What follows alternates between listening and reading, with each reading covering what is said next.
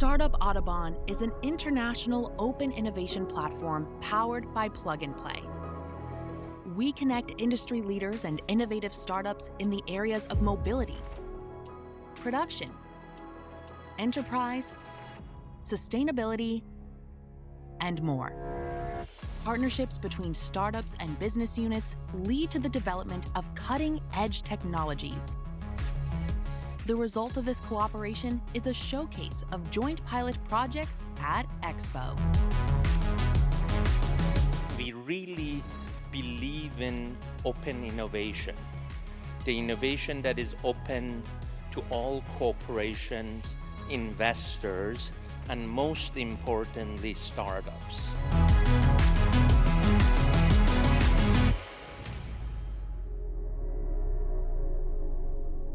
If you have an open mind, a pioneering spirit, and a technology that has the potential to change the world, you have the potential to change the world together with us. And I think that is what this meeting today is all about. Big corporates are really hard to get into. It's really hard to navigate their organizational structure. This is what Startup Autobahn excels at. So the way that we benefited in this program is, of course, by getting access to real data, access to domain experts, and solving a problem that delivers real business value. Startup Autobahn brings new ideas, new technologies, and also a different approach to many of the topics. It's a very good fit, and we need Startup Autobahn to tackle sustainability. To help our 33 partners to facilitate the Startup Innovation Channel, we are looking for the best startups worldwide for the topics mobility, production, enterprise, and as well as sustainability, and finding the most efficient way and result-oriented way for the collaboration. Stuttgart is the perfect match, bringing together OEMs in the car industry, suppliers, and universities and schools.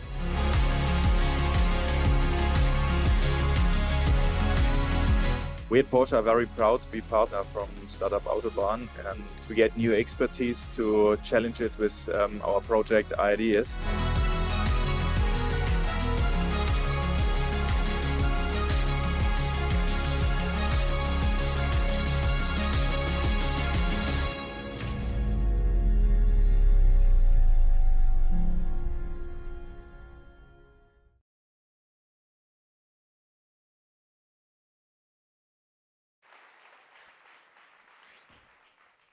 Oh yeah, that's me, yeah.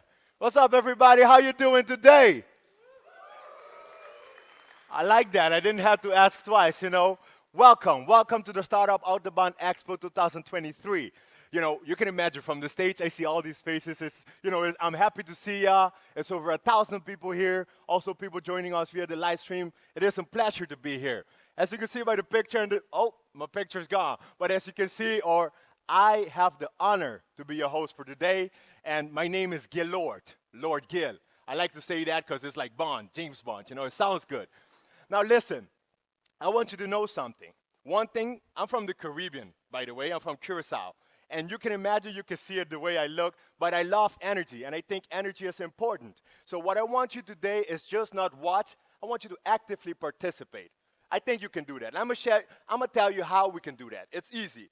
I want you to, every time you see somebody come on stage, put your hands together, give them some love. If they're going off the stage, put your hands together and clap. It's that simple. Let's just give it a try, shall we? If I say, it's a pleasure to have you here, give yourself a big round of applause. Wow. You saw that. I like that energy, and let's try to maintain that for everybody, okay? And this year, we wanted to do things a little bit different. We want to get to know you. We want to share with the people who do we have in the audience. Now, before I ask this next question, who here does not have a smartphone? Just raise your hand. Okay, good. That's good. Everybody got one. I need you to grab it real quick, because next we're going to have something. You just have to answer 2 simple questions. Where are you joining us from? And this is how many times that you're joining the Startup Autobahn. And I want to know. It's real simple, real quick. I think we can see the results right away too. Just so you know who's around you. For example, I'm the only one from Curacao that I can put, but I don't got my phone on me. You're helping me out with that one. So, let's see. Stuttgart, of course. Stuttgart is in the house. Let me hear you say, yeah. Okay. Let me see, Stuttgart is looking great.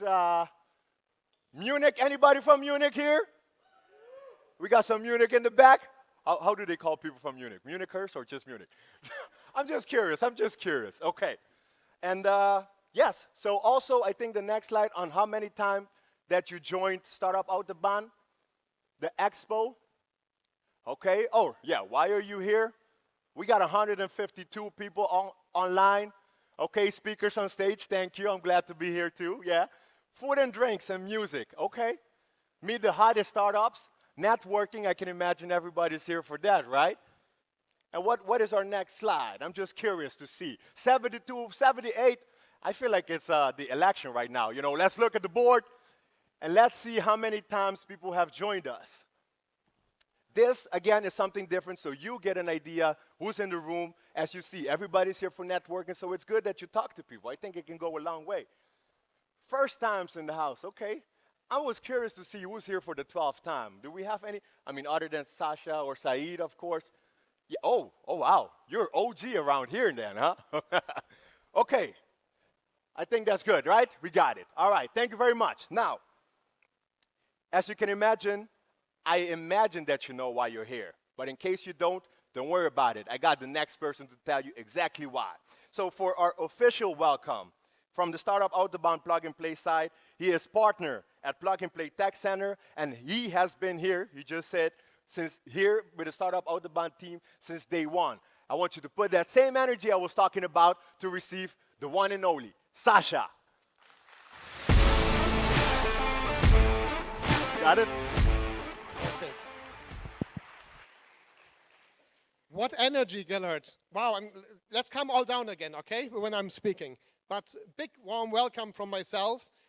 It's incredible event what we have achieved here together, and that is because of our partners, of the startups, of the team who put it all together. So thank you again, everybody, for making this happen today.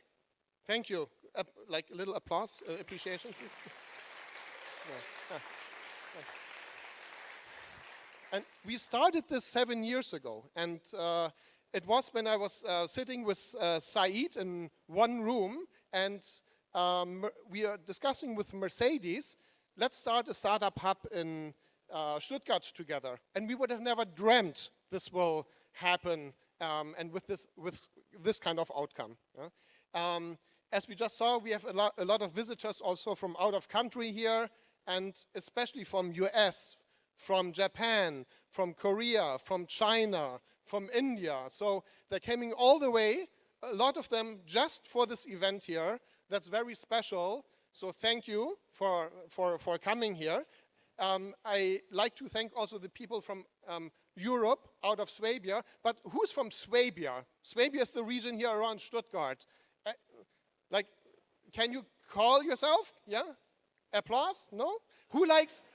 No applause for the Swabians. But who likes Swabians or German cars? Applause. Woo!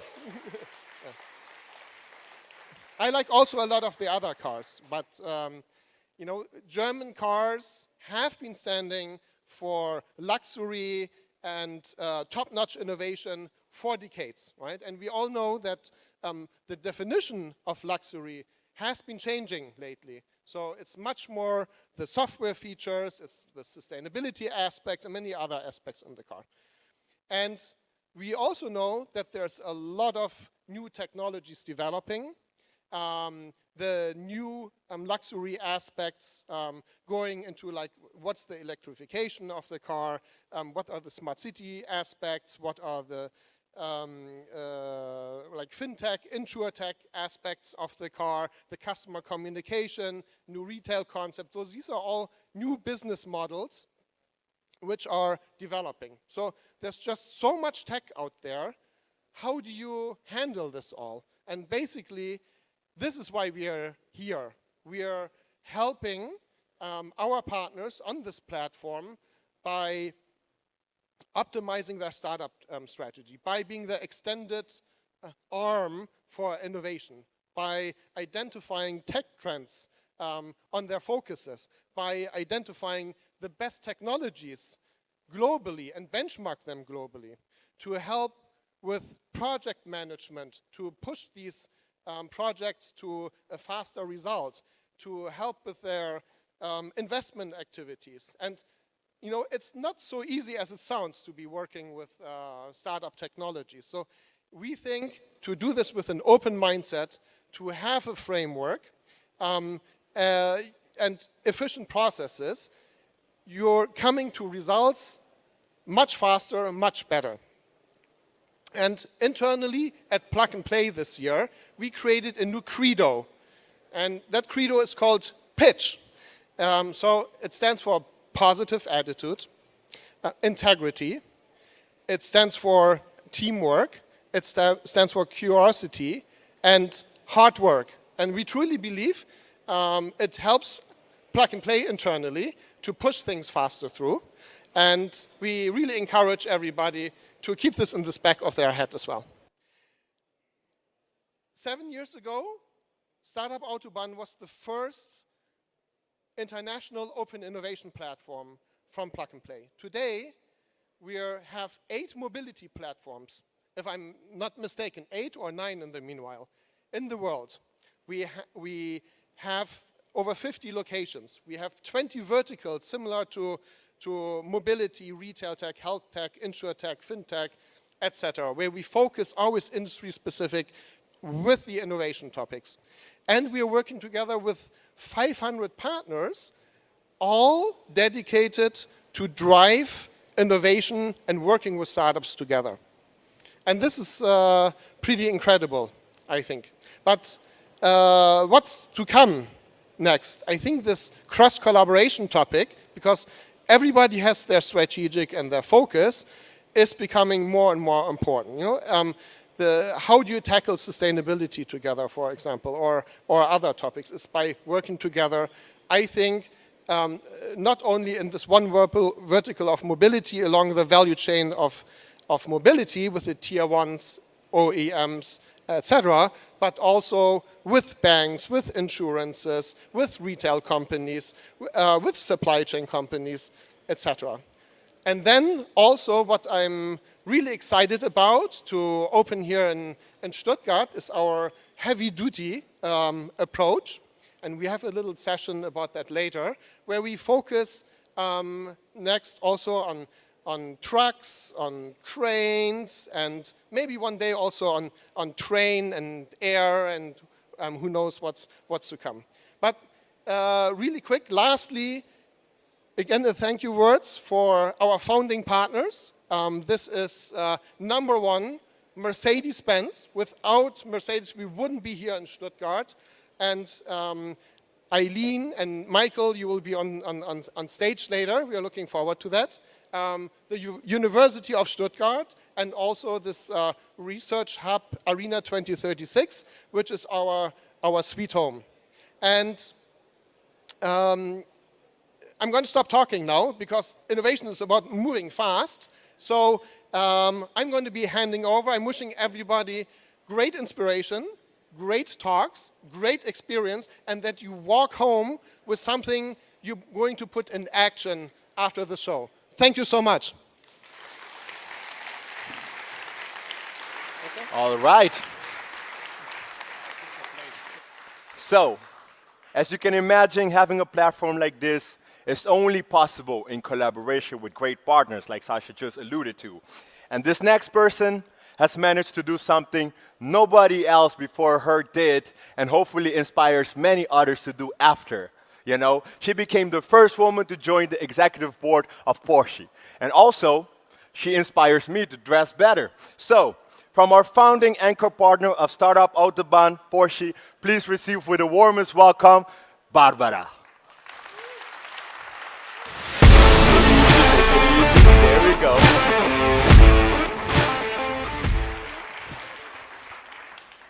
Hello.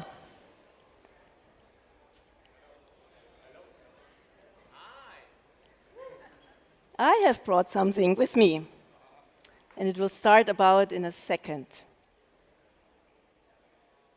I hope.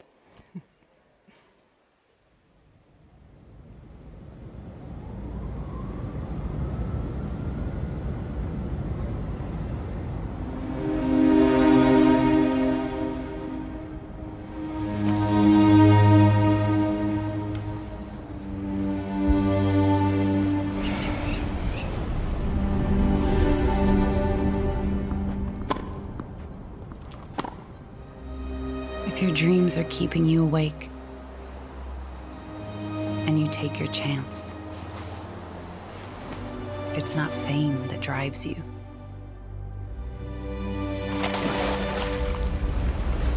but that one moment, and a single target.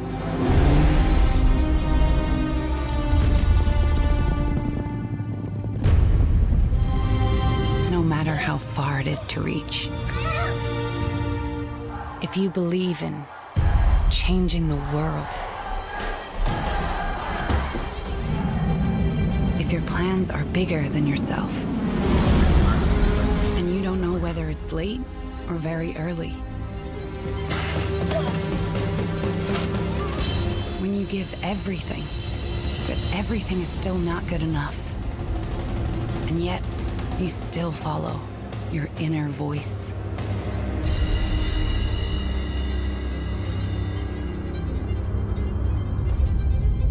When they say forget it. But that is exactly what you cannot do. And if you want to give up 1,000 times, but just have to keep going, because dreams drive you, then you are one of us. Because we too were born from a dream. We too believe in dreams and in putting them into practice.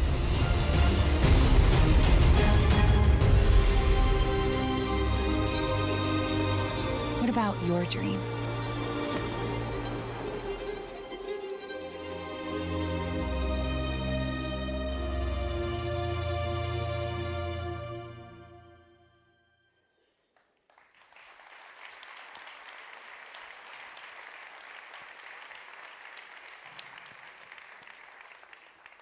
Hello, dreamers. Hello, everyone. I hope you got also a little bit of goosebumps when you saw the emotional pictures. On June 8, 1948, the Porsche 356 #1 got its first general operating permit. And that was for us a dream come true at that time. Our founder, Ferry Porsche, explained it. In the beginning, I looked around and I couldn't find the car I dreamed of. So I decided to build it myself.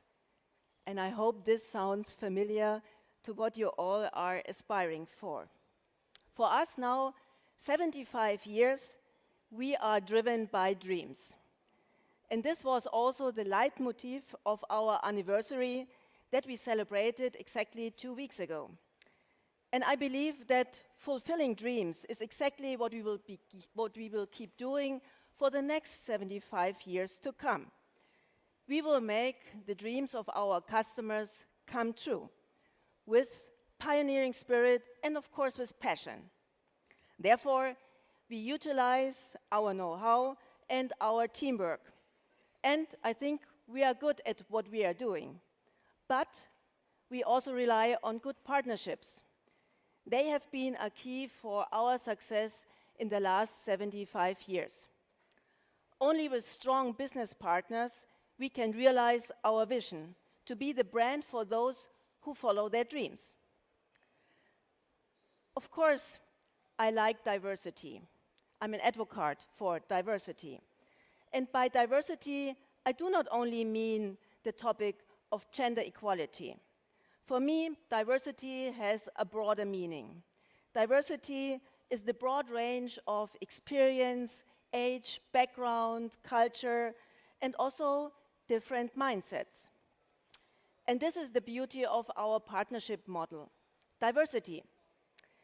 Some of our partners have been with us for decades already. They are meanwhile well-established companies. But we also have partners that are young, innovative companies, which didn't exist the last 5 years. So I think that is a great motivation for new startups to join our partnership. We have been collaborating with Startup Autobahn since 2017. And I'm glad to say that together with Startup Autobahn, we have established a network format to find those innovative partners.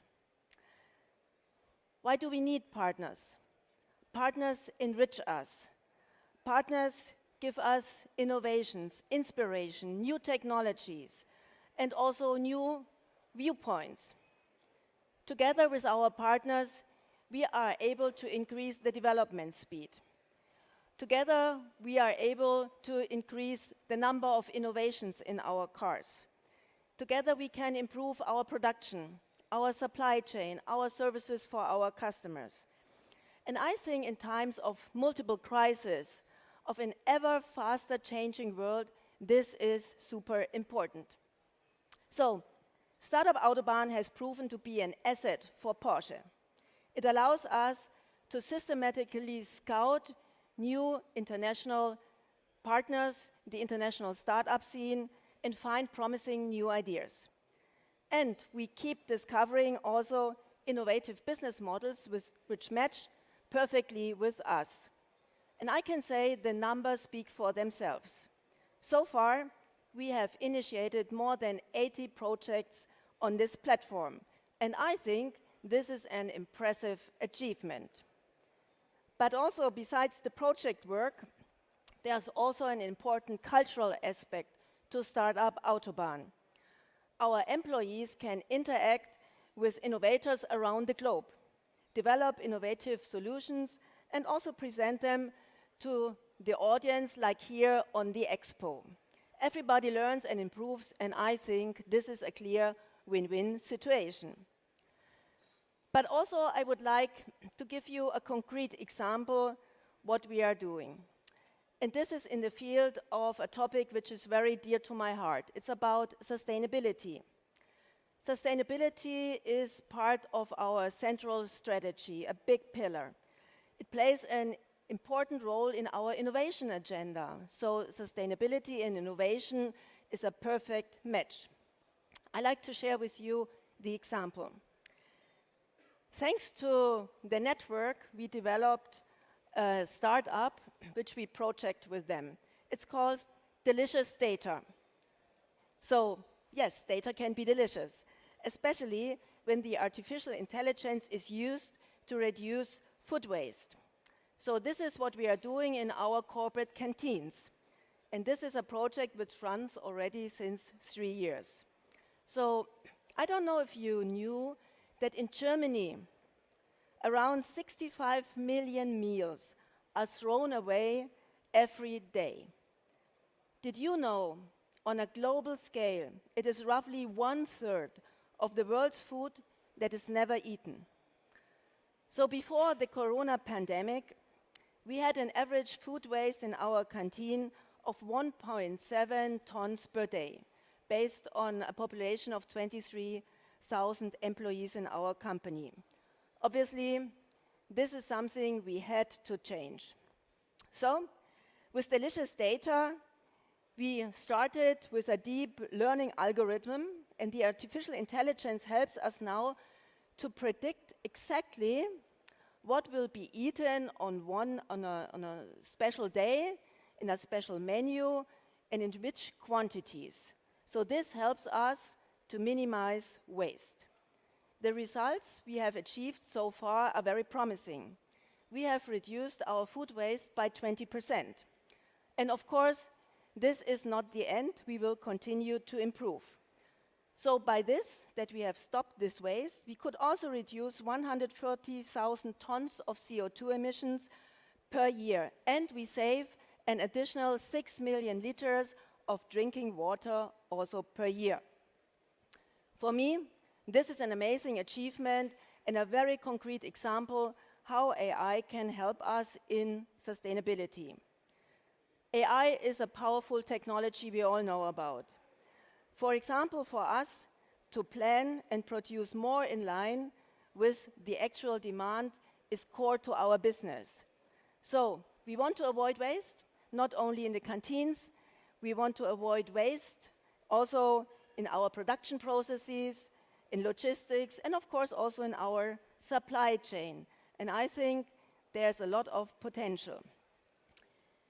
I hope this example gives you the impression that there's a broad playing field at Porsche.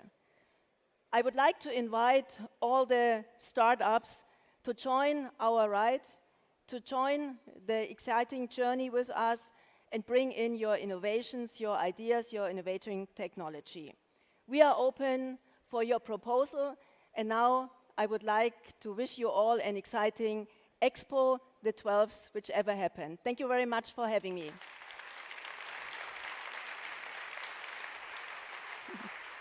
Thank you very much. Ooh, I like that. Thank you very much. Now, so I already saw a lot of people using the name badges for this. I know it's hot. I didn't mean to bring the Caribbean weather here. I did not know, But one thing I want you to know is that it actually has a meaning. So you can already see there's 5 different colors, which distinguishes, who's a speaker, who's a startup, one of our partners and stuff. And on the back of it, next slide with my good colleague, you can see a QR code. Don't worry about it. We're not checking your corona status. It's just so you can check everything that's happening around, how to navigate the building, what's next on the agenda. And also, I saw this huge, this use is also great. So feel free to use it for that as well. Now, for our next topic. You might have seen right in the middle, there's beautiful, yeah, that thing is beautiful, right? That could take you to space. You might have seen right there, how do we call that machine? I mean, that's amazing. But we're curious and we're excited to know what the digital future is going to hold.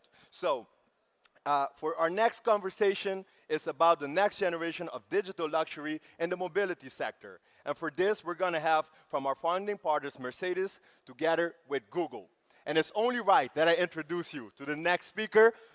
You've been doing a pretty good job so far. Put your hands together to receive Eileen.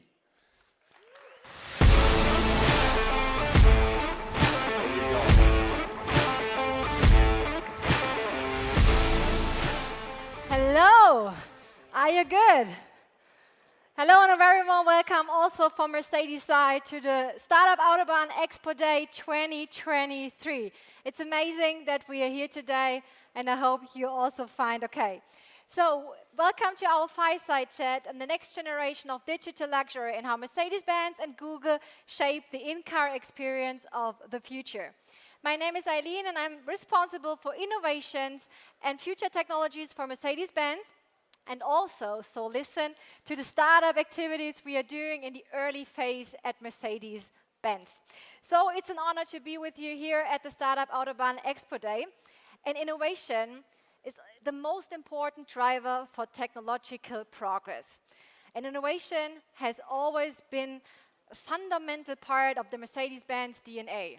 So our purpose is to really first move the world. This is what we always did, and this is what we will always do. We want to first move the world and be first at it. We want to change something, to give something back to the world and to society, and to move in a greener, an electric, and a software-driven and digital future. So you might ask yourself, so how is Mercedes-Benz doing innovation? I tell you, we have this kind of innovation funnel. And if we see something out there, like new technological progress, startups, ideas, companies, we try to get them in and see if this fits to us and try to bring that into the products by really pushing them through. So by a really end-to-end comprehensive innovation process we are doing worldwide. So we invented the automobile more than 135 years ago, and it's almost our duty to really push the innovations what reinvent the world. We would like to do this, and we do this with partners. And with Startup Autobahn, we have created a strong platform like this here to combine both worlds. First, the startup mindset, and second, the comprehensive engineering expertise. This enables us to really push through, and you asked the question, what is it? It's the AVTR, and we did some more examples, like how we push really the innovation limits we're having. You all know our vision, EQXX, we brought up with 1,000 kilometers on one single charge. And we actually received the first level 3 Mercedes-Benz Drive Pilot certification in the US in California. So we are very, very proud of the innovation process and how fast we can do, but we can always be better if we have the right partners. So dear startups, listen, if we scout for innovation, we focus first on the topics what really fits to our strategy. We also, of course, interested in all the other things where really we can add value to our products and to our customers, but first for the strategy. So the decision to cooperate with one of the startups are mainly driven by 3 aspects. First, the strategic fit to our Mercedes-Benz strategy. Second, the majority of your projects. And third, if we can do an automotive use case out of it. So think about these 3 things, and I'm sure we can do something. 3 of our most recent projects are here today, represented here in this area in the Wagenhallen. It's Spread, it's 4Screen, and Phononic Vibes. So are you here somewhere? Woo! So thanks you for being with us. And one of you, so 4Screen has already implemented into our car, so we're very proud of that. So as you can see, we are working with partners hand in hand, and we are really proud on working with partners. And we do this with all kinds of partnerships. Startups, established suppliers, new and big tech players. And we invited today one of our recent partners we are very proud of. It's a big tech player, I would say. It's Google, you all know that. And we recently announced that we're doing with Google together the next generation navigation experiences for our customers. And we've already started by offering access to initial new features provided by Google, such as place details. With this feature, our customers can get access to more than 2 million business and places around the world and detailed information, including business hours, photos, ratings, reviews. And I'm certain the 2 people I brought with me today can explain even more about this partnership. So please give a hand, a loud hand for the one and only 2 people we are bringing today. It's Michael Hafner, Vice President of MBUX Base Layer and MBUX at Mercedes-Benz, and Jürgen Behrens, Vice President and General Manager Geo Automotive at Google. Hi. Hi.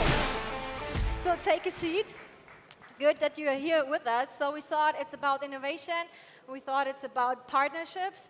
So this thought for us the very, very reasonable way of introducing here with us.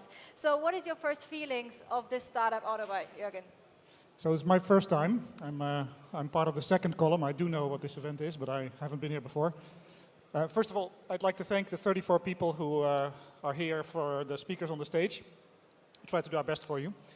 Yeah, it's always fantastic to feel the energy that startups bring.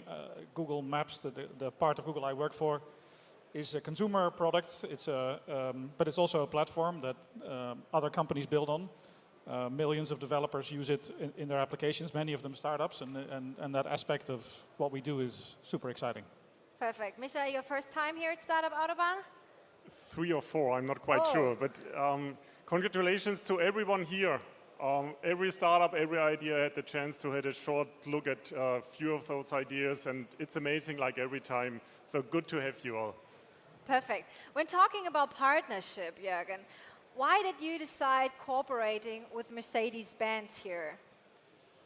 I guess it's our mission to help information be dispersed and to make it universally accessible. And so in Maps, we do that with geospatial data, with maps of the world, with places information that help businesses promote themselves. But also, like the bread and butter of Maps is really navigation. It's finding your way from A to B, in a car, on a bike, by foot, in the U-Bahn. Yeah, for us, it was really a dream to be able to work with Mercedes-Benz. We highly respect the products. We really had the ambition to be part of them, and it was a great opportunity to be able to partner with you. Perfect. And how does this really fit to your broader auto strategy? I mean, we are trying to work with the car industry. We have been doing this for actually a very long time, for about 15 years. starting with providing satellite imagery to be integrated into, I think the very first customer was Audi. We've created a way for Android phones to project to vehicles, so people could use, bring their ecosystem from their phone into their car. That technology has been licensed by many car companies.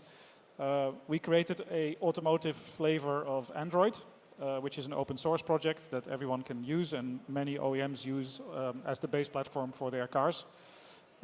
And then a couple of years ago, we introduced something called Google Maps Built-in, which is, let's say, a Google-branded Maps client that works on top of Android, that's been integrated by several customers. But we've always had, also had opportunities for car companies to use our APIs directly and to bring our technology into the car in a more, let's say, modularized way, giving the opportunity to create your own user experience. And I think the exciting thing about the partnership we built with Michael's team is that we kind of offer the guts of Google Maps, the core capabilities, the routing, the map data, the traffic, places search, but we don't provide the user experience. That's something that Michael's team can create entirely separately. So the experience really fits in the Mercedes design and in the Mercedes brand. Perfect, that's amazing. Michael, a big step actually to Google and the partnership. Why aren't we not doing it anymore alone? And you could have done it alone? We are customer driven and we always strive for the best for our customers. Actually, we didn't do it fully alone in the past. We always did navigation with partners. And we are always looking on who is the best fit. Now, obviously, if it comes down to navigation and maps, Google is a big player, is the player known in the world. So we try to find out if we have both common strategies, common views. We saw, yes, we want to deliver super products to the customers about navigation. So we thought, how do we put both worlds together? And we have great ideas about it. And what do you think? What is the future of navigation? What do you think? And if another player maybe becomes the market leader, what are we doing then? Well, we now have chosen Google and we mean it. It's a strategic partnership. We think that if we bring both strengths together, Jorgen's team super educated in the maps, in keeping this fresh, good routing, many innovations that are to come. And if we combine that with a vehicle integration that perfectly fits that navigation into a super seamless customer experience, where we both share the same, this is a super product. We want to make that super good, so there is no need to do it different. And Jürgen, how do you differentiate your navigation system you're doing with the Google Maps experience or GAS? Is there a differentiation, and what is it exactly? Well, I think the capabilities that we provide to Mercedes are the same capabilities we use in our own Maps application that's part of GAS. Unfortunate name, by the way. The only thing we do not provide is the user experience, and that's a conscious choice that Mercedes made. I mean, we obviously would also have been very excited to work with you on that. For us, we're trying to translate the experience that we offer consumers on the phone into the vehicle, but also make sure that we support the vehicle's needs with other geospatial capabilities, like data that's used by autonomous driving systems or ADAS systems. And we want to make sure that that experience also takes advantage of the deep vehicle integration you can do when you're actually built in. So a lot of people use Google Maps every day to navigate using their phone, maybe using Projected. But once you build it into the vehicle, you can access the vehicle's energy model, you can interact with the battery, you can interact with the autonomous driving system, and so you can make the user experience much better. And it's really those types of use cases that we are looking for. But the differentiation really is yours, it's not ours. This is really a differentiation. So, Michael, it's always the question about data. Do we share our data with Google, and if yes, how? The data? The data.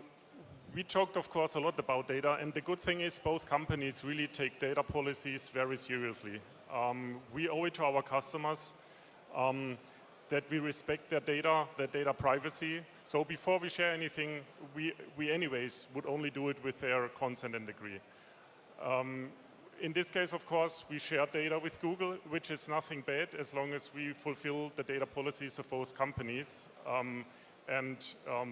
We make sure that the data that is shared and collected, it still goes through our Mercedes Intelligence Cloud. There is the one channel that we can all be sure that promises that we give to our customers when they buy a Mercedes-Benz, that their data privacy and data policy expectations are fully met.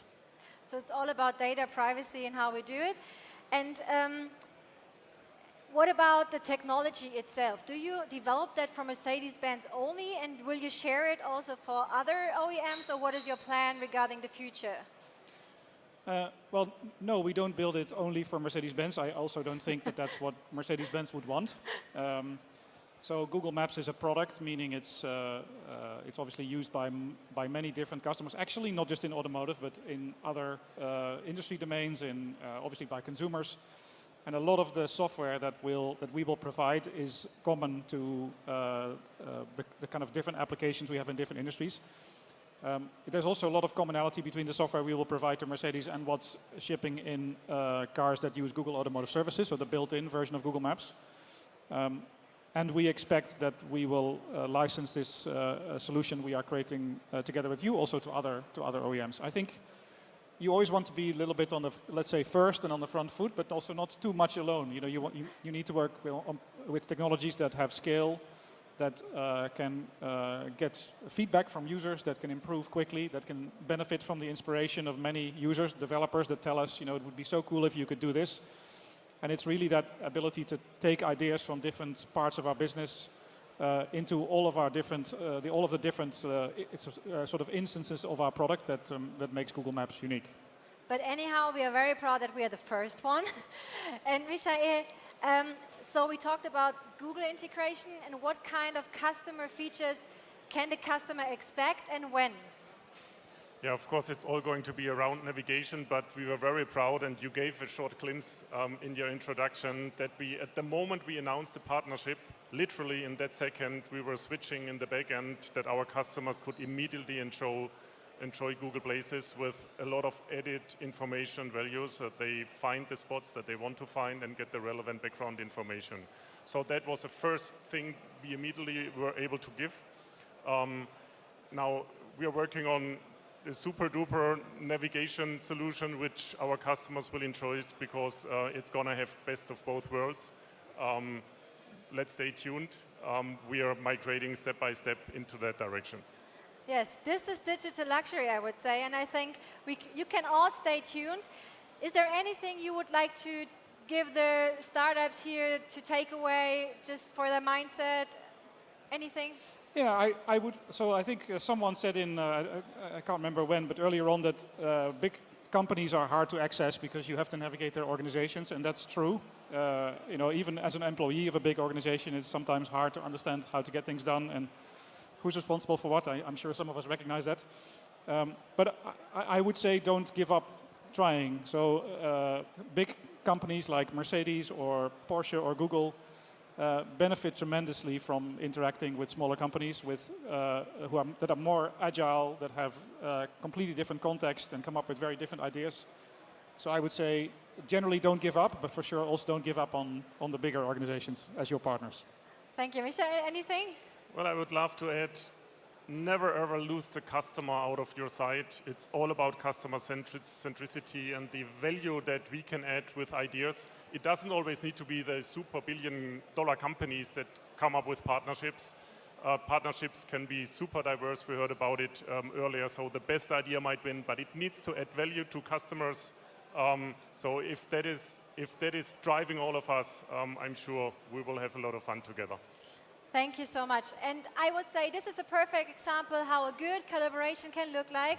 And we are all excited how Google and Mercedes-Benz are really moving the world forward. And to all of you, thank you very much. Have a good Startup Autobahn Expo Day. Enjoy, exchange, be open, keep pushing. And don't forget believing in your ideas. We say thank you so much for Mercedes-Benz and Google and wish you all the best, right? Thank you very much. Thank you so much.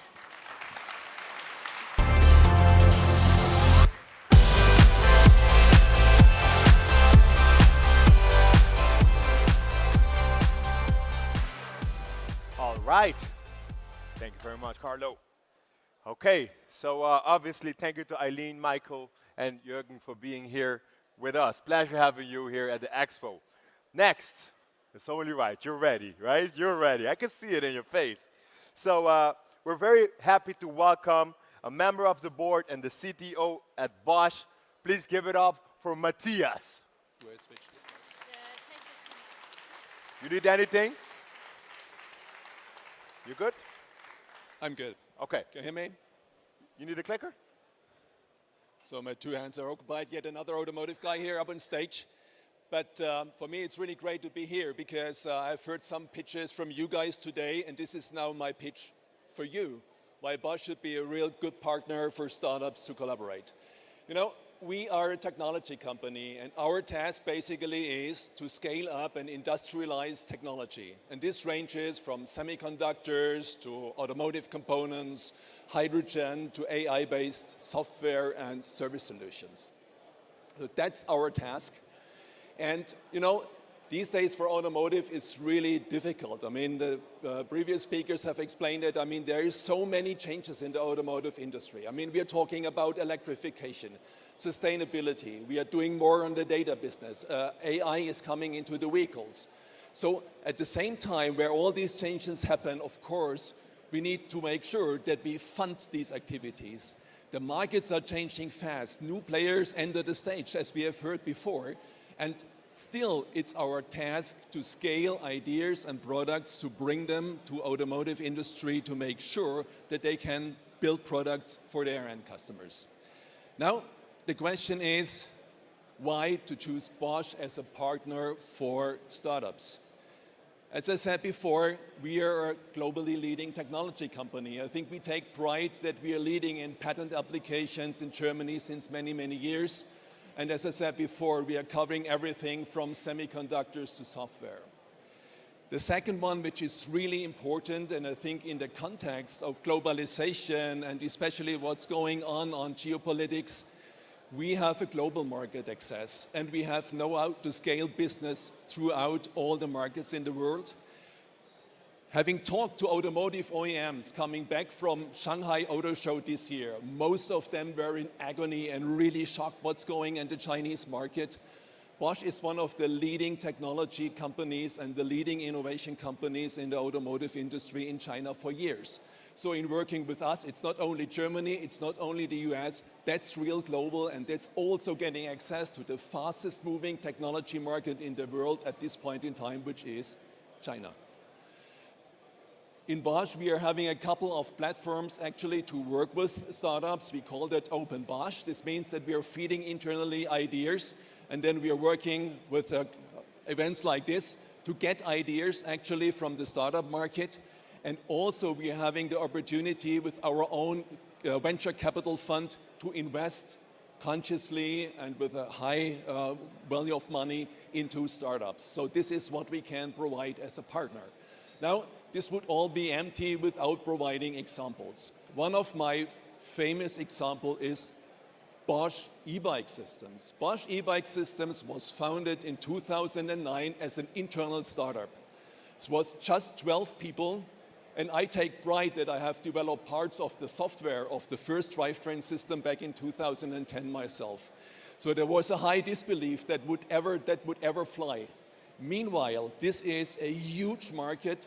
Bosch is by far the market leader in that one. And this was not only about technology. Actually, the kickoff of that one was driven by lithium-ion cells getting in the consumer market, and we could use them for e-bikes. There was a combination also to find smart business models, service models for bike sellers who didn't want to do this electric stuff because they had the classical bikes. So this is a huge success story and shows how at Bosch we can actually scale up businesses starting from a startup idea. Another one which I haven't had on the slide is, for example, our MEMS sensors. MEMS sensors started also maybe 20 years back as a startup internally. Now I believe every single smartphone you guys have at least a handful of Bosch MEMS sensors inside. So we are also market leader in that one. That shows you we can scale up startup ideas. So that was the internal part of the story. Now I show you two more. Last year, we acquired 2 startup companies. The first one is a company called Adlatech from Karlsruhe. Here, a very local company, about a dozen really top brains in the mapping industry. And to get that right, this is not the maps we have been talking in for Google. This is the mapping stuff you need for highly autonomous vehicles. And there's also companies in the US for that one, but we managed within a year to use this technology and scale it up, and we take pride in saying that I believe that we can scale faster maps for highly autonomous vehicles than all the established companies in the US meanwhile. The second one is a company we bought in the UK, which is called 5AI. This is about 150 associates there. They did tooling also for autonomous and automated driving.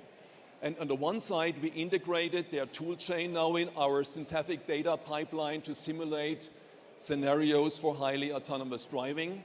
But at the same time, what is really the fun part for me, with this company, we got access to the AI scene in the UK. Because this company gets people and has research collaborations with companies, with universities like Oxford, Cambridge and Edinburgh. And guys, I tell you, when talking about AI, people always look to the United States, and certainly the pace is going there. But in the UK, the AI scene we are having there is just amazing. And for us, the good news here is that via acquisitions like that, working with the people there, we also as a technology company get access to new technology sources in different parts of the world. Now, to conclude, I think what is really important is partnerships, and I think this has been alluded to before, are really key in this transformation. So I said we tackle these challenges of the transformation by partnering with startups, by getting access to your technology, and by scaling up the technology you bring to us. We are investing, and in the end, we are not only a supplier, but we are also a development partner for our customers. I mean, the model Mercedes-Benz has presented before, this is really typical for the automotive industry. So if you join us, be sure that this is not just in-house development, but this directly goes into markets and customers in order to scale that up. And therefore, we can also be the link for scaling up your technology between Bosch and the car manufacturers and also other customers out there in the landscape. So thank you very much. This was my pitch for you. We would like to be your partner here for scaling up startup technology. Thank you very much.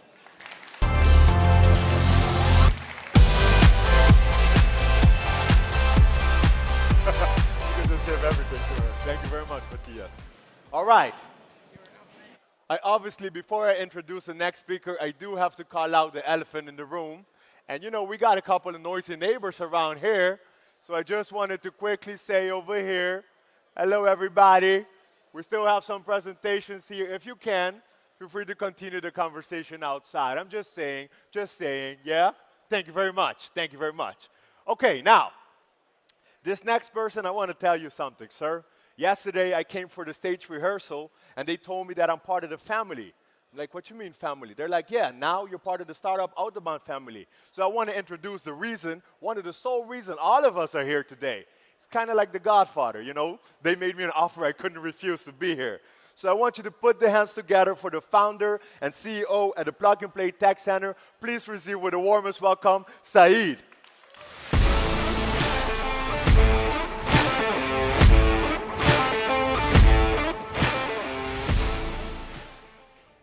Hello, everybody. It's great to be here. As Sasha mentioned, when I had a visitor like about 7 years ago from Dr. Seche and Ola, and they asked us to open this platform here, I honestly couldn't imagine it to be so successful.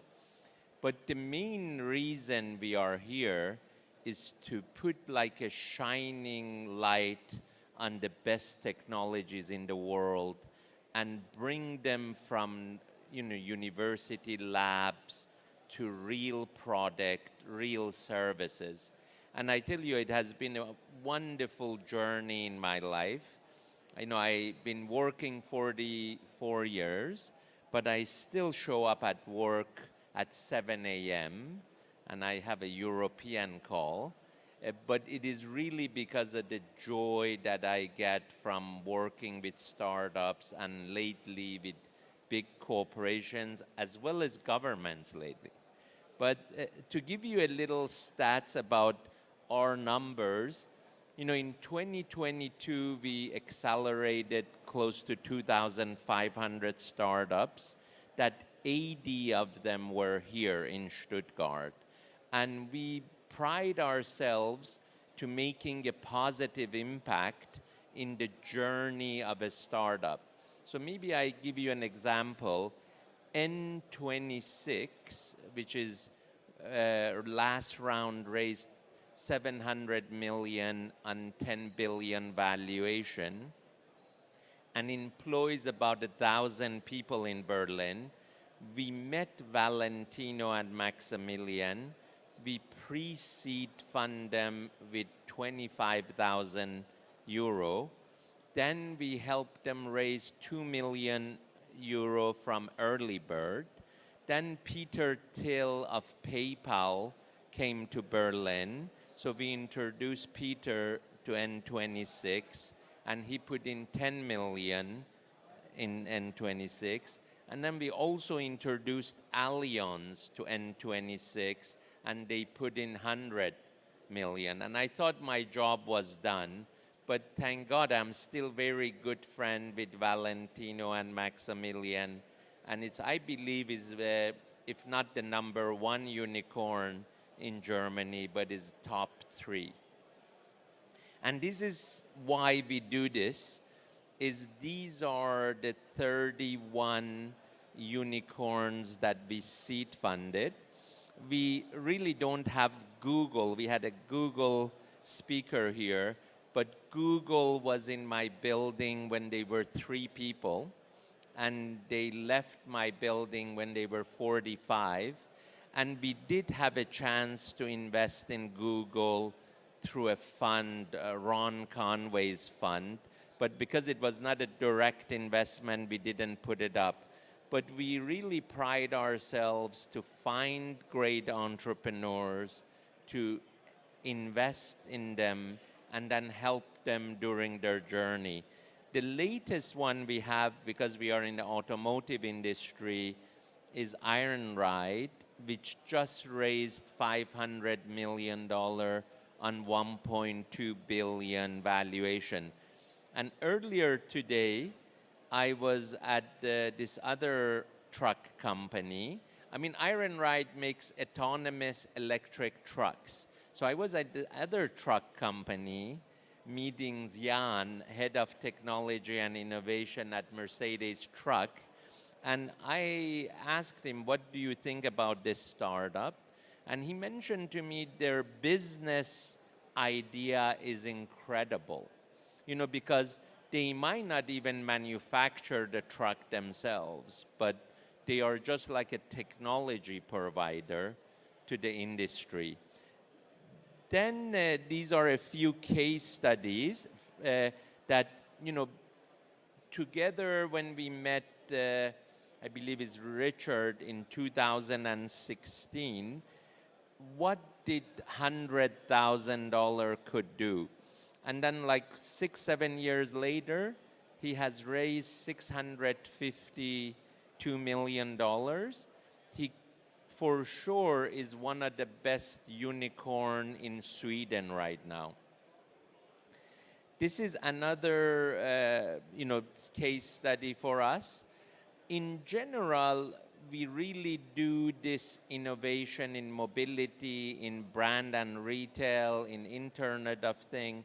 The most common aspect of our success is the passion of the entrepreneur, the technology that they can develop, and the team. Also, I have learned to love corporations. So now we have 570 corporations as partner. We help them in their innovation, digital transformation, and sustainability goals. One of the companies that I'm most proud of is Indotech's Zara, which I believe is one of the best fashion companies in the world. And we have been now working together for 2 years, defining their path to sustainability. And one of the startups that we introduced to them, they gave the startup $100 million purchase order and an investment in the startup. And we really feel if you want to scale carbon reduction and sustainability, we need to find the best technologies and help them scale. This is the number of deal flows we did. When a corporation specifies, I'm interested in cybersecurity at the edge, especially for autonomous cars, cybersecurity becomes 10 times more critical. We have filtered about 65,000 startups, and we can show the CTO, CIO, the most 5 relevant startup in one of these deal flows. And I have a team of 180 people who help to manage these relationships.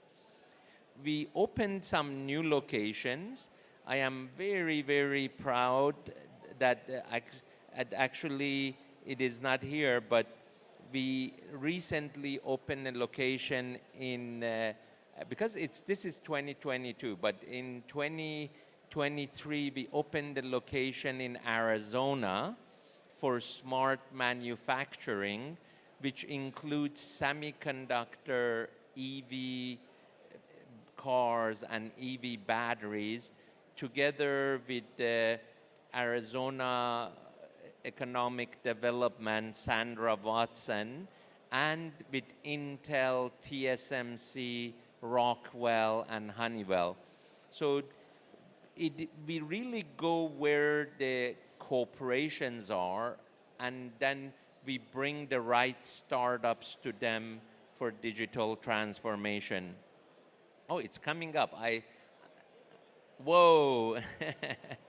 No, it's, you know, a majority of my offices were overseas. So like here with Mercedes, Porsche, and Bosch, in Munich with Roche and Shorts Group. But now we are really refocusing our efforts in US, partially because of the Semiconductor Act and Build America Better. But we will be opening 10 offices in US this year, and we are very, very proud of our Arizona office. This is also brand new. I think it was about 3 months ago I went to Gothenburg and opened an office with Volvo, but we are having great conversation with Volvo Truck, Ericsson, and before the end of the year, we will have 5 other corporate partners in Gothenburg. Oh, by the way, the Port of Gothenburg was one of the newest corporate partner for us. And we work with the Port of Gothenburg, Antwerp, Savannah in safety and sustainability at the port. You know, this is just a little bit the numbers of Plug and Play. I thought I'm going to just sit in my office and meet a couple of startups and write a check. That's how the Plug and Play idea came about. But then, quite frankly, I found interest in helping more startups, more investment. And again, these days, we have 700 fantastic team members that help me in this journey. Is that the last slide? I think so. At least my clicker doesn't work. But if I could share with you this Startup Autobahn or any other Plug and Play initiative, it is really your platform. And I look forward to having you guys contribute to it, help finding the best startup, implementing pilots, and making really the world a better place. Thank you so much, everybody. Much, Godfather. I like that. That fist bump kind of became our thing now. I don't want to see anybody else do it. I'm going to keep it for me. Now, but you obviously saw some of our partners like Bosch, Mercedes, and Porsche, and they belong to our amazing platform of corporate partners, and they're all here today. So we just wanted to say thank you for thriving open innovation with us. Now, and from our partners of the ecosystem, we connect our partners with the most innovative startups and solutions, from pilot to implementation. And that's all that we showcase today. That's why they're all here. And that is what open innovation is about. So starting from 3 p.m., you can see all of these solutions on the outside stage as well. Now, I was thinking before I came on stage, how do we get their attention here on the left? I might have something that I need your help with, because here we aim to ensure that Baden-Württemberg remains Europe's leading innovation region. And to highlight the importance of why startups and corporate need to collaborate in order to overcome the challenges in the mobility sector, I would have the next speaker. Now, do you know the thing that, thank you Vincent, thank you Carlo, when people clap, automatically another person starts clapping, right? And then what I'm gonna do is like, oh my God, they're talking so loud on the left, something like that. So just give me a big round of applause. Whoa, would you look at that? Would you look at that? Right, we're gonna continue here, and they're obviously gonna lower their voice so we can continue, right? You saw that, it worked. All right, listen people, I asked for an applause, but I need you to put it again so I can introduce the next speaker. So next, we have the honor to welcome the Minister of Economic Affairs, Labor and Tourism in Baden-Württemberg, Dr. Nicole Hofmeister-Kraut. Please receive her with a big round of applause.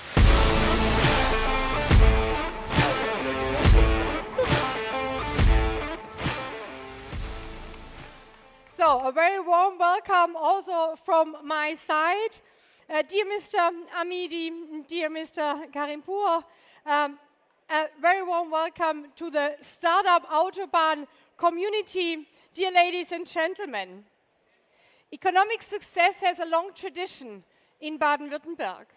Our federal state is one of the leading economic and innovation regions, one of the leading regions in Germany and in Europe.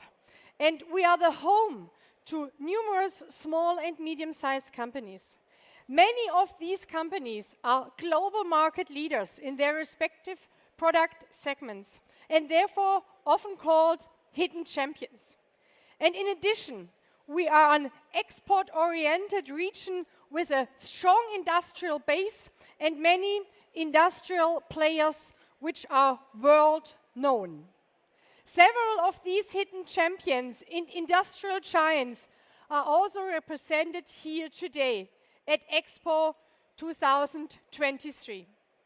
We are the home of innovators, of thinkers, the automotive, the mechanical industry and the fuel cell, for example, were invented in Baden-Württemberg, and we are the leading federal state in Germany when it comes to the number of patents filed. The figures from the German Patent and Trademark Office provide impressive proof of this. In 2022, 36% of all German patents were registered here in Baden-Württemberg. And we are the land of innovation. Baden-Württemberg is the leading region in Europe in terms of research and development investments. We have a 5.8% of GDP in research and development. That's a worldwide leading quota. And Baden-Württemberg also clearly takes first place on the innovation index of European comparison of the 90 EU regions. And nowhere else in Europe are new products and processes developed as intensively as here in Baden-Württemberg. And without making ourselves bigger than we are, we can confidently state that Baden-Württemberg is one of the economic and technological drivers of Germany and Europe. Baden-Württemberg's growth engine, however, is faltering. Our entire economy is in the midst of a profound structural transformation towards climate neutrality. The changes associated with this represent an enormous challenge for all companies in our federal state. All the more so as this transformation process is complicated by international politics. The task now is not only to master this far-reaching structural transformation, but to actively shape it and position Baden-Württemberg as a strong industrial location. And I firmly believe that the key to this lies in our ability to innovate. Our inventive spirit is the central driver of technological progress and lays the foundation for our economic strength as well as for the long-term prosperity of Baden-Württemberg. And by focusing on innovation, we will successfully meet the challenges of the 3 big Ds: digitization, decarbonization, and the demographical change. Enhancing our resilience in this geopolitical tense situation, increasing our self-sufficiency, energy supplies, and transforming our economy to achieve climate neutrality requires a firework of economic and technological innovations. Our task as a state government of Baden-Württemberg is to create the best possible conditions so that the fireworks can actually ignite in our state. And that's why we will be making more than €500 million available in the coming years to stimulate innovation here in Baden-Württemberg. An outstanding example is the establishment of the Innovation Park Artificial Intelligence, the IPI, which is located in Heilbronn. Let me put this way. It works. We can achieve great things here in Baden-Württemberg, even in these difficult times, if all forces pull together. And one of the large AI ecosystems in Europe is currently being established there on a 23-hectare campus with up to €50 million in state funding, and much more money is coming from our private partner. AI talents, researchers, startups, companies, and investors from all over the world will find excellent conditions here. And I expect our initiative to trigger billions of euros of investment over the next few years. And with our Cyber Valley close by in Tübingen, we already have a beacon of basic AI research in Baden-Württemberg. And with the IPA in Heilbronn, we aim to make the next step and convert scientific excellence into economic strength. And one thing is clear: times have become tougher, and yet Baden-Württemberg still has everything we need to master the major challenges that lie ahead. We have a competitive and highly innovative economy. We have a science and research landscape that is unparalleled anywhere in Europe. And we have excellent engineers. Why don't shy away from any technical challenges? If we ask the right questions, join forces, and establish the right networks, I think we have a great opportunity to change Baden-Württemberg in the right way for the world of tomorrow. Our innovative large and medium-sized companies, on the one hand, and a startup culture that stimulates innovations, on the other hand, play a central role in these developments.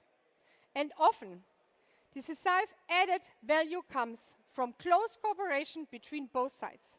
And programs and platforms like STARTUP AUTOBAHN are therefore hugely important catalysts for open innovations and for supporting the startup scene here in Baden-Württemberg and even in the whole region over the frontiers in whole Europe. And as an open innovation platform, STARTUP AUTOBAHN connects startups from the region and from around the world with industry-leading companies. And this lays a foundation for innovative projects as well as for new ideas, for new solutions, and ultimately new value creation.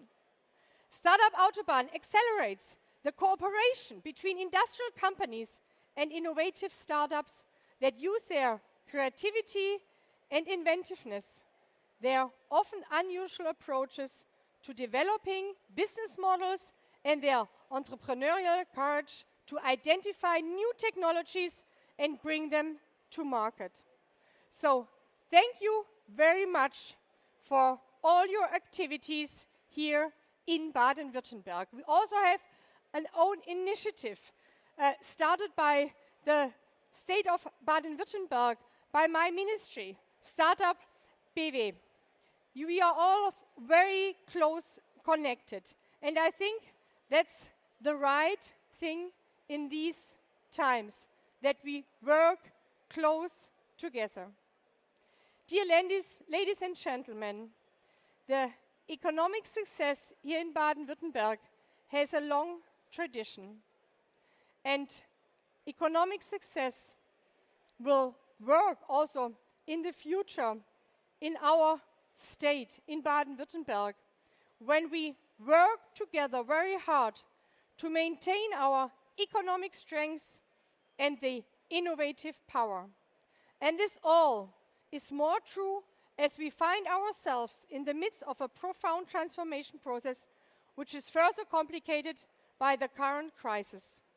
By combining the innovative power of our startups and the economic clout of our established companies, we can become the global pioneer of sustainable technologies. And this is precisely where Baden-Württemberg's strength lies. So let's actively shape this transformation together and take advantage of the opportunities it presents. So thank you very much to all of you being here and creating our common future.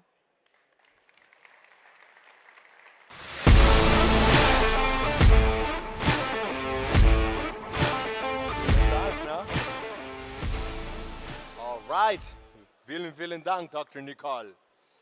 So, I know it's hot. I'm not going to let you die of dehydration. I just quickly wanted to take you off everything that's happening today, and then we're going to have a very short break where you can, grab some snacks or something to drink. So, that has been our opening, and as you can imagine, here on this main stage, we're going to continue to have very exciting keynotes, but outside is going to be 100% focused on open innovation results. So starting 3 p.m., it's in a few minutes, you can go there and see all of these presentations and all of the collaboration between the startups and the corporate. Exactly, you can be there and you can see it right there, you know what I mean? Okay, and also, for the side events, if you happen to have the tickets for the roundtables and also the innovation walks, make sure that you are there on time, make sure you participate. Some people got the ticket, but they don't even know they have access. Just remember that, all right? And then we're also going to continue to have the keynotes here, fireside chats and everything. And at 6 p.m., we meet back here for our highlight topic. And also the topics that we have outside, the 6 slides. I got my colleague, Bas, we're working like clockwork around here.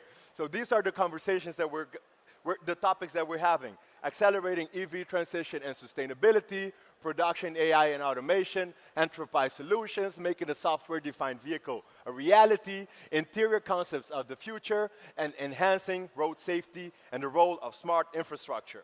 So, like I mentioned, at 6 p.m., our highlight panel is going to be on EV transition with the Minister of Transport in Baden-Württemberg, our partner Bridgestone Mobility Solutions, Daimler Trucks, and 1,5. Also, from our team from Munich, next slide, we have the cross-industry breakout sessions where topics such as perspective on generative AI, CVC workshop, and KPI setting workshop is taking place.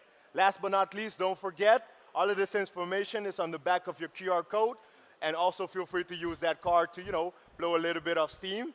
And also for the people that's following online, you can also follow on the agenda and on everything that's happening.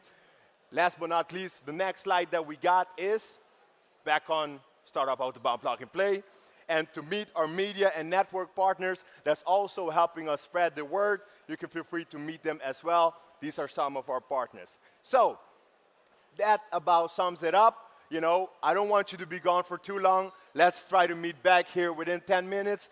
Remember, we got a bar, we got snacks, you know. You're not going to be hungry and you cannot die of dehydration, okay? So make sure you do that, and I'll see you in a minute. Something on the board, something, right now, yeah.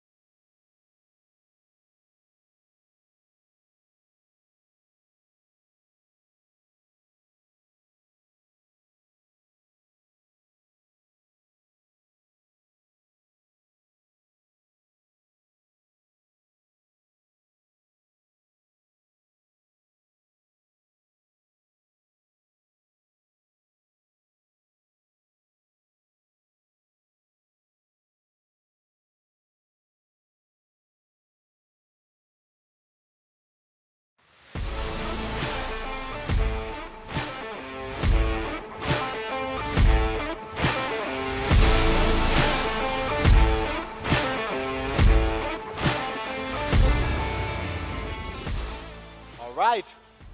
So, what's going on, people? We're back. I see the mounts are mounting. I'm glad you got something to eat, right? It's delicious. It's good. It's okay. It's good. It's okay. I like that. I like that. All right. So we're ready to continue with our next panel discussion or fireside chat.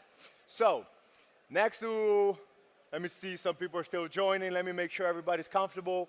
If you're still standing there, don't worry, there's still some seats around here. You know, yeah, that's right. You can join this gentleman right here, right? Now, before we get into it, you know, I just want to personally know how are we feeling. And there's a simple way to do that. Just do this or do that. So for the people here, let me see the thumbs up, thumbs up, thumbs up, thumbs up. Okay, good, good, good. You can be honest if it's, you know, oh, hey, you had that ready. You had that ready. That's good. All right, listen. Next to enabling corporate startup collaboration, Startup Autobahn and Plug and Play are very active in investing in startup. I think you might have seen Saeed mention most of them today. It's over 30 unicorns that they have invested in. And you know, it's one of the world's most active seed investors. And this next person has been with the Startup Autobahn team and Plug and Play for over 4 years, and she's the venture director at Startup Autobahn and Plug and Play. So, for the people here, you already know, energy is all I need. And I want to introduce to a great colleague of mine now. Please give it up for Theodora. That's right, that's right.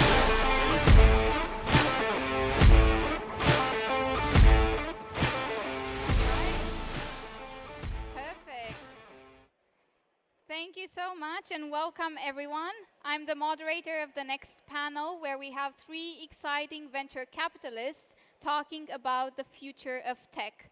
So let me introduce you, first of all, to Neo Zele, partner at Lea Partners, where he supports deep tech companies from idea to exit.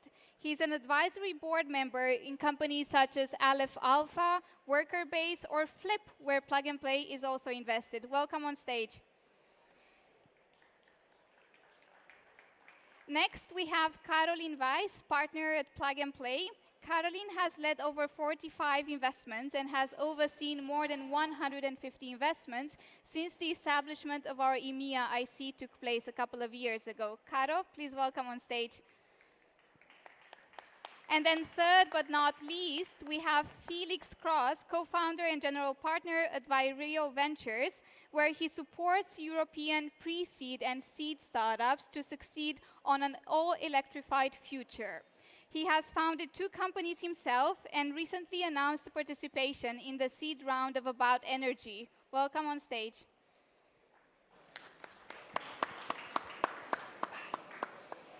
So maybe let's start with the elephant in the VC room. Let's talk about AI, open AI, right? Where are we standing now? What's the current environment like? Do you think we're currently seeing a bubble, or do you think everything is quite normal and you're expecting to see so much improvement in AI and so much excitement in this industry? Maybe we start with Niels? Sure. I mean, we invested in Aleph Alpha, I think, 2.5 years ago when there was only like GPT-2. And for me, the big hype was seeing that so much more data could result to a much higher automation level. I think, to me, at least to me, it was crystal clear that this wave will come, but to be honest, not that fast.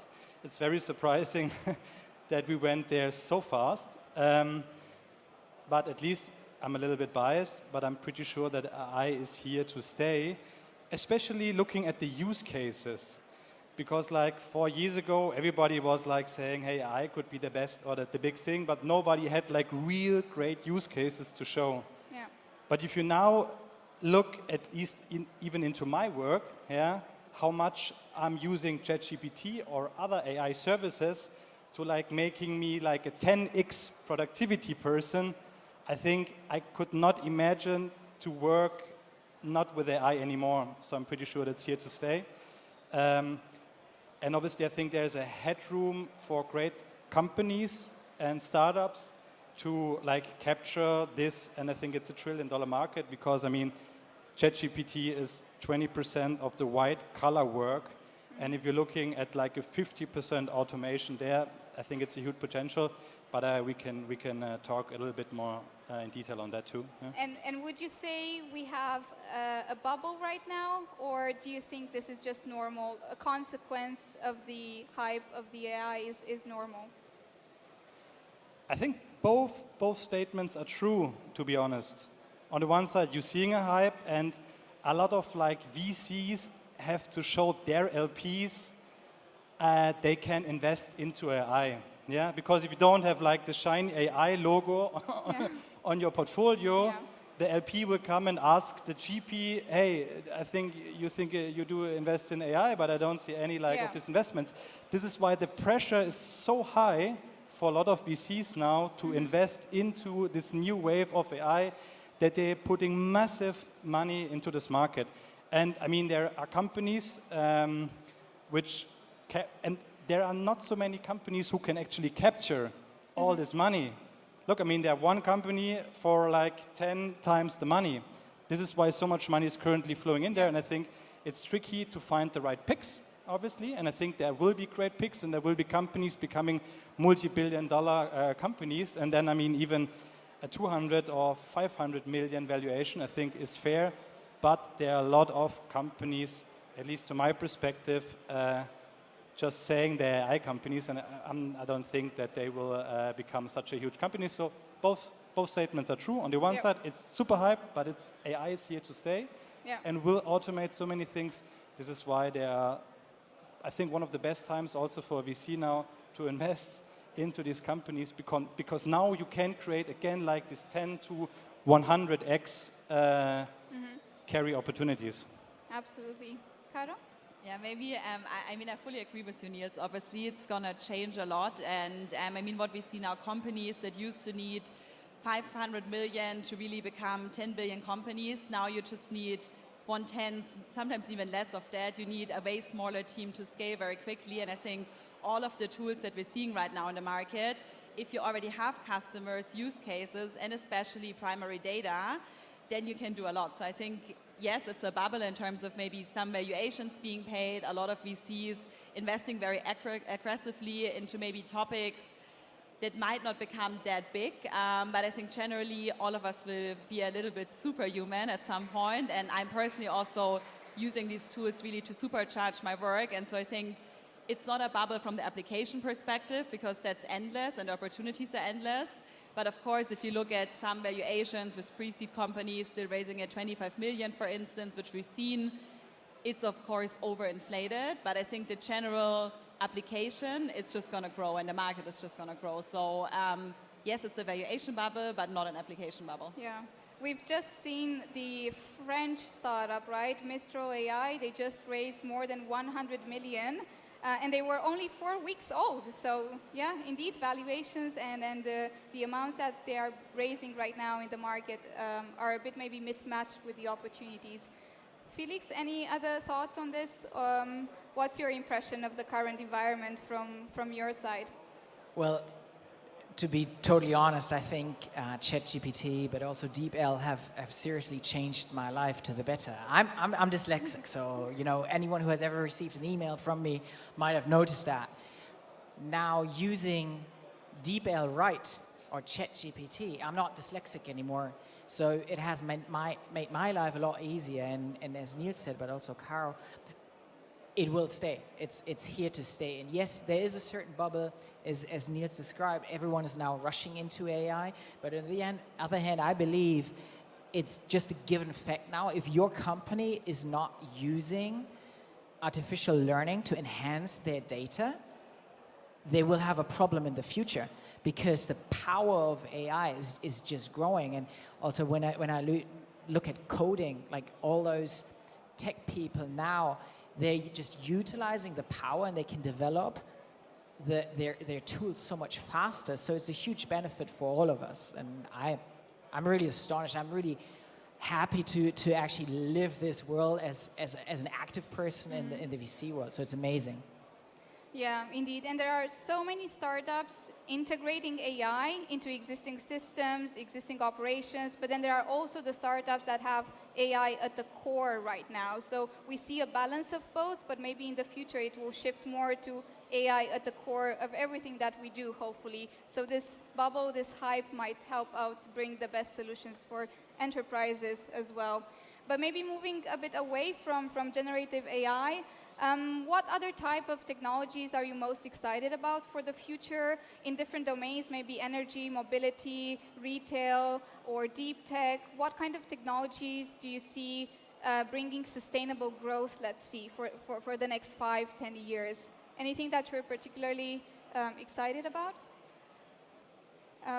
Maybe Caro? Yeah, I can kick it off. So, I mean, obviously, lots of exciting things happening. I think one thing I'm personally quite excited about is, on the one hand, edge computing, because everyone expects a more personalized experience.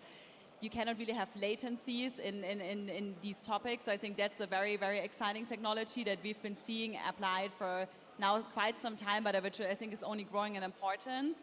And then I think we have quite some exciting showcases here which combine kind of digital twins and also 3D worlds to really innovate way faster and to move things way quicker. We have, for instance, About Energy, which is a very exciting and also joint portfolio, very exciting pilot with Porsche, so definitely go check them out.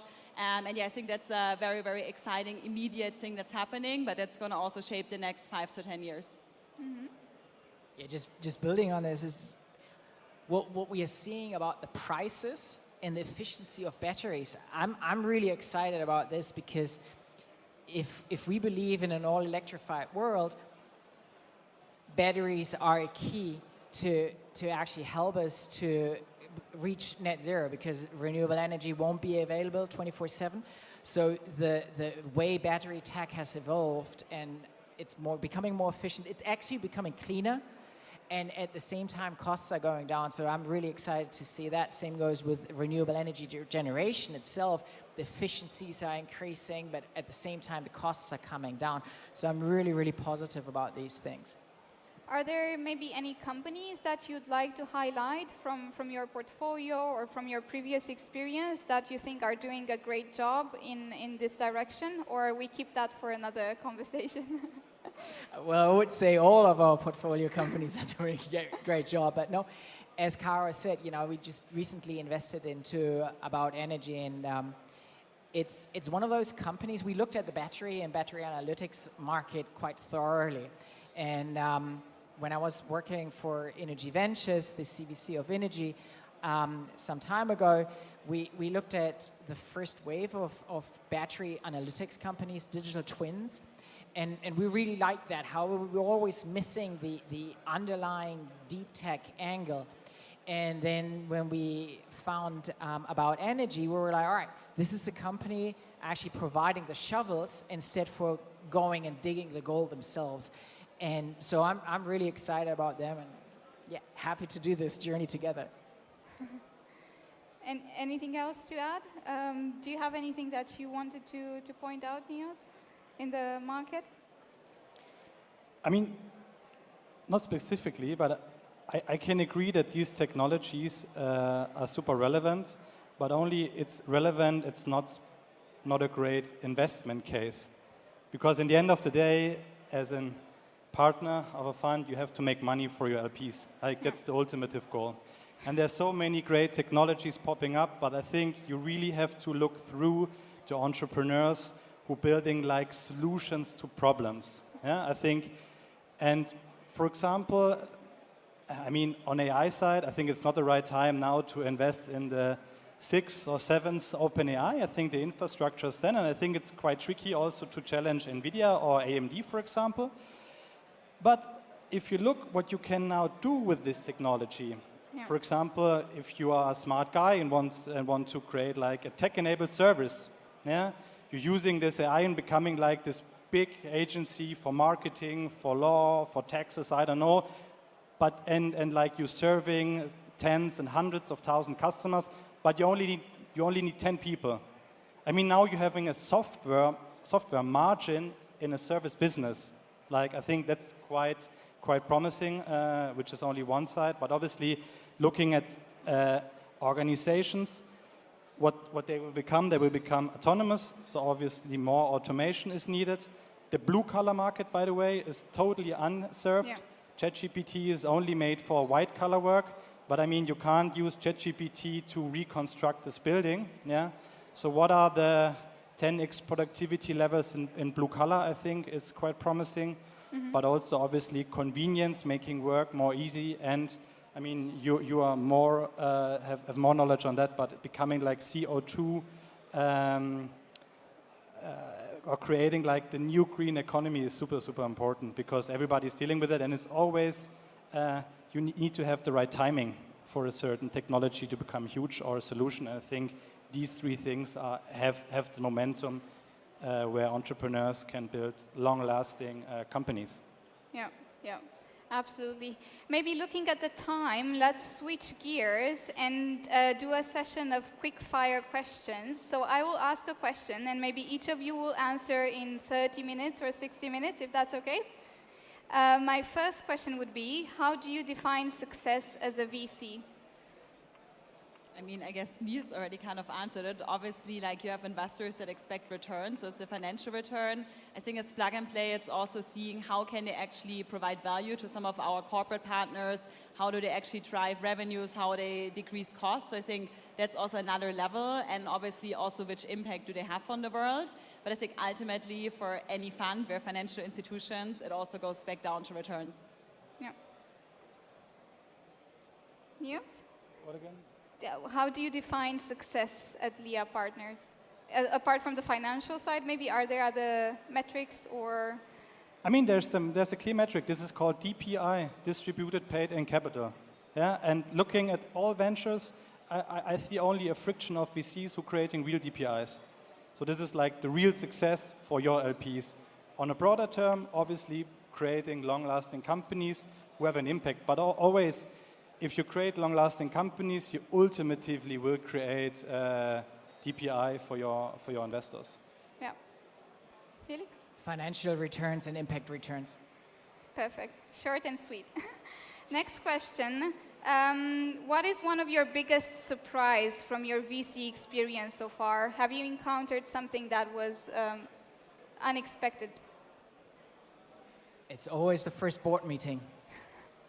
First board meeting is like you're suddenly there and you believed you've found out everything during your due diligence, and then suddenly you realize, well, I might have missed this point. So as someone said, this is called the oh shit meeting, and at least, yeah, to us it's always the first board meeting. Perfect. For me, it's, to be honest, how little the VC industry has changed over the last years. So we still do due diligence the same way, we still scout the same way. I think now with all of the AI tools, it's the first time it's moving a little bit, but gut feeling and pattern recognition can probably never be replaced, but we invest in innovation, but we're not that innovative. So I think that's always like a big surprise for me. And I'm surprised how much have not changed, actually. Still, everybody's talking about we need to be data-driven, etc., and so many just don't do it. Yeah. So I'm surprised how much things not change, and everybody's saying it changed. Yeah. So I guess we'll get there at some point. Not sure how fast, but we're on the right track. Hopefully. Maybe final question before we wrap up. What's one of the most important traits that you look for in a founder? Resilience. Adaptability of the founder team and management. Hire people that are better than themselves. This is the one metric I would say most, at least the successful founders I know, have in common. They attract other people who are better than themselves. Perfect. Thank you very much, Niels, Caro, Felix. It was a pleasure to have you here. Thank you, Theo.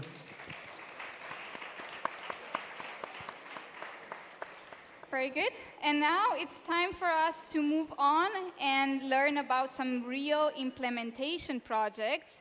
And for that, I would like to invite on stage Webasto and Kanatu, who have worked together to improve the ADAS sensor systems. Welcome on stage.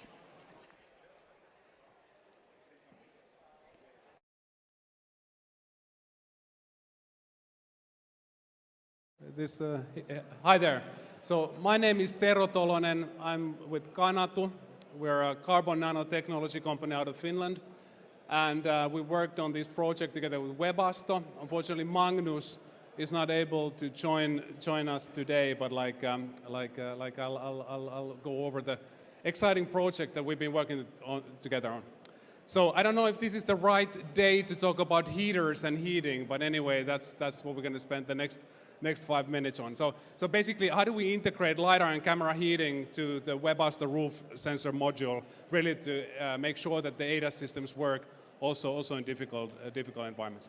But let's get going. So first, the context. So Webasto has created this really nice roof sensor module, basically onto which you can then integrate different kind of sensors, including cameras and LiDARs.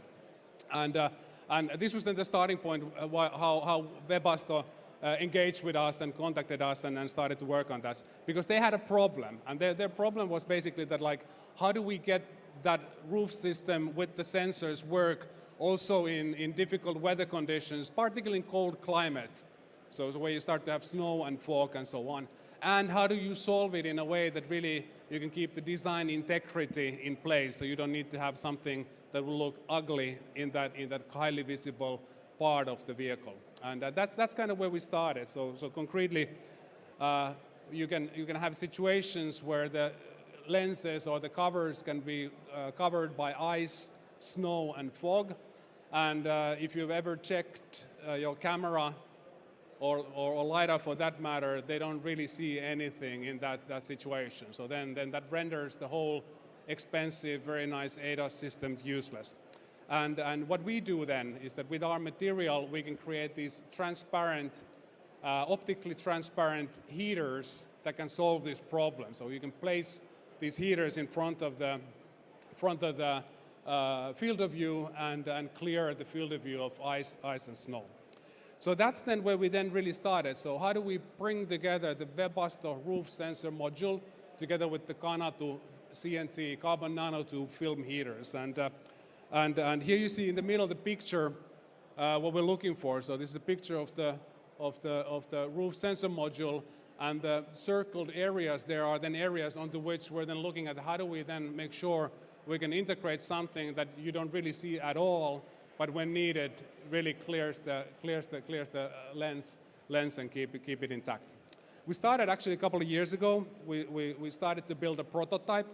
I would encourage you to join our booth. You can actually see the prototypes that we built together. Then Webasto did a ton of testing, all kinds of quite nasty testing, to be honest, but like that solution worked really well last year. And now we're then working on really integrating the Kanatu heaters in the Webasto roof sensor module and really paving the way to bring these products to market, and that's very exciting. Maybe starting to wrap up and towards the end then. So the collaboration with Webasto have actually been excellent. So Magnus in this slide is talking about how it's been great, but like also from our side, the collaboration has been really, really excellent. There's been a number of technical problems that we've encountered, and we've been very nicely able to come together and solve them in an open and very collaborative manner. And now we are then very happy, as is Webasto, then to continue to drive this forward so that we can really bring these solutions out to market, because ultimately that's really what matters. Then, as a final point, to summarize our contribution to this, so basically we have these film heaters that enables ADAS solutions, whether they're LiDARs or cameras, to really work in difficult weather conditions. They're transparent and wire-free. There's absolutely no metal whatsoever in the field of view, and they're easy to integrate with plastic and glass parts. We've been in mass production with other product types in automotive industry since 2015. So we have a proven automotive grade production line and so on. And we really look forward to go to market with the heaters with Webasto and many of other folks out there. They're working on cameras and LiDARs and trying to bring those to market. So I think you will need a transparent heater, and we have the best one. So join us at the booth just behind the fantastic looking avatar vehicle down there. Thank you very much.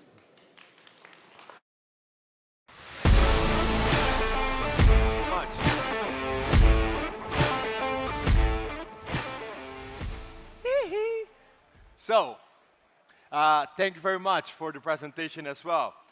Just side note, just so you know, the breakout sessions are happening. The cross-industry breakout session is starting, I think, about now. So if you wanted to check that out, feel free to do so. Now, before I introduce you to the next speaker, I realize, Kira, you're still eating. I like that. Some people have something to eat.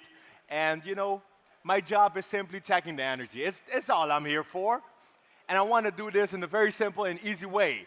All I need you to do, when I look at you, just give me one clap. And you're going to see what we can do with that one clap, like this. It needs to be obviously right. So imagine somebody is talking in.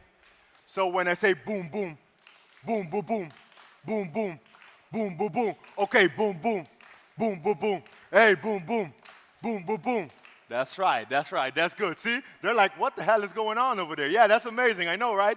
Okay, so now to the real stuff. I got to change up. All right. So semiconductors are currently a super hot topic in mobility.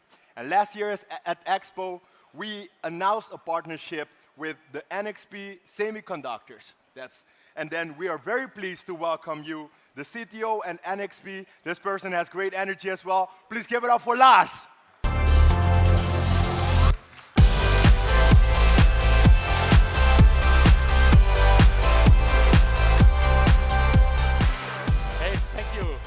So, Gillard, thanks. When I got the invitation to speak at Startup Autobahn, I did not expect that I also have the noise level of an Autobahn here next to me. But let's see how far I can get the messages over to you. So, I'm the CTO of NXP Semiconductors. And first question is, NX what? So, who is NXP? Very briefly, short introduction. NXP is the old Philips Semiconductors. And these old Philips Semiconductors 8 years ago married the old Motorola Semiconductors. So European, US Semiconductors, one family, name NXP. Why do I explain that? Because we are not exactly a startup, about 50 billion market valuation at the moment, depending on the day, trading day, about 60% of Volkswagen valuation at the moment, 3 times Continental, just to put it a little bit on the level where NXP is. And why is that valuation so high? We are only 30,000 employees compared to 20 times more for the big car makers. Well, valuation, of course, always is a price tag that analysts give you, driven by the hope of what you can do in future, which valuation you can create. And I'm just here today for the next 10 minutes to explain to you why I have the coolest job in the industry and I need strong partners from the startup ecosystem. So every one of us, at least 95% of the nerds who are here today, feel intrigued by that picture. And I can still think back to little Lars, what I wanted to do when I was a kid, doing something meaningful. So I don't have the brain of Mozart and I don't have the skills of Picasso. I had to go technology and had to do something meaningful in that area to say, okay, how can I bring innovation to mankind and how can we all help to create value and make an impression? Well, what are these areas where I can create value, make an impression, where my parents are proud of me? Well, very often you find them in nerd language. They are the big mega trends of society at the moment. And that is, by the way, the oldest slide that I have in my slide deck. It is 15 years old. So our Marcom team did a little bit of formatting and polishing, but the trends are unchanged since 15 years. So with that in mind, it is not like, oh, we are all living in a mega disruption. Oh, it is all tomorrow something that we have not talked about yesterday. No, no. We are talking about an aging population. We are talking about shortening of natural resources. Today you will believe me that there is a climate change coming. Everyone wants to be connected. You want to have technology doing a lot of your jobs, automation, and so on. I could go on and on and on. Nothing new. So what exactly is changing in our ecosystem and in the industry at the moment? Well, let me briefly explain you, and I'm looking back for 20 years in the semiconductor history. In this blue section of the semiconductor market, there had been a lot of big companies, the Intels of this world, building PCs, building mobile phones, doing home entertainment, bringing gaming consoles into the market. A lot of us semiconductor companies did not make money. This is why Motorola sold their branch, Philips sold their branch, Siemens sold their branch, and so on. A lot of us got spun into the market. Then a smart cookie took a laptop, stuffed it into a mobile phone, called it smartphone, and you had a data display device. And to display data, you need to access stored data. So on the other side, there was big storage and big compute developing. How do we call it? The cloud. Okay, and what does it bring to me? Well, it brings to me the on-demand world. Lars needs a taxi. My mom wants a pizza. I want to know how the weather in my hometown Hamburg is. All here and now on demand. And what is the value proposition of us semiconductor dudes for the next decade? Well, the trend for the next decade will be that this ecosystem is shifting into a world that anticipates and automates. Analysts believe that there is 75 billion smart connected devices around me in future that are taking my responsibility, doing my job, and NXP, and that is the means to an end here now. The story is NXP has most of these chips. I'm not saying that we have the best chips everywhere. I'm pretty proud of what we have, but we are rather complete. And therefore, if you believe that we can work in all these 75 billion smart connected devices, I mean, okay, now you understand what the share price might do to you. Now, what are these 75 billion smart connected devices? Well, very simply, they are devices in your direct proximity, your portable devices at your body. They are your transportation devices. They are your smart home devices, your manufacturing devices, and so on. And now you say, okay, last nice story, but I mean, 75 billion devices and you have 100 million form factors also does not make sense. Well, as a CTO, it is always getting much simpler again, because as a CTO, you can fly at such a high level that everything looks the same. And all of these smart connected devices have to sense their environment. They have to connect to the cloud to get more data. Out of that data that they bring in, they are computing a smart advice, and then they are sending these smart advices to the arms and legs of these little robots. Be it my smart thermostat, is Lars at home? How is the weather tomorrow? How should I steer the climate control and heating in his house? Very self-explaining for an autonomous vehicle. And sense, think, connect, act are the key ingredients, but you also have to trust your device. So functional safety and hacking security also have to join the picture. And if I only can master those 6 key vectors, then I am the foundation that millions of startups can stand on. I am the platform for that innovation. And why is that? Well, there is people out there that are dreaming of a metaverse. So in other words, they want to have a digital representation of their world in the cloud. We know this in manufacturing, we call it a digital twin of your manufacturing site. At home, you call it smart home. And no worries, no one of you has a smart home. You have connected homes, but your Alexa cannot switch on the light when Siri talks to it, and Hey Google also does not work in parallel. So they are all not networked, not working at the moment. We techies work on standards, Meta, which is basically the English, so the common language for smart connected devices. These digital twins of your house are just around the corner, they are coming. And of course, in the car, I'm not talking about digital twins for R&D, but if you can real time know what your car is doing, if you really understand how your car is behaving in this second, what's your driving range, what's your weather conditions, and so on, you also have this digital twin in the cloud. And now the magic comes, of course, what happens if these digital twins start merging? So if you have the analog devices that can feed the digital twins in the cloud, and then from there you can blend digital twins into each other. Well, just a couple of things that are today reality already here on the slide. You can go for assisted driving. I take your wallet, stuff it into your mobile phone, we call it mobile payment. I take your car keys, I take your keys out of your pocket, stuff them into your mobile phone, we call it ultra-wideband car access. The car OEMs have these chips already in. Of course, you go for adjusting your health data. Read all of these type of things. In principle, you can even go to scary setups where my digital assistant tells me, Lars, I read the news for you already yesterday morning, or this morning. Don't listen to them. Don't put the ballast into your brain. Nothing interesting in. And you will say, oh, that goes too far. I don't want to have that. Well, reality is that this is what the social media tools already are doing to us today. So whether it's good or bad, this is what you have to develop with your startups, with your companies. You have to work on your trustworthiness, and trustworthiness with the devices that we bring to the market is a huge goodwill, so value proposition worth a lot of money in your brand. But I'm only a chip maker. So how do I come from the chip making capabilities to the guys who want to have these digital twin, bright new world capabilities? Well, very simply, I need to think system use case. And we are strongly driving our 12,000 engineers go system thinking first. Nice task. Ask your teams, your innovators in your startup companies, ask them what is the press release that I can bring to my mom. And no kidding, I'm doing this. My mom is 88 years old, primary school teacher, ex-primary school teacher.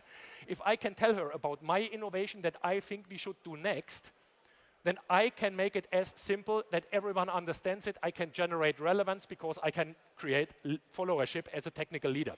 So, system engineering, use case understanding, the right go-to market, and the right ecosystem. And if this goes together, then the fun starts. And I have one example here in the next 3 slides, and 2 gentlemen are sitting here from far, far away, other side of the earth, Australia.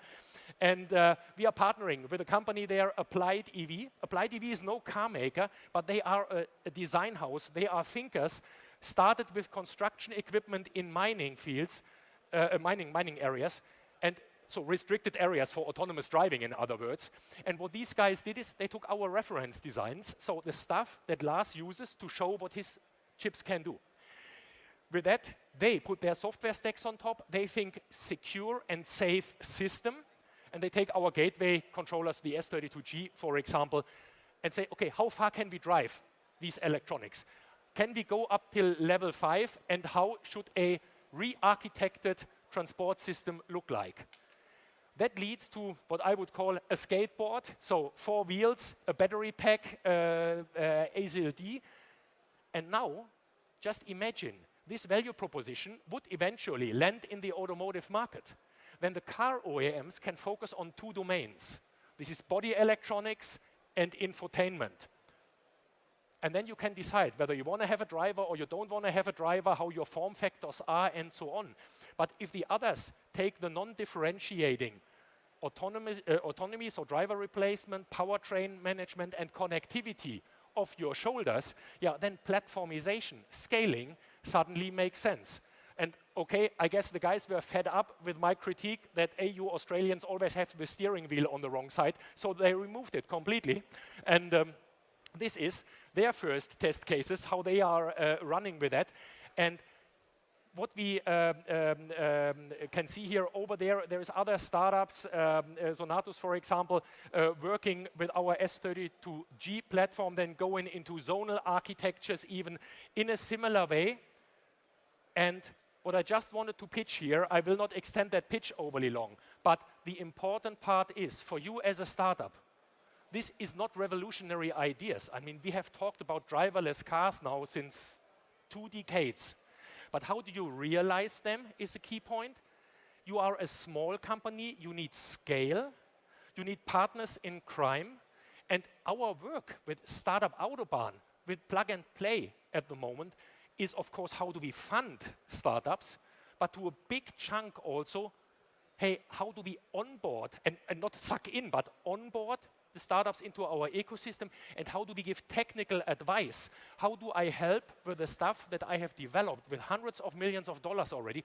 How do I take these reference designs, bring them back into our 30,000 customers that we have, and let them come and play with our solutions? So what we have done at NXP, we have in the meantime web portals for startups to register, an easier entry to ask technical questions, and to bring ecosystems into, startups into our ecosystem, to really be friendly, playing, and I hope that then the VC ratio is right, that 1 in 10, 1 in 100 might become a unicorn, because in the end, of course, this is what I want to do, scale the sales of semiconductors. And with that, Gillard, thanks, back to you again. Success with the event.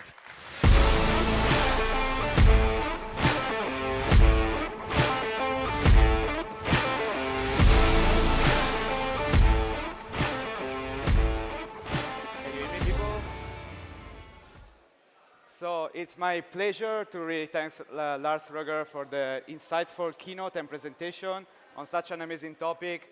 It also kind of initiates this lot of the agenda that is dedicated directly to the semiconductor, because we will hosting a semiconductor panel here on the stage, the main stage, for the next about 50 minutes. So my name is Roberto Sampietro. I'm part of the ventures team at Plug and Play and Startup Autobahn, and I will be the moderator for today's panel. In the stage also my colleague Robin Meyer, with which I work together to set up this panel. And the panel will be focused on the semiconductor technologies and how the semiconductor are affecting mobility and automotive, and also some of the challenges that brings together in the industry. But before that, let's jump directly to introducing the guests and the panelists. So from ST Microelectronics, that is one of the leading manufacturing company of semiconductor components, I want to invite on stage Philip Prats. Welcome, Philip. Philip is the head of automotive application for the EMEA region. He had an extensive career on the semiconductor industry. The second guest that I want to invite on stage comes from Hero Motor Corp. Hero is an Indian multinational company manufacturing scooter and two-wheelers. It's the largest scooter and motorcycle manufacturer in the world. And they also recently launched an EV vehicle under the new brand Vida. So I want to invite on stage Swadesh Kumar Srivatava, that is the head of business unit Emerging Mobility. He had also an incredible career on the semiconductor industry. Really looking forward to chatting with him. And finally, I want to invite on stage one of the founders of a startup that is here. It's a startup in which Plug and Play invested, that we are super proud of because it's doing amazingly. The startup is called Celus. They do AI technology to design the layout of PC board. And I want to invite here the co-founder, Andrea Scade.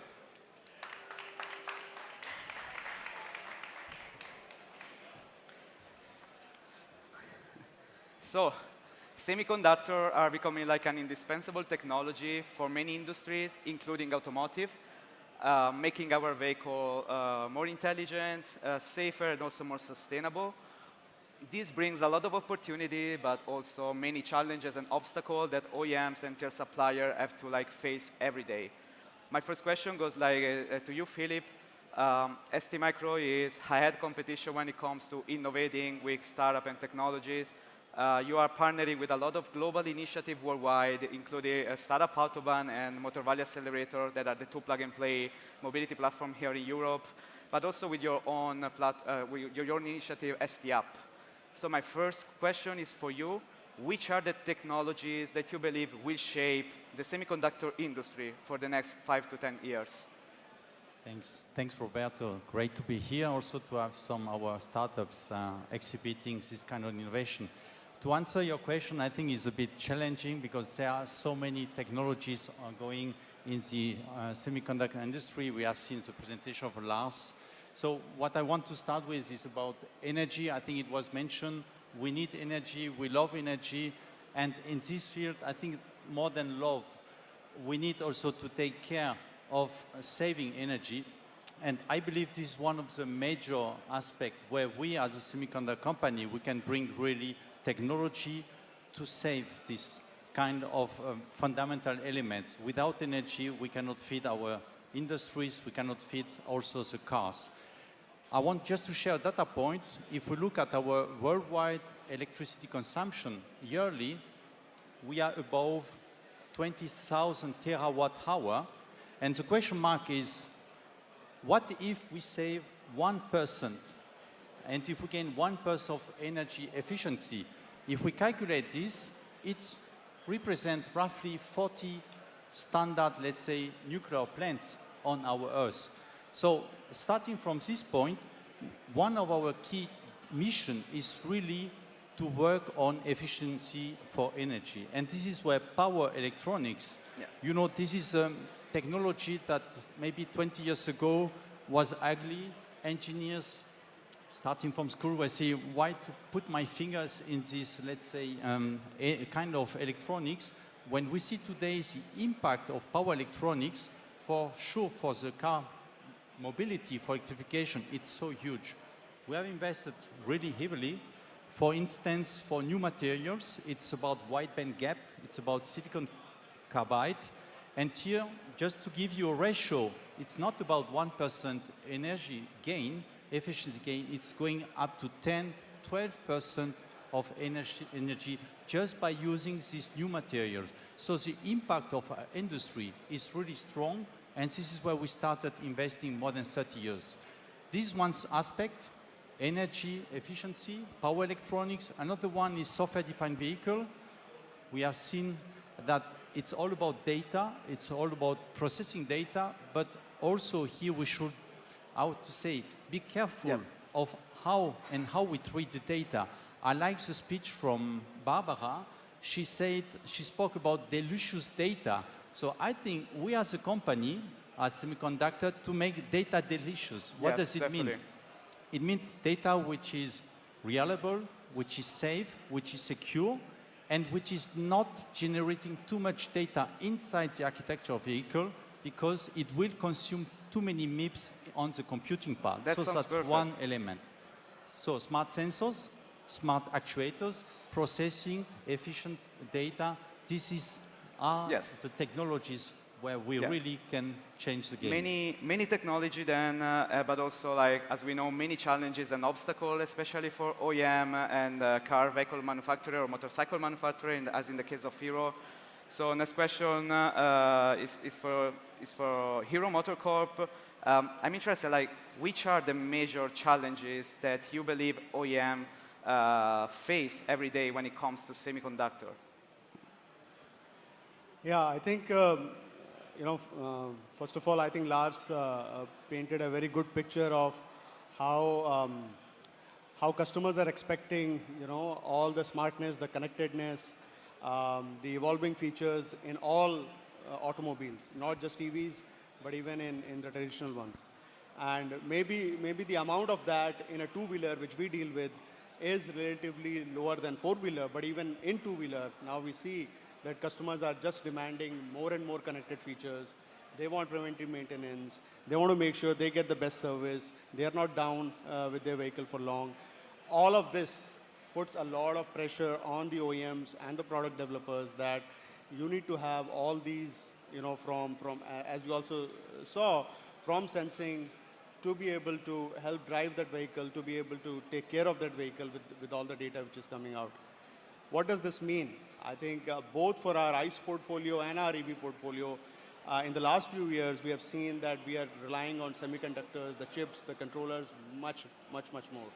And that is something, frankly, which, for a traditional OEM could be a new thing to deal with, right? And that's what we have been dealing with last few years. And then came the whole shortage in the semiconductor industry, which didn't make it easier either, right? And given that automobile industry probably takes about 10-15% of the semiconductor market, right? Not more than that. We were not on the top of the list, sorry to say, of the semiconductor manufacturers. And I think the combination of all of this, what it did really to us is it made us think really hard on how do I serve the customer with those advanced features, but also be able to respond fast and not have, like single point of failure with the specific supplier. What we have done now is we have gone towards modularization, platformization, and also getting our suppliers involved early in the journey of the product development. Yes. And obviously being very transparent with them with our demands and all of that. Obviously, having alternate options of the sourcing is also helping, but fundamentally, re-looking at the product development, making it more modular, and starting early with the suppliers, I think that's really helping us. Yeah. Thank you as well, Shailya. We mentioned many challenges and many obstacles that like OEMs share, but also they can go also beyond mobility. We know that there are a lot of companies struggling in the same way, and also opportunity for many startups, many younger and more like dynamic company to jump on the market with new business model, new technology, and new innovation. So my next question goes to Andrea Forcelus. According to you, which are the main areas in which startups today can innovate the semiconductor industry? Yeah, that's an interesting question to think about because there are many different areas where startups can contribute a lot, I think. But one thing that we can actually reinforce over and over is that startups, they are known to be really fast. So they can adapt fast in different environments and they have this agile way of working. And I think if we look at the technologies that come out today, from AI, from, in different fields, one thing that we can say also is that they also move really fast. So they develop really fast. So if we think on the whole semiconductor industry, if I pick one specific part of the chain, which is the interfaces that exist between semiconductor manufacturers, for instance, and electronics engineers on the other side, I like to think about three areas within this part. One of them is how to deal with the information flow between component manufacturers and the engineers. And I think that there is a lot of different ways of doing that, and I think there's also a lot of opportunities for startups to work on it, because data today needs to be in a form that can be processed automatically, that can be processed digitally. Then we can think about, for instance, also on what is the design experience that engineers have on the other side of this interface, right? So as a component manufacturer, you want to provide the best design experience for engineers so that you have also the highest chance that engineers will pick your parts, right? That's a big pain for engineers. And I think that the third point is how do you also, as a component manufacturer, for instance, how do you get all the design insights that you need so that you can stay ahead in the market? So what are the trends? What are the design needs? What are the engineers looking for in the market? And how can you get this information before it's too late? So I think these are three interesting areas for startups to explore. And there are many different possible business models that can be applied within these three areas. That is really exciting because what we do in Plug and Play is connecting corporate with startup, running a big, massive ecosystem. So knowing that startup will have a big role in shaping also the future of the industry really excites us all. But like, let's dig more into one of the main obstacles, also the one mentioned by Swadesh, that is like the shortage of chip and the disruption in the supply chain. Want to like make a question for Hero. How is Hero approaching this shortage? I mean, how are you, or how do you think OEM can today tackle the big obstacle of getting the right number of chips they need at the right time for the production volume that they are required to make? So, I mean, first of all, I think the situation is improving, so that's a positive. But one has to obviously prepare for these type of disruptions. And with so much going on, you know, in the geopolitical issue, and then also, you know, the issues with the supply chain, that one has to prepare for these eventualities. As I was saying earlier, I think, you know, what we are, so we have to solve from the customer point of view. We need to be sure about what the customers are going to require, what are some of the technologies we heard from Lars and here are going to interject into those requirements from the customer. So knowing your customer and knowing your market is very, very important, because the better you know, the better you're going to be able to plan for that. Second piece is, as I said, we need to start working with our suppliers, not just the tier 1 suppliers, but we have also started working with tier 2, tier 3, tier 4 suppliers and bringing everybody together so we collectively understand what the strengths are and what the requirements are and co-develop from the beginning. Third piece, as you know, we ended up doing on the ICE side with the engines, we make our own engines. Similarly, if not all the way, because we don't need to build everything which NXP does and ST Microelectronics does, but we want to make sure that we have enough you know, vertical integration going on, enough in-house expertise, so that we are able to respond faster to these disruptions and help our suppliers help us better. So these are some of the areas definitely which helps. And thirdly, as I said, you know, modularization and platformization will help us, so that if we do have a problem with a particular type of parts, then are we able to still get close to our specs using something else? Or are we able to prioritize across models and prioritize certain models which are more important for the market? So I think all of that is what we are focusing on. Sounds great. Thank you very much, Swadesh. Next question, like for Philip, for ST Micro, you are at the top notch of the supply chain. You are the one manufacturing the chips, so you should be the one knowing also what is happening, like downstream your supply chain. My question for you is, why do you think it's becoming so challenging for OEM, tier supplier, getting like access to the semiconductor component they need? And what is your take on how can they maybe make this process easier in the future? Yeah, thanks for the point, because it's for sure a critical aspect that we have seen in the last 2 years, and you raised a lot of very valuable aspects that are also true for us. First of all, I want to look at this crisis from the positive aspect. What did we understand together? And together, I mean with the market. I mean, after more than 20 years in this market, it hasn't been so exciting as of today with such kind of extreme situation, because it has become an extreme situation. But at least we have all got a better understanding what does it mean semiconductor. And to answer your point, it's clear that there must be a big challenge if you treat car production, which takes few hours, one day to assemble, with a silicon production, which will take 20-25 weeks of lead time. Yeah. So how to combine just-in-time industry with such latent, let's say, product manufacturing? And this has been, let's say, as a foundation of the problematic. So good points. Everyone knows better what is semiconductor, what is the pain of our industry. We know that the market is changing, so we won't maybe see and reach again the 100 million of light vehicles per year. There is fluctuation, but the silicon content is growing. So how to deal with this information? I think we have learned that the ecosystem are changing. It's not more the traditional OEM, car maker, tier 1, and maybe a silicon vendor, but there are a lot of new actors, which makes the complete environment more challenging. Yeah.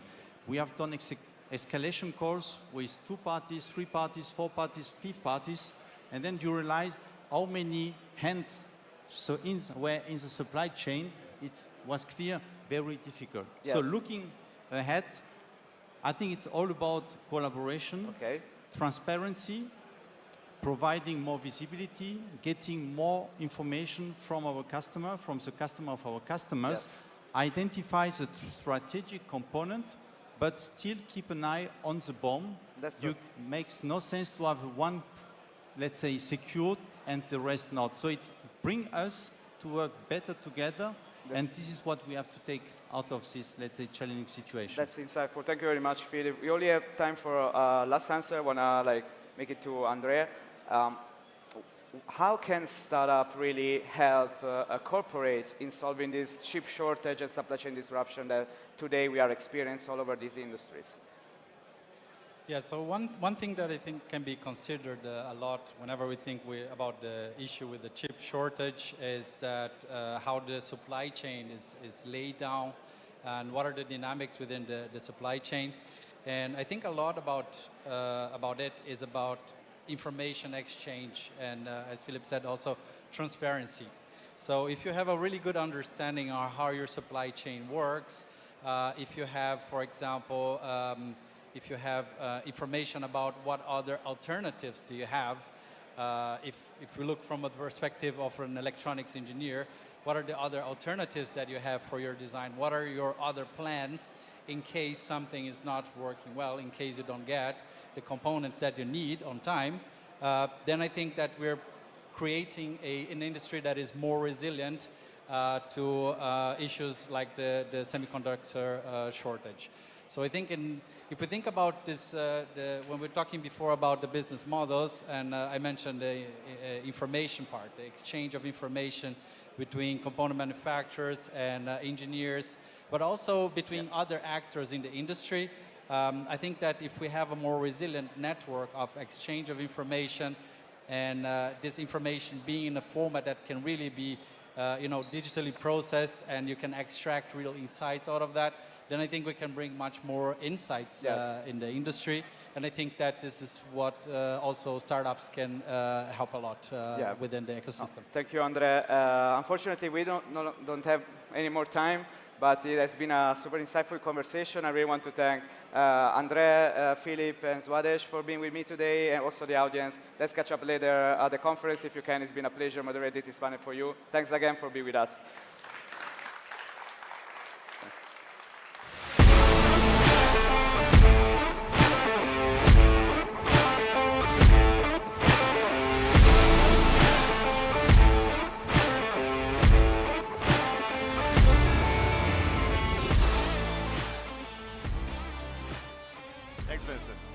All right, thank you very much for that great panel discussion as well. Roberto, nice. I like that very much. Now this is going to be a fun slide. I never actually had to say this at any events that I've been doing. Look at this one. Somebody's wrongfully parked somewhere they're not supposed to be parked. Do you recognize? If you recognize your car here, we would kindly ask you to just move it, if you can. Hey, let me make sure the people it's not you, right? Yeah. Just don't judge them. They're just, happening to leave right at this exact moment. So just make sure if this is your car going once more in the room, people here, make sure you didn't, park your car right here and you're not supposed to park. All right. We got that out of the way. Let's go to our next slide.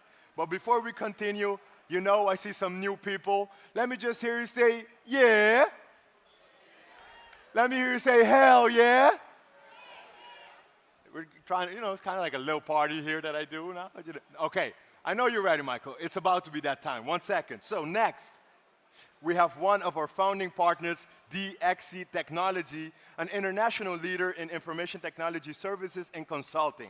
And for this, we're more than excited to hear more about the software-defined future of mobility. And this, you already know, let's start with a clap now. Let's start that. I like that, I like that, I like that over here. Please receive Michael. That's right.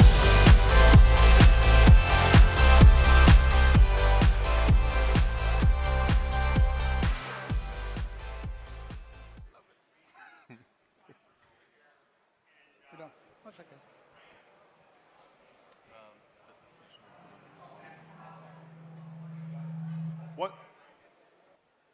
Michael, let me just make sure we can hear you. Can we hear him? Say something? Okay, they're quickly checking, just in case we got back up. Well, sorry about that. I wanted to start with good afternoon. It's a privilege to be part of this community and a partner, especially after this morning and this afternoon. Those brands are amazing, and so I'm not going to try and follow in their footsteps. I'm going to take it a little bit of a different direction to talk about something different. So I'm part of DXC Technology. We're privileged to partner with a number of startups. But if you don't know who DXC Technology is, because I started 2.5 years ago, and when I joined, my wife asked me, who is DXC Technology? We're one of the largest technology services companies in the world. And as you think about this space, I had a client, one of the largest airlines last week, tell me this. We think, and our clients think, we're one of the best kept secrets in the industry. So I hope to bring that to life to you today so that we can partner with you to innovate your ideas. But more importantly, I'm going to talk about how do you scale your innovation. Because at the end of the day, a startup wants to make money and be successful. And it's that last mile that I want to talk about today. And so who is DXC Technology? You probably use the products that we build technology to innovate every day, and we run that technology for the systems that you use every day. And I'll bring that to life, but many of the products we use, including many of the brands that talked about here today, we are the engineering, technology, services, transformation, and innovation partners for them. And so, my ask today will be, let's do more together. So what I want to do today is talk about how we help clients. Because again, about talking that last mile, how can we help startups bring their innovation and scale it to our partners? And then how can we partner with our clients to find the innovation companies to help them do that last thing? So our partners in DXC believe the future is being dramatically transformed and innovated. We believe the future is software-defined and data-driven. And everyone probably believes that in here. But there's a lot of investment going into that, but not enough high enough return when we speak to our clients. And so what I want to talk today is bring to life, you need to separate and be great at innovating your ideas, but then importantly, scaling that last mile of those ideas. And you need to differentiate between those two. And so that's what I want to talk about today in this discussion. So I remember back in 2014, I was at a conference like this, and Jeff was speaking at it, and he talked about every company will become a software company and a data company. And I think today brings that to life, and that is really the future that we're talking about here today. And it gets us excited about what we can do with those partners. But to be successful, you need to transform, because the way we manufactured in the past around this technology innovation won't be successful. And the technology side, the way that you run technology, build software, build data, run those technology systems aren't relevant anymore for them. And so there needs to be a change in processes, capability, talent. And it's a challenge that they need partners like yourself to do from an ecosystem, but the payment is worth it. And so what I want to talk about is when we work with our partners, what are the things that they're focused on to be able to do this? So first is, all of us use an iPhone. All of us use Amazon. You might have a Tesla or a German car. I have a German car. What it was 5-10 years ago from an experience standpoint is amazingly different than it is today. If you think about the iPhone, how connected we are, and the demands that we have on our experiences, it is through the roof. So one of the major things that we help our clients with is the best winners in the marketplace in scaling innovation are obsessed with customer. What's the value to the customer? And I'll come back to that and how they measure that. So one of the major things they focus on is what's the customer experience, and can I compete with those digital natives that are coming after my industry? Second is, can I innovate new products, services, and experiences? And think about the products that you use every day, be it Amazon, and the brick and mortars going into the e-commerce world, your car and the mobility, and it's different by region. Like in China, for example, gamification is becoming really large. It isn't really large yet here today. And so can I get new products and services? And who can help me do that? Because these are all new different things for them. When you've been a manufacturing company for 20, 50 years, this is new for them. And many of the old technology companies the same way. The third thing that we talk to them about is, can we get reduced time to value?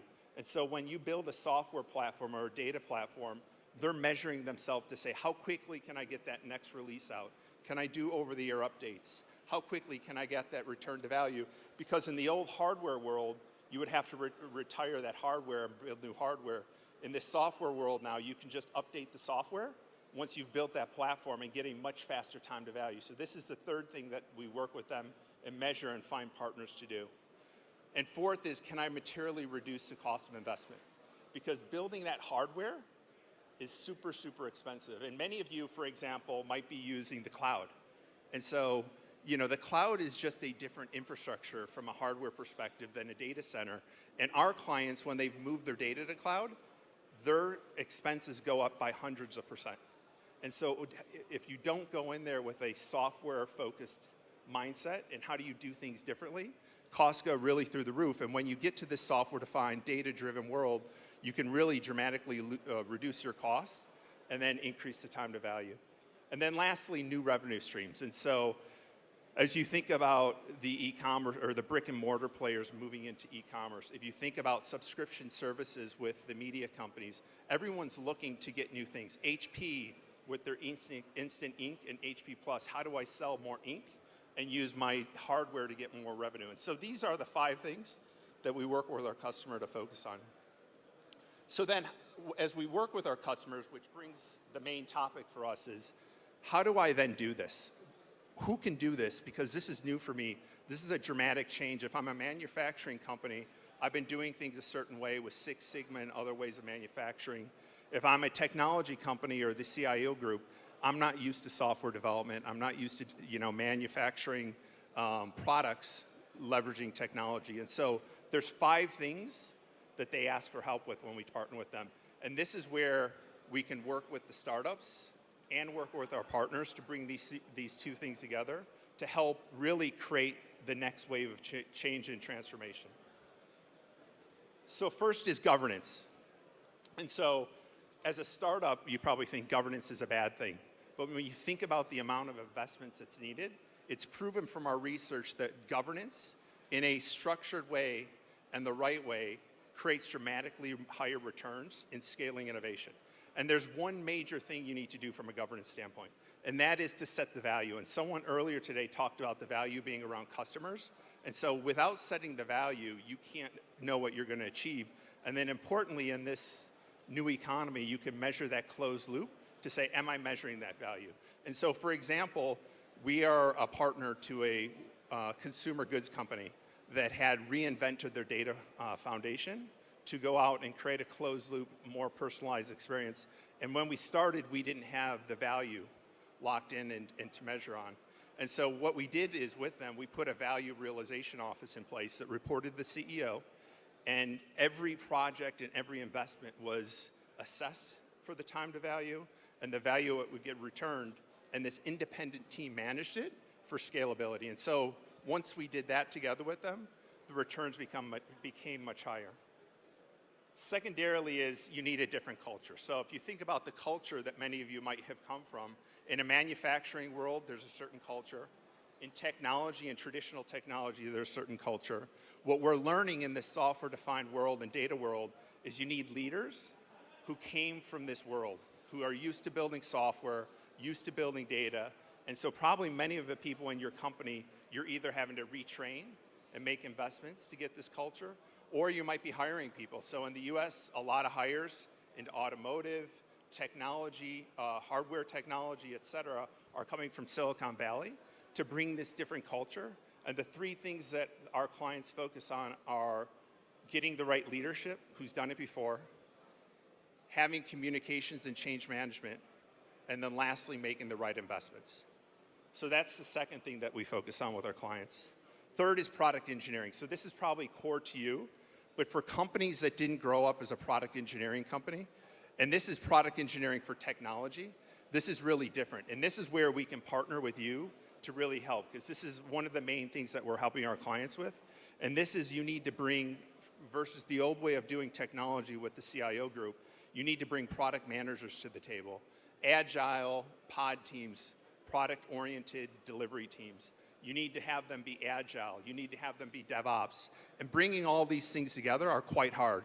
And so our clients are going through this journey, and they need help to do that. And so this is where we can be a matchmaker, where we do supplement them, to this next point, supplement them with, the fourth or the last one, ecosystem partnerships. We supplement them with talent, and we bring the ecosystem together with startups, with software companies, and many other things to be able to do this, because this is something very different for them, and it requires a big investment as well as a change management program. And then lastly is unlocking data. So someone talked about earlier today ChatGPT, and for us too, every client wants to talk about it, but the reality is most of our clients are spending a ton of money on data, and they don't have the data foundation to really capture and get control of that data and then unlock the value. Particularly if you're building software, many times you rationalize that you're capturing and you're managing the data in a good way, but without that data expertise, you're really not doing that. And then to my point earlier, if you've moved it to the cloud, you're likely spending a lot more than you did beforehand. So building this data foundation is really critical, and without doing that, you will never be able to unlock the value through artificial intelligence. So this is really critical. And an example that I have is one of the largest retailers in the world was spending a lot of money on artificial intelligence, advanced analytics, really thinking, and they were doing a nice job of having a market-leading loyalty program. And so they asked us to come in and help them think through artificial intelligence, advanced analytics. And as we looked at it, the customer experience was actually quite poor, because with the iPhone, you expect real-time, multi-channel experiences. And with them, the loyalty points and the experiences were maybe up to 30 days. So rather than going and doing more artificial intelligence, we rebuilt the data foundation. And from there, it dramatically changed things. Real-time customer experiences, multi-channel, and then we could expand it, like this event, to ecosystem, where they started a team with maybe airlines, maybe travel partners, and it really changed the value of what their loyalty program was. And from there, then, we were able to work with them to really better unlock the artificial intelligence, the advanced analytics. And so these are the 5 things as you think about what's the secret sauce. If I'm a startup, I've got a great idea. For me to really think about what are the corporate partners really wanting to do to reinvent themselves to be software defined in their products and services, and then be data driven. These are the 5 things that we focused on. So, in closing, we're spending a lot of time with our clients, helping them think through as an advisor, how do you innovate towards a software-defined, data-driven future? Then how do we help you scale, build that technology, and how do we help you run it? And so our offer to you is to continue to partner. We need to bring an ecosystem together for our partners to be able to do that. And some of you partners already are helping us, but we think we're the right partner to be able to do that. So thank you. Thank you.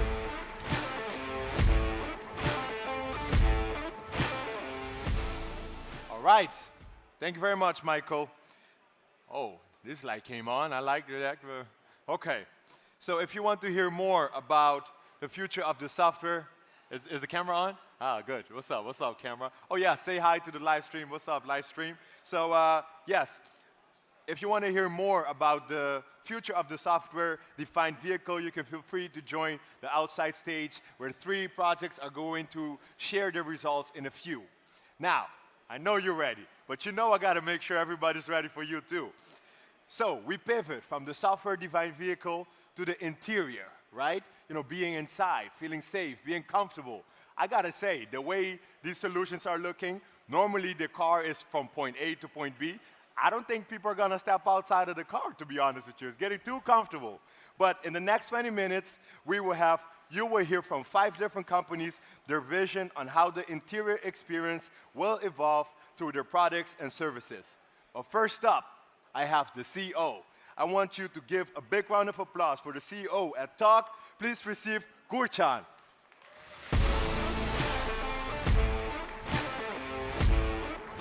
Thank you. Hello and merhaba. Happy to see you all in this session. I would like to show in 5 minutes the key drivers of talk on one side, what makes talk, and on the other side, what do we do differently? This is the most frequently asked question. And on the other side, what do we offer, of course? So if you have not seen it yet, outside, you will see our smart device, and you can experience the features by yourself. Last year, we have been standing there, and I was explaining what we have been doing and what we have been planning and what's going to come. And today, you can see all in hardware. First of all, like in every professional company, the brand DNA, and the company vision and the targets need to be aligned. In our case, I would like to start with our brand.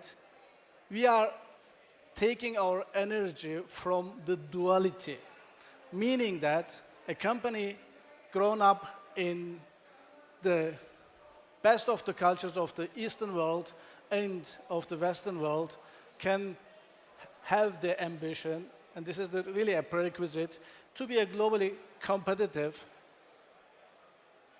mobility technology company. Because in the newest world of mobility, services and technology needs to meet together. And this is what we mean with putting East and West.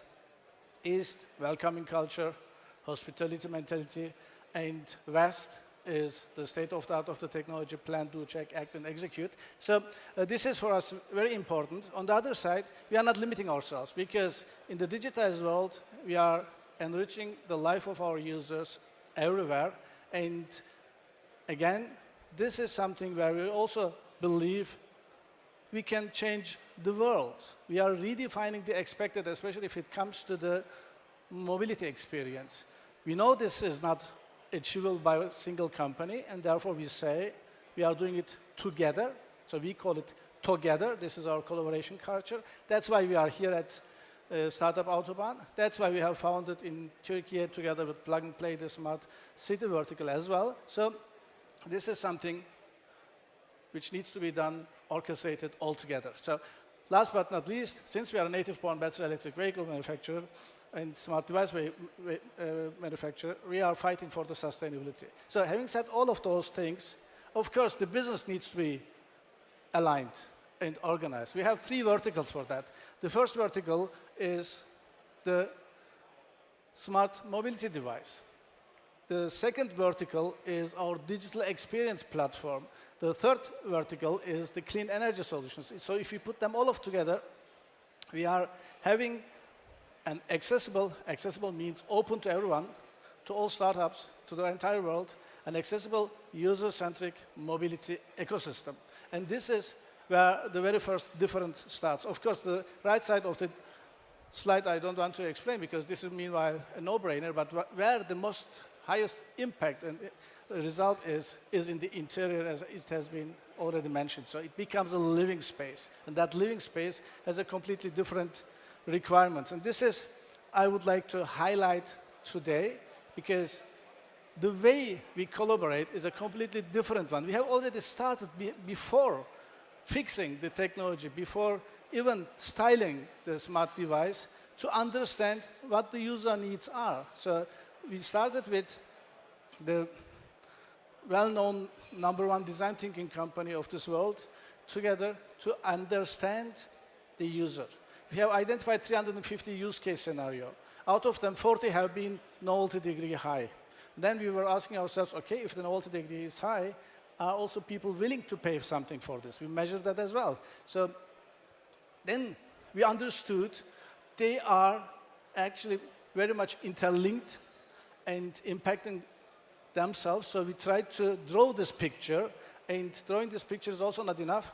Of course, the use cases need to be implemented. So we understood we need, for example, gamification. We need blockchain technology. We need fintech. We need insurtech. We need all derivatives of the artificial intelligence. Which one of them is available in the automotive industry? None. None.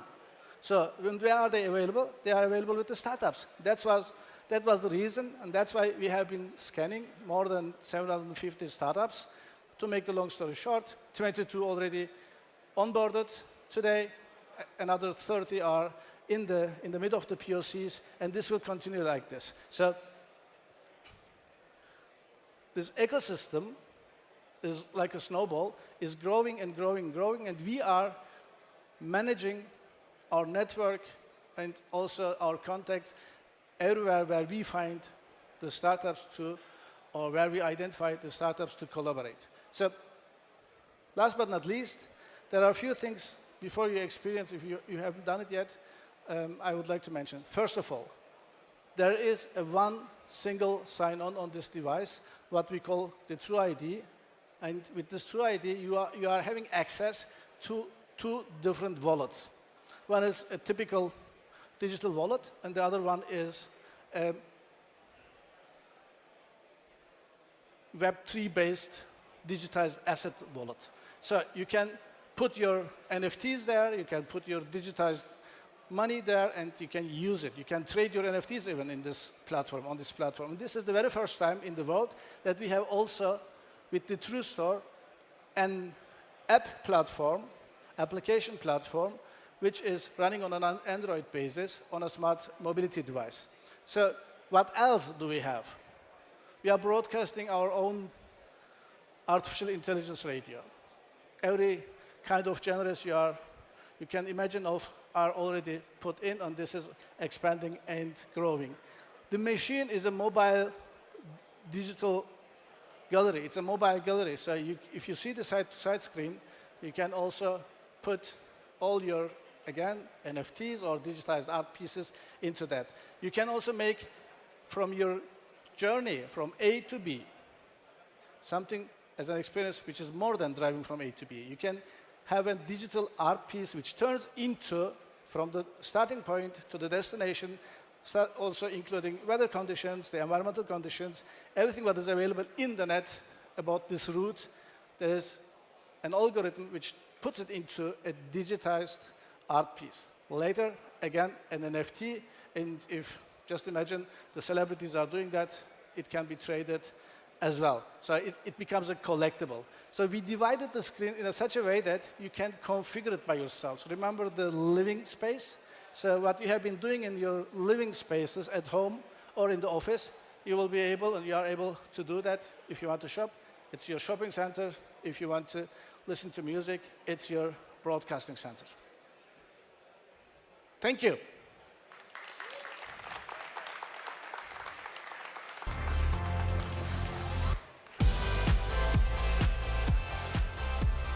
Boom. Okay. Oh, we're ready. That's quick. I like that. All right. So next, we're going to have a panel discussion in which the topic is on the interior concepts of the future. So please receive the moderator for this great panel, Tim. Much, and thank you for the amazing keynote from our speaker before, where we learned about how talk is transforming the car to a digital device, as well as how is it changing our life. And based on this, we will welcome some of our guests now to a panel where we want to speak about the cabin of the future. And I would like to welcome Ahmed from TOC, Mobility Ecosystem Strategy Business Development. Welcome to stage, as well as Timo Schwarz, CTO of Motherson Innovation, as well as Daniel Keller, Innovation Manager at DXC Luxoft. Welcome.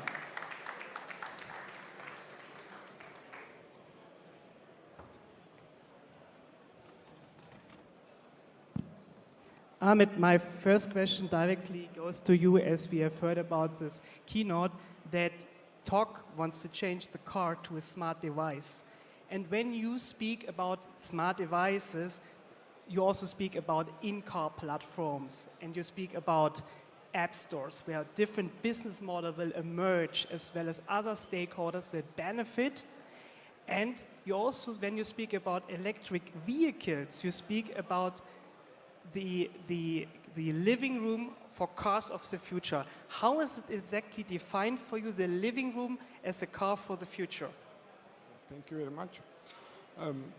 As our CEO explained, we take the user first and we think how the cabin should be for the user centricity, and that's why we define it more than cabin as a living space. To make it living space, it should be personalized, it should be a place that you can perform your daily tasks with seamless, efficient, fun, together with your family and friends. That's we call living space for this.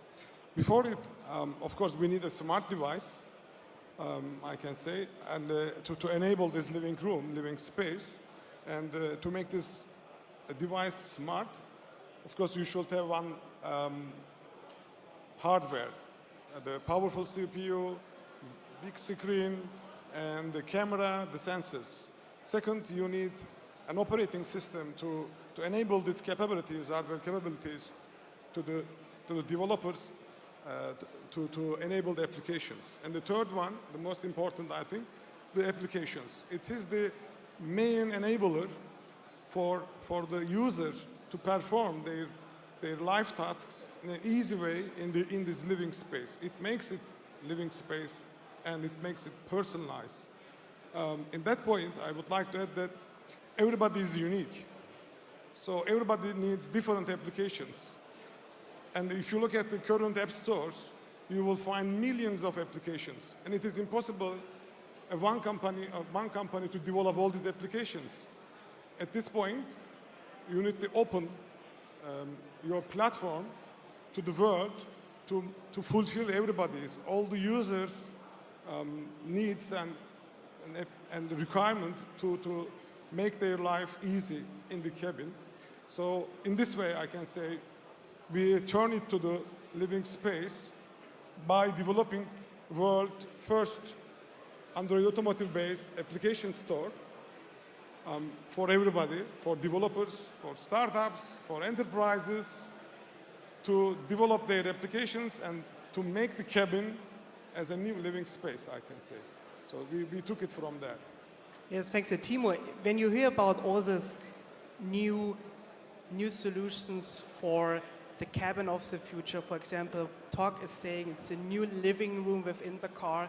What are the solutions offered by Madison, and also what are the vision for this interior cars concepts, as well as what solutions are you providing for this? Yeah, as we just heard from the colleagues, so cabins have transformed into spaces over time, delivering entertainment to passengers and more information to drivers and a lot of more. And this market is huge. So it is about $150 billion in the last year, and it is expected to grow up to 200 in the next 5 years. So in this market, there is a lot of space, and it is foreseen that the increased demand for safety, for ever-present connectivity, comfort in the interior, this forces that increases, and this shows that the interior becomes more important. And even the future of the interior is evolving as an opportunity to differentiate. And this happens along 5 forces. These 5 forces are the vehicle types. So the vehicle types require new concepts. For example, automotive and an autonomous driving car will influence the interior layout very much. Second is comfort. We will have next level of comfort features. Third is the focus on cost efficiency. So we have, let's say, we're spending only where it matters most. So this will increase the pressure very much on non-value adding and non-visible components. And then we have connectivity and HMI. And innovations in this field will very much change the interface to the driver. So we see the trend of these multiple and even larger displays could be reversed through holographic systems and projection.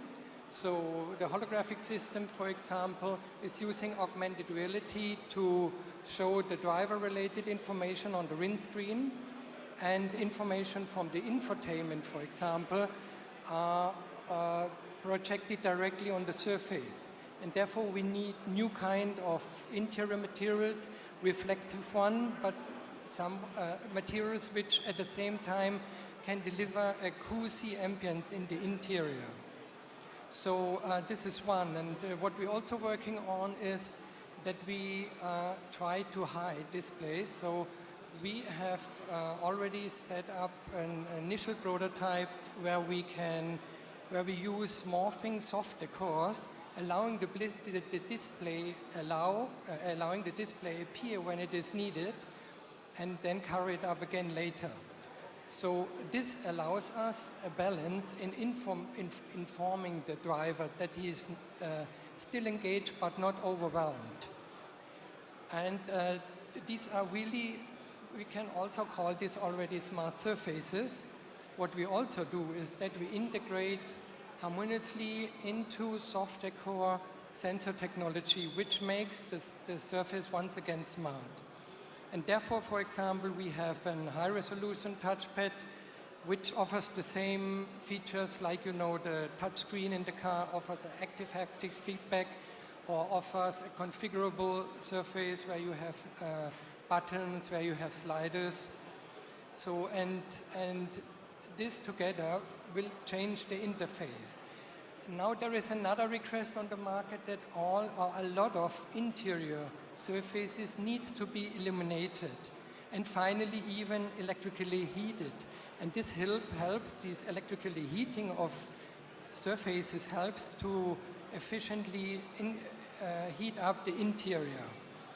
And about the light, it is that we will see very soon some of the OEMs having these in all their door panels illuminated surfaces, which at the moment are backlit. Therefore, we use translucent, artificial leather, or decorative or perforated decors. And what we also work on is, at the moment are the next level, which is directly illuminated surfaces, which looks very futuristic. So this is something which is very nice. And all these smart surfaces, together with the holographic system and in combination with voice recognition, are forecasted in a global survey that they could become the most important interface in a car. And then last but not least, we have an increased demand on sustainability. So 90% of a car is out of plastic and is hardly ever recycled. So to create a real sustainable cockpit, we are currently asking all of the components who are in a cockpit in regard to detachable connection, fewer types of materials, recyclability, reduced carbon footprint. And out of these, we create technical guidelines, which we use them to design a so-called eco-interior. And then last but not least, when we look at the material side, I think the best approach is always to reuse materials, to give materials a second chance, a second life.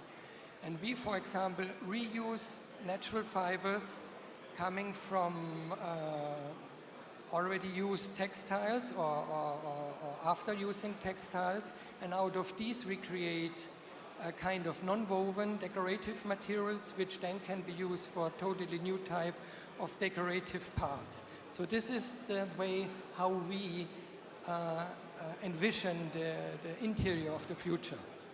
Thank you. Daniel, when you hear about this innovative cabin concept of Motherson and the digital world of talk, what are you building in between? Which UX you build in between, which connects everything?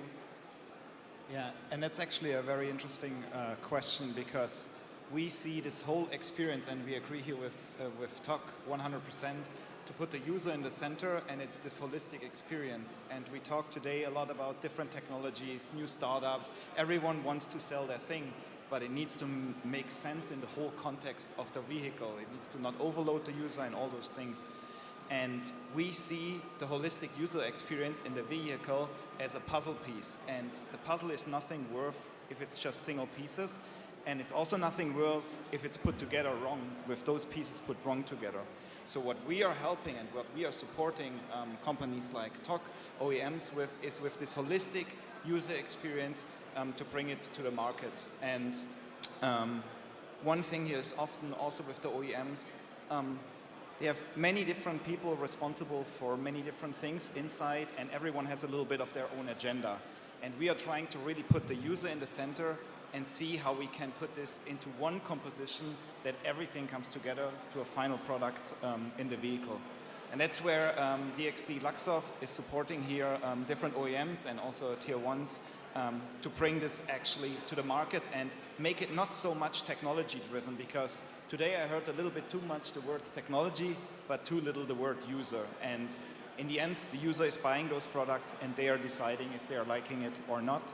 And there it needs to make sense in a holistic view.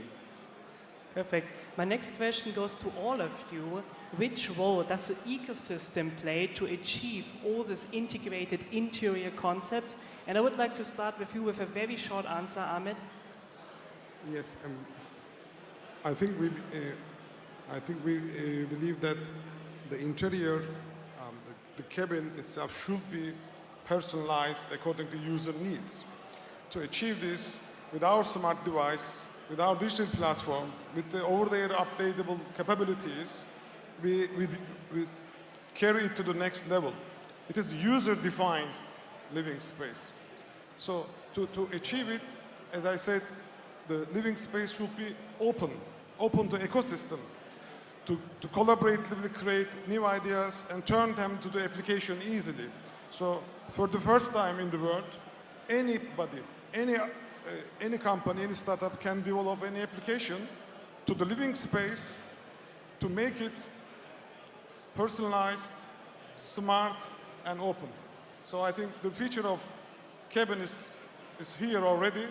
It is personalized, smart, and open, I can say. Timo, a very short answer from your side. Which role does the ecosystem play? Yeah, I see pragmatically, so we can't do this all on our own. So we need support. So the team would totally be overloaded. And this is why I think it makes sense that we cooperate with the customer and also with other suppliers, and together we can make it happen. Daniel?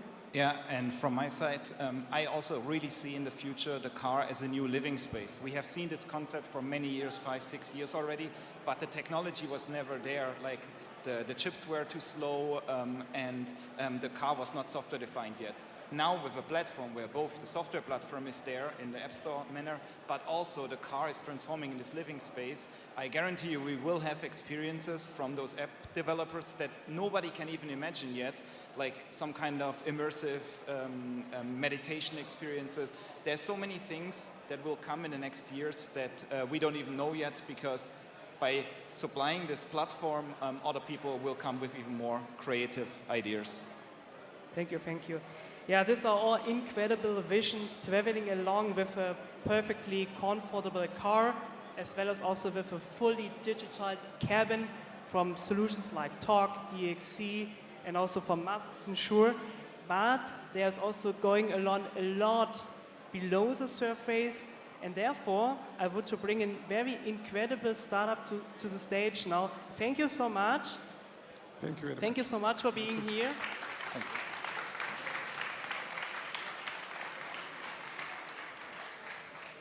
To enjoy all this solution which was explained now, we need also a very quiet and comfortable environment while we are moving with the car. Normally it's very loud and we have to concentrate what's going on onto the street. Therefore, Mercedes worked together with an amazing startup for those noise isolation solutions. And therefore, I would like to welcome on stage Dr. Johannes Weiß from Mercedes-Benz, Luca De Alexandro von Phonomic Weiss, and Maurizio Torello von Adler Pelzer Group.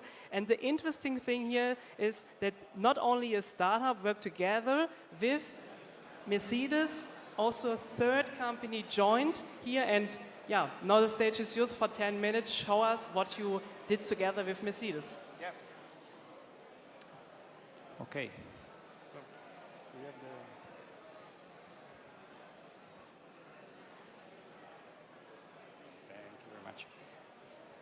Thank you very much.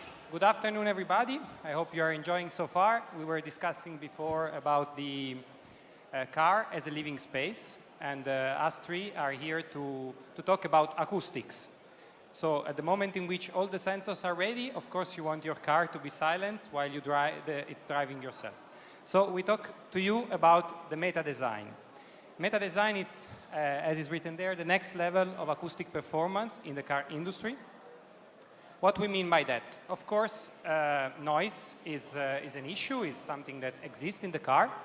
And normally you have different sources, okay? And you have different parts that address this noise, okay? Some of these parts we touch, like the carpet, for example, we can touch with our feet. But there are other hidden inside. Normally, how it works, that you have some materials, and in order to have the car efficient and also to save and to go for less CO2 emission, you need to reduce the mass of these components. But if you reduce the mass of these components, what happens is that you reduce also the performance. So our challenge in our project was to be able to reduce the mass and in the same time be able to have the same acoustic performance, and therefore to break what is well known in physics as the mass law. So we did this with our technology, which is meta materials. Meta means beyond in Greek, so we go beyond. Which means that we work with shapes and not with the raw material itself. You can see there some strange 3D printed stuff. You can imagine when we started the project, how strange was it? These blocks in the car. No, but then we industrialize it. The core technology is that there are some resonances. You can see that there is a periodic pattern in 3 dimensions that takes the wave and scatters the wave somehow. So it's everything about the shape and the topology and not about the material itself. We can use whatever material.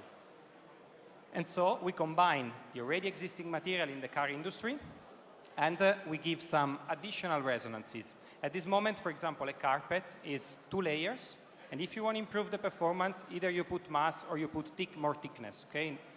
What we did was to use the surface, so to add multiple resonances in the surface that gives a 3D effect, and this 3D effect enhances the behavior. You can see some resonances there, but basically, you can imagine a 3D moving, wavy carpet now.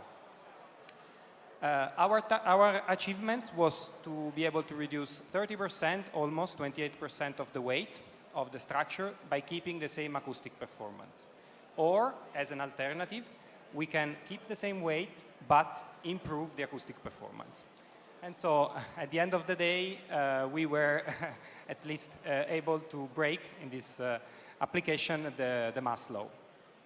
Of course, it's not only about the, let's say, planar samples or proof of concept, but it's also a real application in the car. So I introduce Maurizio Tarello. I give you the pointer.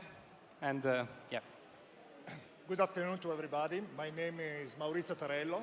I'm the Global Acoustic Director for Adler Pelzer Group. Adler Pelzer Group is a Tier 1 global supplier. So we are engineering, development, and manufacturing acoustic component for most of the OEM in the world. So in this very important and challenging project together with Mercedes and Phononic Vibes, it was really linked to transfer an innovative scientific solution into the industrial vision. That is very often not easy because of course, you need also to have the right technology available to be speed up in the innovation. Otherwise, the risk is to be too late in the market. To do this, of course, we have internal capabilities, acoustic laboratories. We have different laboratories in several around the world. And we have acoustic competence. And of course, with the help of the advanced mathematics, we were able to support the activity of the development through different phases, starting from the material characterization, because of course, belong to these scientific concepts, it's important to have the well knowledge of the material. And that was really helpful to support Phononic Vibes and do the simulation approach. Next, we approach to the realization of flat sample prototype parts that are built up by 2 layers. One is a heavy layer or hard layer material, impervious material, we apply a certain functionalization according to the simulation results obtained, and we just apply just using metal washer. You have seen maybe to our desk some samples there. And that we just approach to do some experimental test to validate the model on flat sample area. Next phase was really important to check how was the contribution of 3D part. And we agreed to handmade a current production part already in production. We did the functionalization first, again, by hands, on both sides, on foam side with air cavity and again with metal plate on the A side. And after we just again did transmission loss test in couple chambers, okay, on the body wide frame to check statically how was the behavior. Next has been everything installed in the car, okay, to just doing a real measurement. The part that we did functionalize is that one. You can see that is the firewall inner dash, so it's the vertical components between the engine bay and the passenger compartment. And here you can see that we just equip the car with several microphones, and here of driver and passenger, plus other microphone located on the floor, on the tunnel area, on the AP. And we did analyze the contribution. In the chart you can see the gap, the improvement in the area, in the octave band that we did analyze, according to the solution that we did set by the simulation. Thank you so much. So thank you, Maurizio.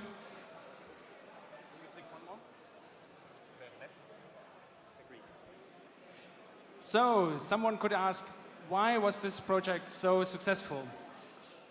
One reason for this, because what we see here, it was an awesome team. And of course, we weren't able to bring all the team up here on the stage, but I would like to thank you for all the people putting such hard work into this project.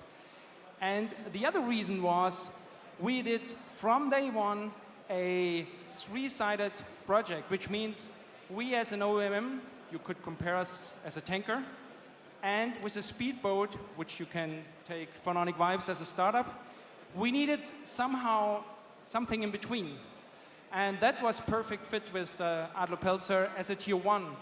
And Adler Pelzer not only had the function of just producing it, but they brought in some proprietary manufacturing technologies for actually producing this. Because here we're not talking a POC, we're not talking about we could, but we are talking about serial production. And next year we will produce this in serial productions. And it really works, and so therefore it's great. And it only works, we had this three-sided project. And we at Mercedes, we have already very good experience with these three-party projects where we bring in a startup as agile with a lot of know-how, us, of course, as an OEM, but very, very important, a tier one, which speaks our language with regards to production, to quality checks, to certifications, and all this. So therefore, it's very important to not only have a startup, but also to have an innovative tier one, and of course, somebody who sells it as an OEM. So, as a conclusion, you need something like 3 projects partner to be successful, have a great team, and of course, have also such a great platform as Startup Autobahn to really make it successful, and in the end, bring it into the car, bring it to the customer as a success. So thank you very much for listening, and have a great afternoon and evening. See you later then.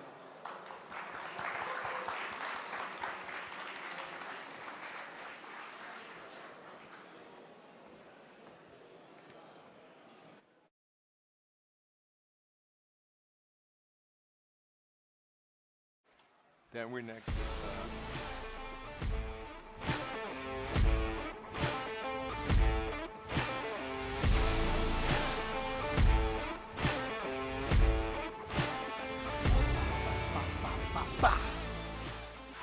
All right, we'll continue. We got more. So, thanks. First of all, I wanted to thank Tim too for moderating the panel. And if you want to see more about, some of these tangible results of what was just presented on the interior concepts, feel free to join the outside stage where the startups are presenting their solutions. Now, let's talk about sustainability. Yeah, let's talk about it. Sustainability has been one of the most pressing topics in mobility, and we want to present different perspectives on this topic. And in order to talk about this, I have the honor to introduce the two next moderators that's going to talk about the Plug and Play Trend Report on Sustainability. So please, you're here.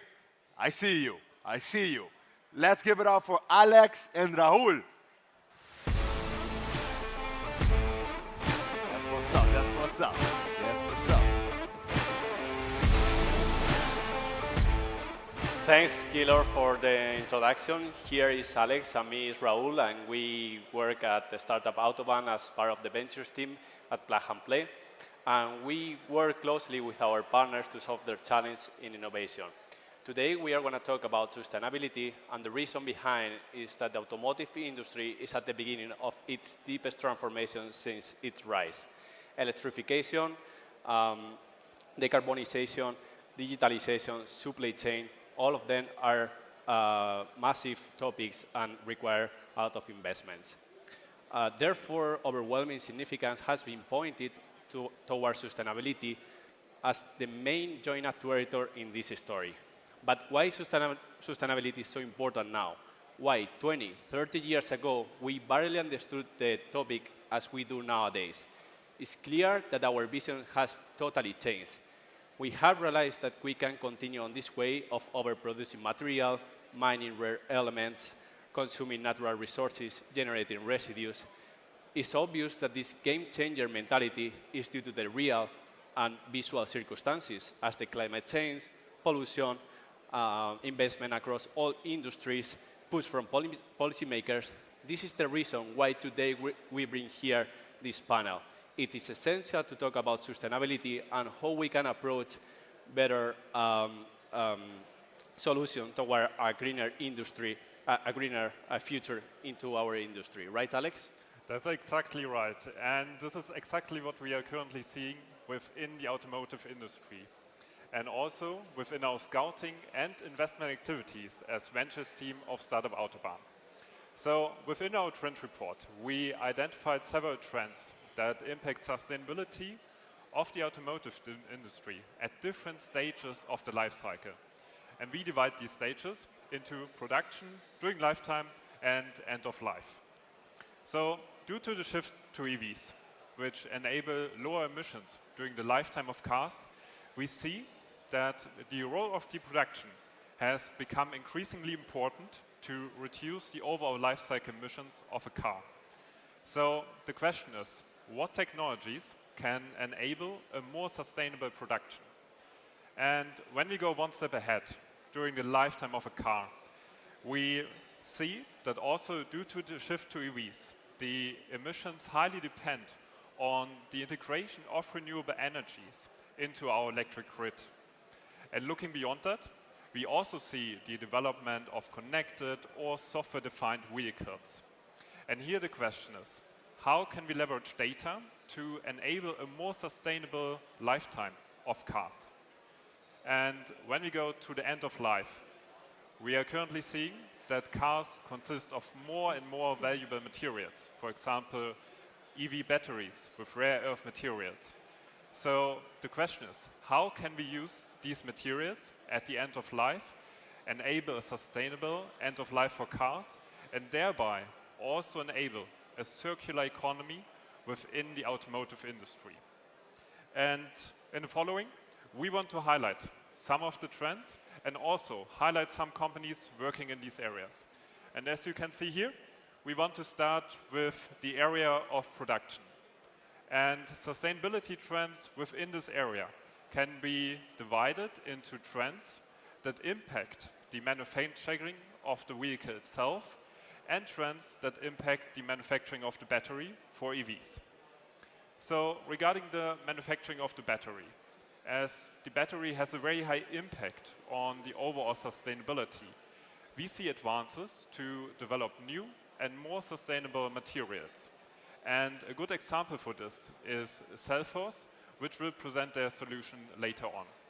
And what we also see is an advanced battery design to, for example, simplify the recycling process at a later point in time, or also increase the efficiency of batteries during the lifetime. And a good example for a data-driven battery design approach is the startup About Energy, which is partnering up with Porsche and is also presenting their pilot project here at Expo and also here on stage later on. And when we go to the other area, the manufacturing of the vehicle itself, we see that currently cars consist mostly of aluminum, steel, and plastic. And there are basically two options to make these materials more sustainable. The first one is to replace them with bio-based or recycled materials that are carbon neutral or even carbon negative. And a good example for this technology is the startup UBQ, which is partnering up with Maxion and is also presenting their solution here at Expo. And the second option I was talking about is to make the production processes of steel or aluminum more green. And therefore, we need green hydrogen in many cases. But this is also highly dependent on the integration of renewable energies into our electric grid. And this integration also influences the lifetime emissions of cars, which is also impacted by several other trends, which Raul will now explain further. Exactly, Alex. So sustainable solutions have also to exist during the lifetime of vehicles. So indeed, vehicle-to-grid technologies has attracted a lot of attention during the last year due to our increase of electric vehicles, as mentioned before. There is a growing interest in let's say, reduce the peak energy demand by better forecasting, reduce the peak energy by better forecasting the demand and also other technologies. However, electric vehicles are far to be the perfect sustainable replacement, and we are developing other green propulsion sources alternatives that they are helping to achieve this. Along with these new sophisticated technologies, we head toward the software-defined vehicle concept, which means that many components of the car are going to be controlled by the software. The sustainable approach here is to use digital twin tools that can assist to improve the monitoring and predictive maintenance of in-car components. Therefore, there will be more energy efficient and then can extend their life. In this case, we can develop new intelligent control systems with the goal to control the good function of the batteries and the engine, monitoring the temperature, pressure, and gases. Also, software optimization of autonomous driving is crucial to reduce congestion, traffic jams, and also to make better route optimizations. Finally, software and connectivity allows updates and upgrades which will reduce inefficient costs, reduce personnel, and the use of components. Only in this subtopic, we have 3 POCs this year. The first one is Sonatus with NXP. Second one is Pool System with Ports, both of them dedicated to the software-defined vehicle. And the last one, New Twin with ST Micro for the digital twin topics. But in general, what we can expect after the lifetime of the vehicle or the component? Well, over the last decades, we have turned our attention to understanding how we can tackle the problem of the end-of-life products.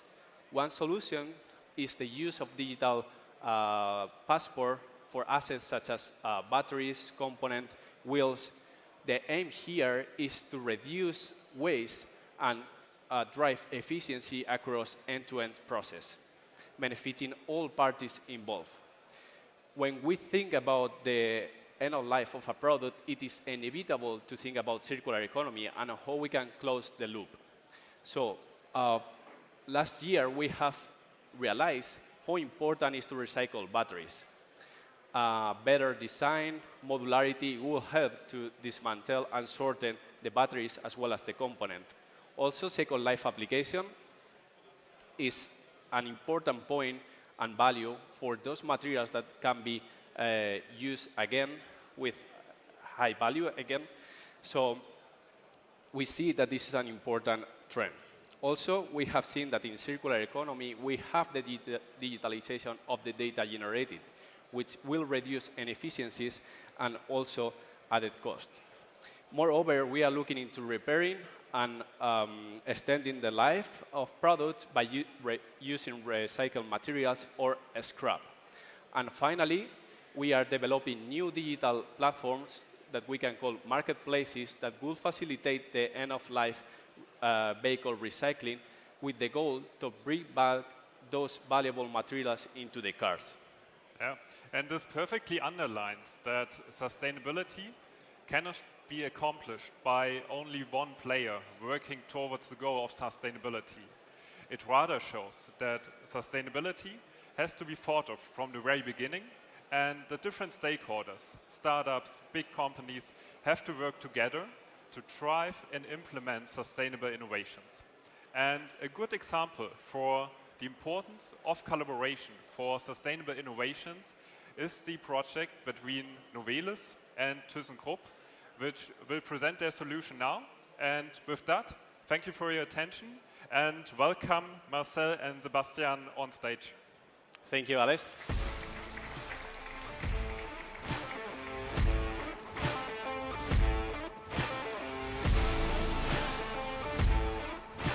Thank you.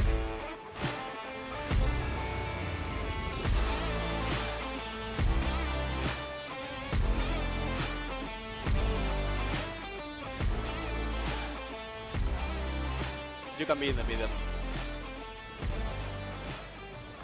So with this, we move to our first fireside chat, and we have Novelis and ThyssenKrupp here together. So I have on my right Marcel and Sebastian. So just for you, as a short introduction, Marcel is the Director of the Product Management and Strategy Automotive in Europe, and Sebastian is the Head of Customer Innovative Drive from ThyssenKrupp Material Services. So we have only 5 minutes, guys, so going directly to the point. We have seen and mentioned before that electric vehicles are growing in the market, and because of this, the main emissions are during the production of the car. So you at Novelis and ThyssenKrupp has been, let's say, tackling the goal of reducing the CO2 emissions with the model of recycling or the use recycled materials with aluminum parts of the car.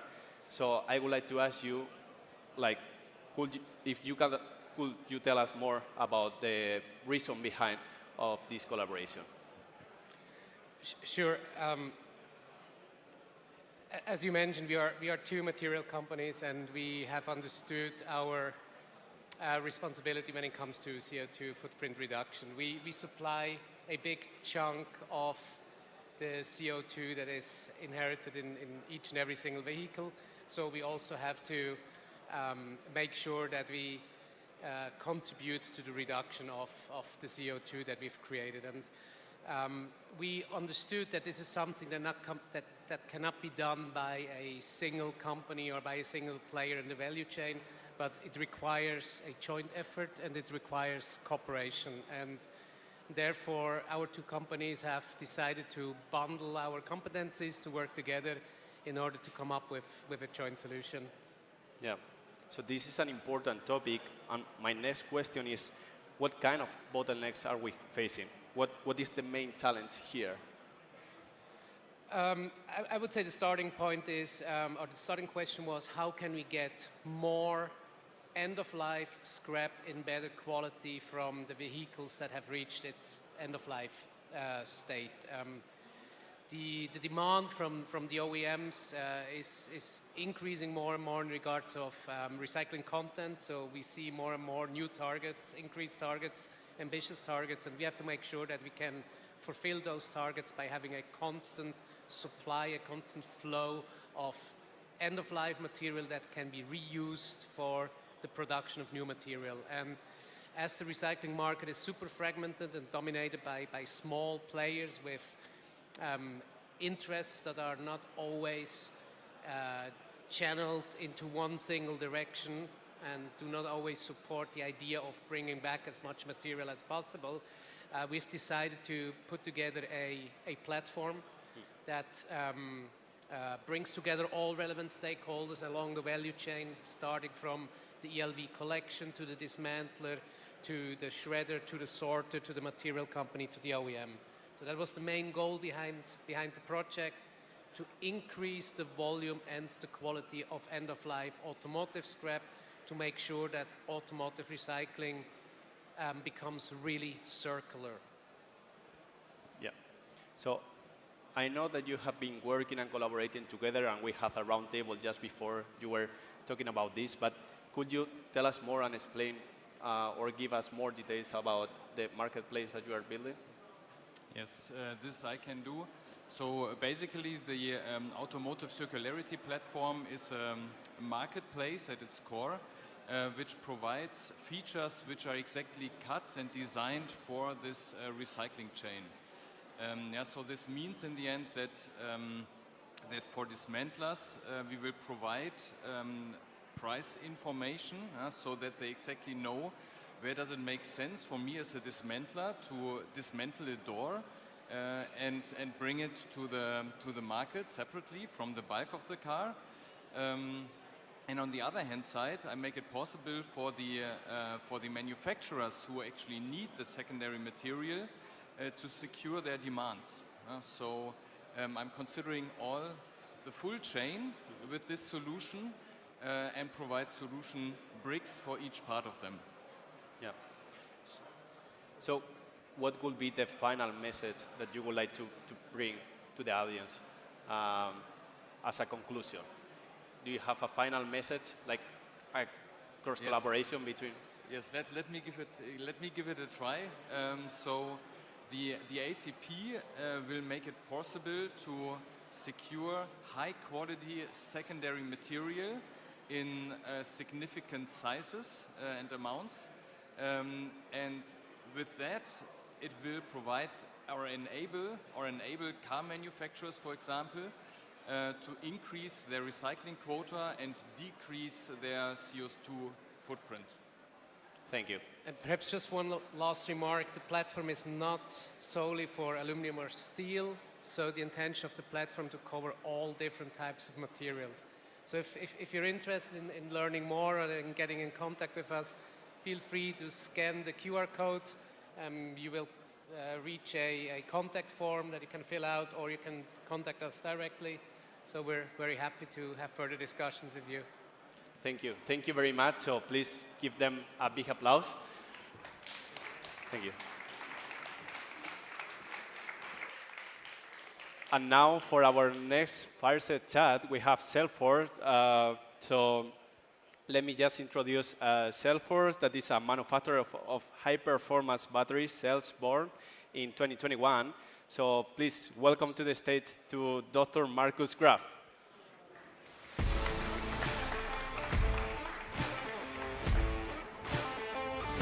Hello, Markus. So, yeah, again, like we have only 5 minutes, so I will just go to the right point. And as we are mentioned, like cells in electric vehicles are growing, as so as the batteries and new technologies. I know that you at Cellforce has developed unique batteries in a record time of a couple of years. So my main question or first question will be, how has Cellforce managed this fast development in a couple of years? Yeah, we started in 2021 with 0 employees. So the only way to be able to deliver the first SOP cells in 2024 is doing networks. And we started on the material level with BASF, with Group 14, with eLight, and also development partners in the university area to start up very fast. And we did the same also in the industrialization area with a lot of companies in Europe. And together we form a consortium where it's really an open exchange of information, and that way we are really very, very fast in the development. Mm-hmm. So I know that to build this kind of network is really difficult and has to come together with a robust product. So now going to the main point of your technology, can you give us more details about your battery cells? Yeah, Porsche is not looking for a Me Too battery, as everybody can understand. We are looking for a game changer. And the game changer we are seeing at the moment in the silicon area. Normally on the anode side you are using graphite. This is done for the latest 20 years. But now there is a new material on silicon technology which is able to store 10 times more lithium ions, and therefore we have a significant higher energy density. On the other way, we have also the situation that you can fast charge these materials. So we found one company in the world who has already industrialized this material, and this company is called Group 14.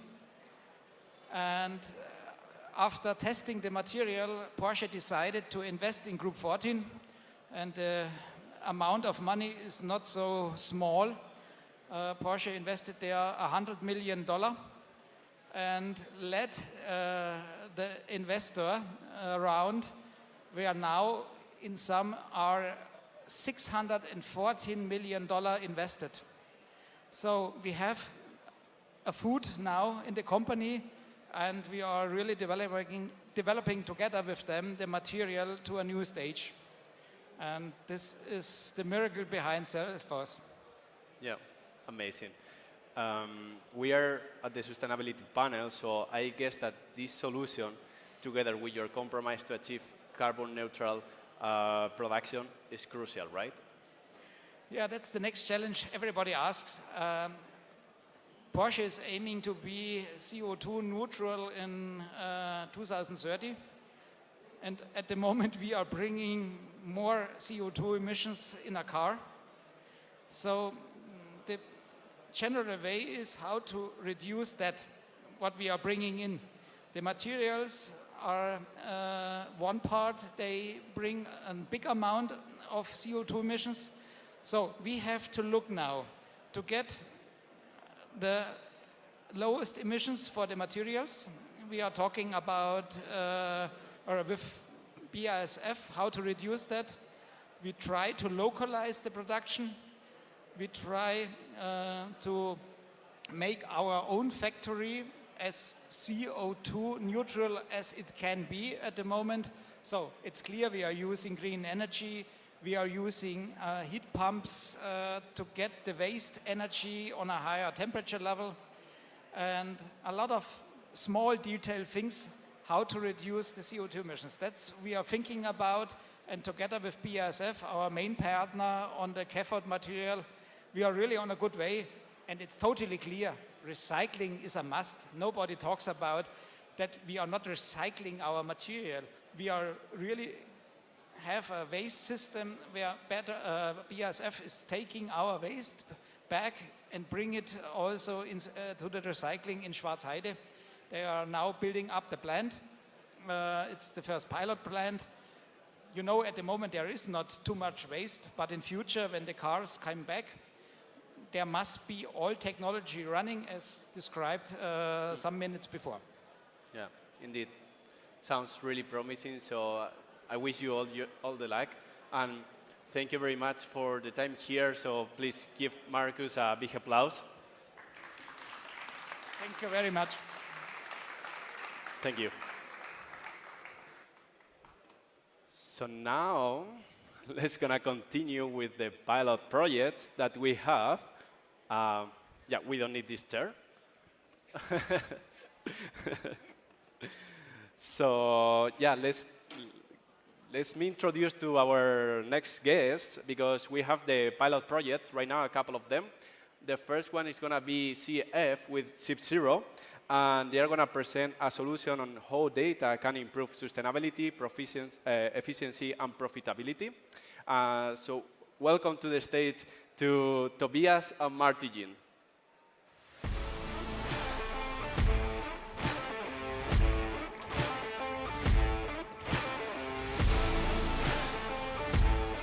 have this one?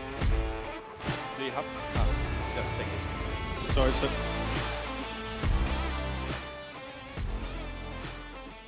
Thank you, Raoul. It's great to be back as ZF at the main stage again. Now with Ship Zero, we couldn't be more proud today.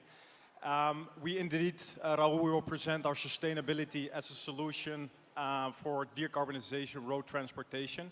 My name is Martijn Maters from Amsterdam, the Netherlands, and I'm leading global partnerships digitally for ZF Commercial Vehicle Division.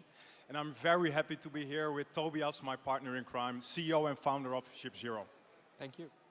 So now to the topic, why is it relevant, decarbonization of road transportation? Well, first of all, for its magnitude. Of all road transport, 71% is going over road. And that are 1 trillion of kilometers each year driven in Europe by trucks and LCVs. That's 3,000 times the sun and back. And this is incredibly inefficient. At this moment in time, 25% of all the trucks and trailers and LCVs are empty. And of the ones filled, actually only 55% are occupied. There is an enormous potential for optimization of decarbonization and CO2 emission. It's also an urgent problem because if we continue in the same pace, that emission will double. And hence all kinds of regulation have to be put, like a GLAC framework, standardization of calculating, measurement, reporting out, but also acting on decarbonization towards transport companies, we call them fleets. And they need to adhere to all this compliancy, and it's utterly difficult for them. We need to automate, we need to standardize it, it's costly, so it's completely ambivalent what their perspective is. So they need support, and this is exactly what we are committed to do as ZF and Ship Zero, to decarbonize based on an end-to-end digital solution. So how we will do it is actually very simple. We will combine key technology from ZF and the sustainability expertise of Ship Zero into one digital solution. So ZF, as you might know, is a third largest tier one, and we're leading actually commercial vehicle technology, investing dramatically in ACE technology. And we believe connectivity sits at the heart of our vision to decarbonize and to our vision of zero emission. But we also understand we cannot do it alone. So we need partners like Ship Zero. We built a platform, an open agnostic platform, where we can fuse data coming from our vehicles together with the expertise of Ship Zero. Yes, ecologic sustainability comes down to 2 core questions. How do I optimize my existing network of logistics activities? And how do I transform fuels and assets in the future towards net zero? Ship Zero provides data insights as a platform, as a neutral platform for exactly those questions. Basically managing the complex and painful data integration part for our clients, but also then providing trust and conformity and ultimately enabling freight buyers to take action. If you could. The Scalar platform, the open Scalar platform of ZF and Ship Zero unites the conviction of an open data platform as the key solution for decarbonization. What Ship Zero does is basically cutting short the data collection process, but then also the calculation of trip-level based emissions, and ultimately providing the trust through our accreditation in international standards. And together with the software and hardware base of ZF, you see the numbers here, over 300,000 connected trucks and trailers, over 2,000 connected fleets. We create a one-of-its-kind sustainability as a service solution here for the road freight industry. And how does that work? If you can continue, please. One example that we currently pilot is in the chemical industry, and our collaboration puts the focus on the fleet owners as the core of the transformation of the industry in road freight. We work with a Hamburg-based, highly specialized chemical operator, Kube & Kubens, and we connect them not only with continuous data exchange, not only to the solution providers for decarbonization measures, meaning renewable fuel providers, but also to their transport buyers who desperately seek transparency in their Scope 3 transport emission base. And I will continue on the next slide how that exactly works. Our partnership, Scalar and ShipZero, works directly with the fleet owner and leverages the data that comes out of the vehicles, but also out of the freight order data.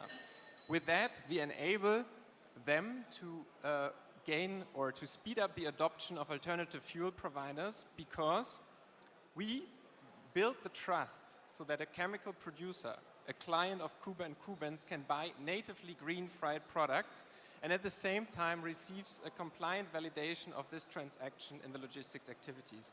And this really spins a wheel. We connect network partners, we connect ecosystem partners to make collaboration the key of the decarbonization campaign, basically. And yeah, with that, I think there's only one last thing that I want to add. You can't decarbonize alone. That's what's the major theme of our collaboration. This is why I also want to thank especially ZF Ventures, who brought us together as partners, who set this up and initiated our collaboration. But I want to also address this to the audience here. Let's work all together and let's push hard for a net zero movement to succeed and to make road freight net zero. Thank you very much. Thank you.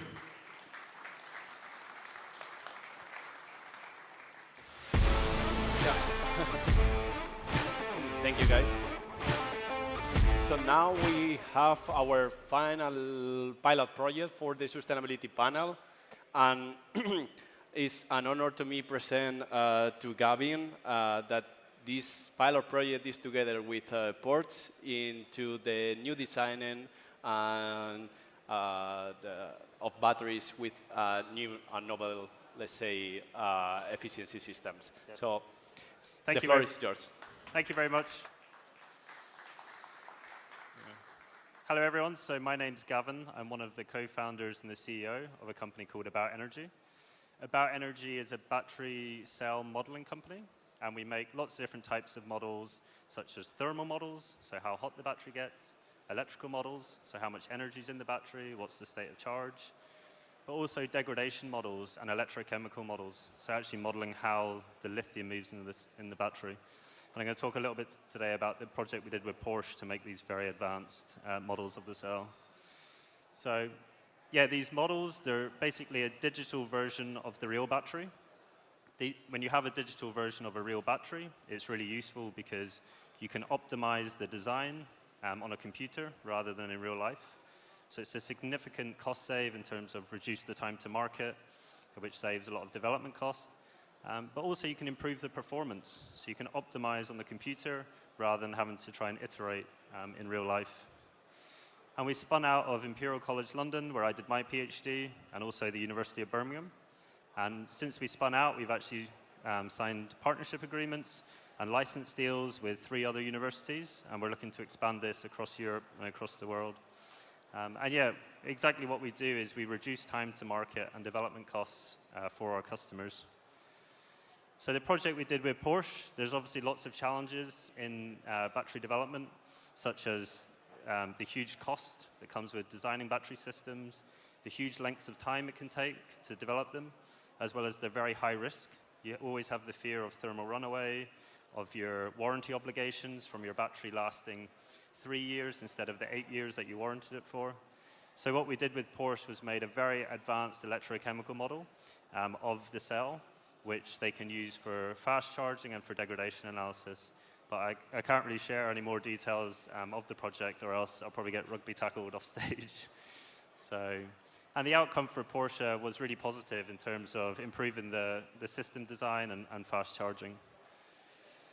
And we're working on building this very scalable platform now for the rest of the market. So we have over 10 customers. Half of them are multi-billion-dollar OEMs. The other half are small startup companies. And we've developed this platform called The Vault to try and centralize a lot of this battery information to help the whole way from cradle to grave, from material developers the whole way through to battery recycling.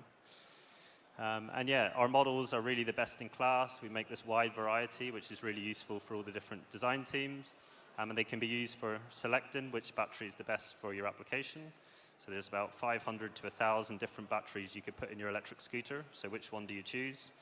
as well as benchmarking them, controlling them, predicting how long they're going to last, and then also the supply chain and the ESG targets that come along with that. So yeah, if that's at all interest, please get in touch. We'd love to hear more, and we have a booth literally just over here if you want to find out more. So thanks very much for the time today. Cheers. Thank you very much. I got my colleague for that. Thank you. All right.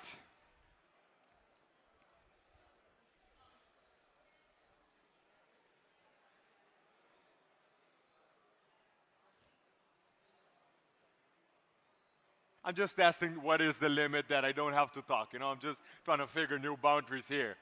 Now listen, people, I wanted to start by thanking Alex and also Rahul for moderating that panel.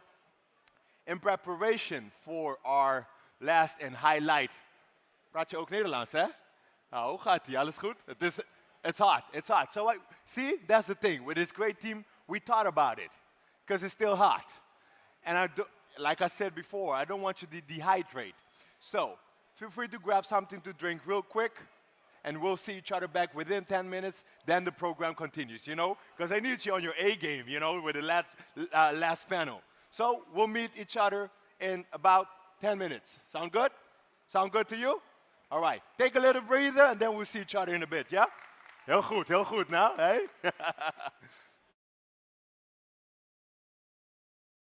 You look good, you're good?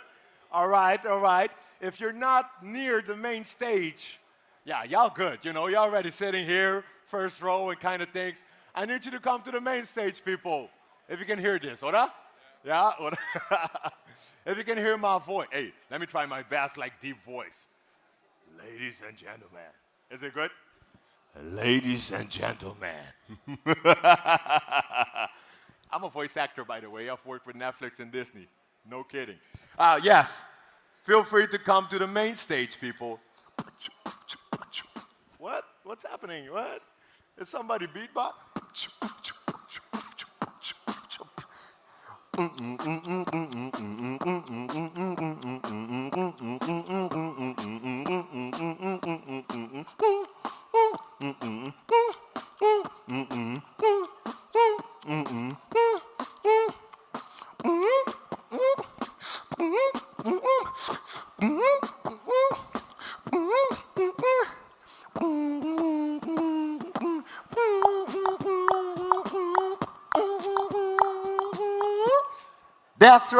That's right. All right. Let's get it back to the main stage.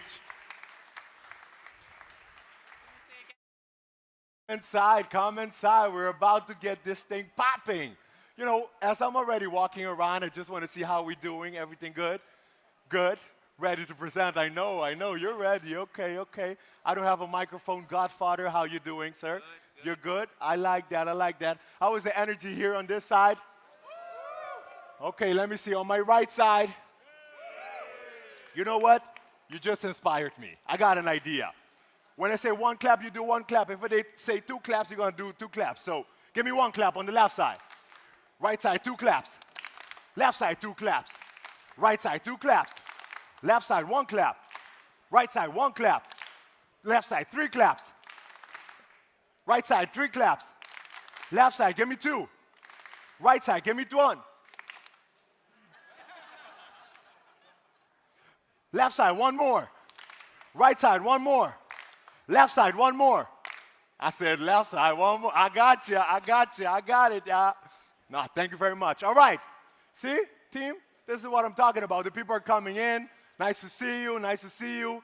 We're about to start in a few minutes, or what exactly? Let me know. We good? You give me the sign as soon as we're ready to, so I can introduce the next speakers. If you're still standing over there, you know, there's still a couple of seats left. I'm just saying, feel free to. Remember in school, teachers were like, I don't bite. I'm like, you can't bite me anyways. I'm going to go to HR or something. Why would you tell me that? But it's been an absolute pleasure. And I got to say, thank you for saying that you enjoyed the show. Have you been enjoying today so far? It really warms my heart that, you know, one, I get to keep this thing going, and that you're entertained. That's most importantly for me. As soon as the lights go off, I know something important is about to go down, right? So, Basti, you tell me as soon as we're ready. Nina? I got great colleagues. I just got to check in. What? Video's coming up. Startup Autobahn is an international open innovation platform powered by Plug and Play. We connect industry leaders and innovative startups in the areas of mobility, production, enterprise, sustainability, and more. Partnerships between startups and business units lead to the development of cutting-edge technologies. The result of this cooperation is a showcase of joint pilot projects at Expo. We really believe in open innovation, the innovation that is open to all corporations, investors, and most importantly, startups.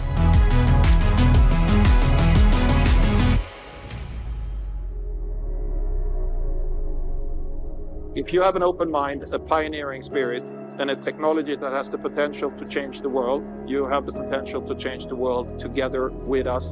And I think that is what this meeting today is all about. Big corporates are really hard to get into. It's really hard to navigate their organizational structure. This is what Startup Autobahn excels at. So the way that we benefited in this program is, of course, by getting access to real data, access to domain experts, and solving a problem that delivers real business value. Startup Autobahn brings new ideas, new technologies, and also a different approach to many of the topics. It's a very good fit, and we need Startup Autobahn to tackle sustainability. To help our 33 partners to facilitate the Startup Innovation Channel, we are looking for the best startups worldwide for the topics mobility, production, enterprise, and as well as sustainability, and finding the most efficient way and result-oriented way for the collaboration. Stuttgart is the perfect match, bringing together OEMs in the car industry, suppliers and universities and schools.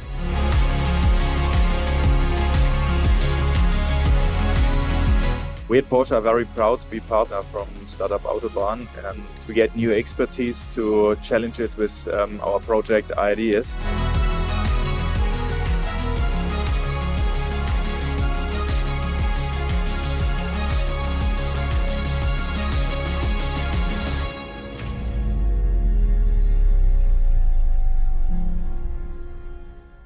That is when we come back to this main stage. So, listen people, for our highlight panel of the day, this is going to be, we're going to take the conversation we just had where we dove deep into different aspects of sustainability and the future of mobility. Now, we're going to talk about accelerating transformation towards an electric future of mobility. And I have the absolute honor, and I'm pleasant to welcome on stage the moderator, the lovely Dr. Antje Koh. Please receive her with a big welcome.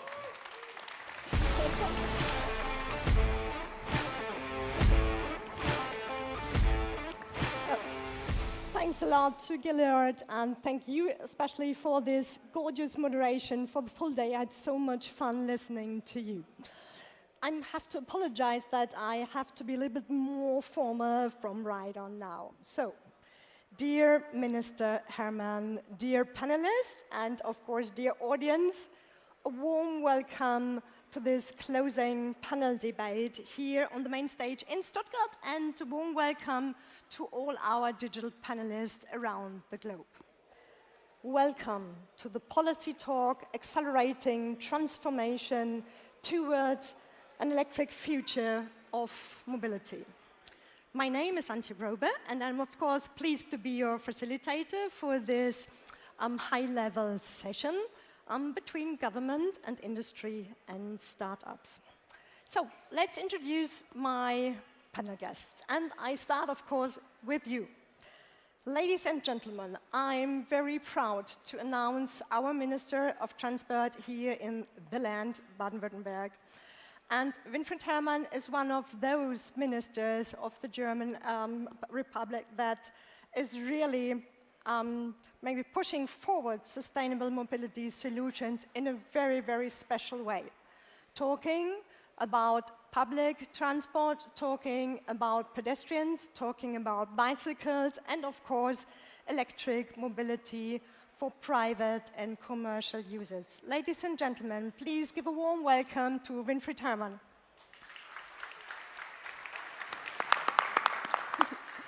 Please. So, my next guest has a very impressive CV coming from E.ON, coming from Oracle, and from Google. And she shifted from these really huge and global companies towards a small SME, 1.5 degree.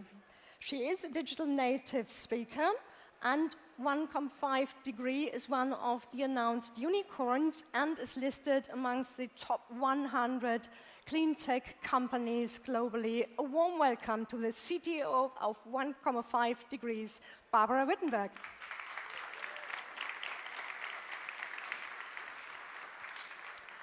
So, it's a pleasure for me to switch to the Netherlands, and I would like to introduce the president of Fleet Management Solutions from Bridgestone Mobility Solutions here on stage.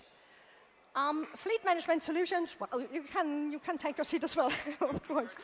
A little bit more to say about Jan Martin.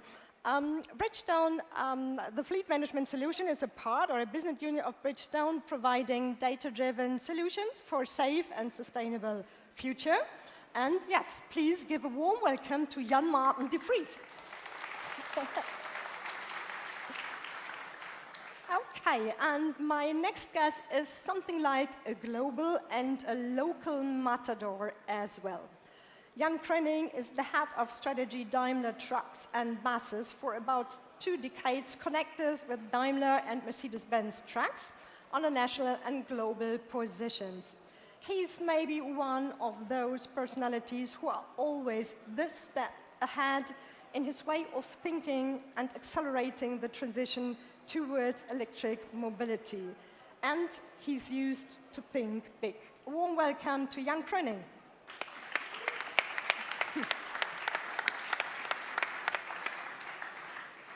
So, feels a little bit comfortable more than in the audience because he's got cooling over here, so I enjoy it to be on the podium with you. So in the first round, I would like to talk about solutions and opportunities and looking 5 years ahead. How can we master the challenges even faster? And I start with the minister. You already visited 2 weeks ago, I guess, the US, and you met policymakers and business partners in California, in Oregon, and Washington. Could you tell us what inspires you most and what are maybe, or what could be a role model to take home? Well, I've been in Sacramento on the EVS, that is Electric Vehicle Symposium, Worldwide Congress for Electrifying Cars and Infrastructure and so on. And the new focus was infrastructure for electrification of the cars and new trucks, for example, Daimler Trucks. We were in Portland at the company, Daimler Trucks. We want to see what is new, what will they bring in the future. And that was one of the good things and great ideas to see that even the trucks are becoming electrified. And Daimler, and we were at Microsoft in Seattle and AVS as well in Seattle, and everywhere where we talked with the people, I realized that they are really ambitious in transformation. They're looking for innovations and they have clear targets to protect climate. That's for me very important that we have a lot of partners working on climate protection, because this challenge is so big that's not only up to the governments to solve the problem. We need the companies, we need the society, we need the science, and so on. And the good thing was, and the good feeling I got is, the people everywhere inspired and to do it, not to talk, to do it. And that is so important. Yeah. Maybe that's even the take-home message for us, that's really coming into the doing and not just only talking. But our job is to talk. And you mentioned directly, Jan, So I would ask you, of course, your company was closely connected to the minister's visit in the US, but asking you, viewing or having something like an outlook 5 years ahead. So what would you answer? What are the upcoming solutions? Yeah, so 5 years ahead, the good thing of 5 years ahead is that we will be completely already in the transformation towards zero-emission vehicles, so it will have become a reality. Could we raise up the tone a little bit? It's really hard to understand okay. you. Sorry. Thank you. The important piece is that towards these 5 years, we all master kind of 4 challenges. The one is the assets, so the vehicle, put batteries in it, fuel cells in it, so that it's able to run on electricity. The next is to get the green energy, the infrastructure, so the charging in place. But then the most important piece, and I think that's what I've already seen a couple of great ideas here, is to support the transportation industry with all the solutions towards the electrification. Mm-hmm. And you know, this is something which is, of course, on the one hand hard, but on the other hand also exciting, because it's a great market out there. Yeah? So there will be solutions in terms of completely different route planning. There will be solutions around charging. And there will be a lot of things where particularly startups, but also OEMs can create value to support the customer and then share this value with the customers. And we've done that already with, for example, Mylands, our charging joint venture, and doing that with buses. But we are so sure that we cannot do that all alone, and that's why we are building here on you, having great ideas and supporting this change towards zero-emission vehicles. So thank you. It's interesting to hear that it's not only the technology of the trucks and the buses, but even the need for infrastructure and maybe to find customized solution. Excellent. So thank you. Maybe that's your job. Jan Martin is responsible for the huge fleets. And by the way, he has said last year on a conference a very remarkable sentence. He says, in the next 10 years, even more change can be expected than in the past 100. So the same question to you, what will be the next steps in the future, and is maybe digitalization the key for that? Yeah, I think digitalization is definitely one of the keys, especially when you put it in the light of use of data to bring smarter solutions for EV end-to-end to the mobility players in the market. But that's, so let me start to say EV is there to stay and that's a good thing for all of us, because it will help us on this journey towards a sustainable mobility future, and it gives companies a license to operate.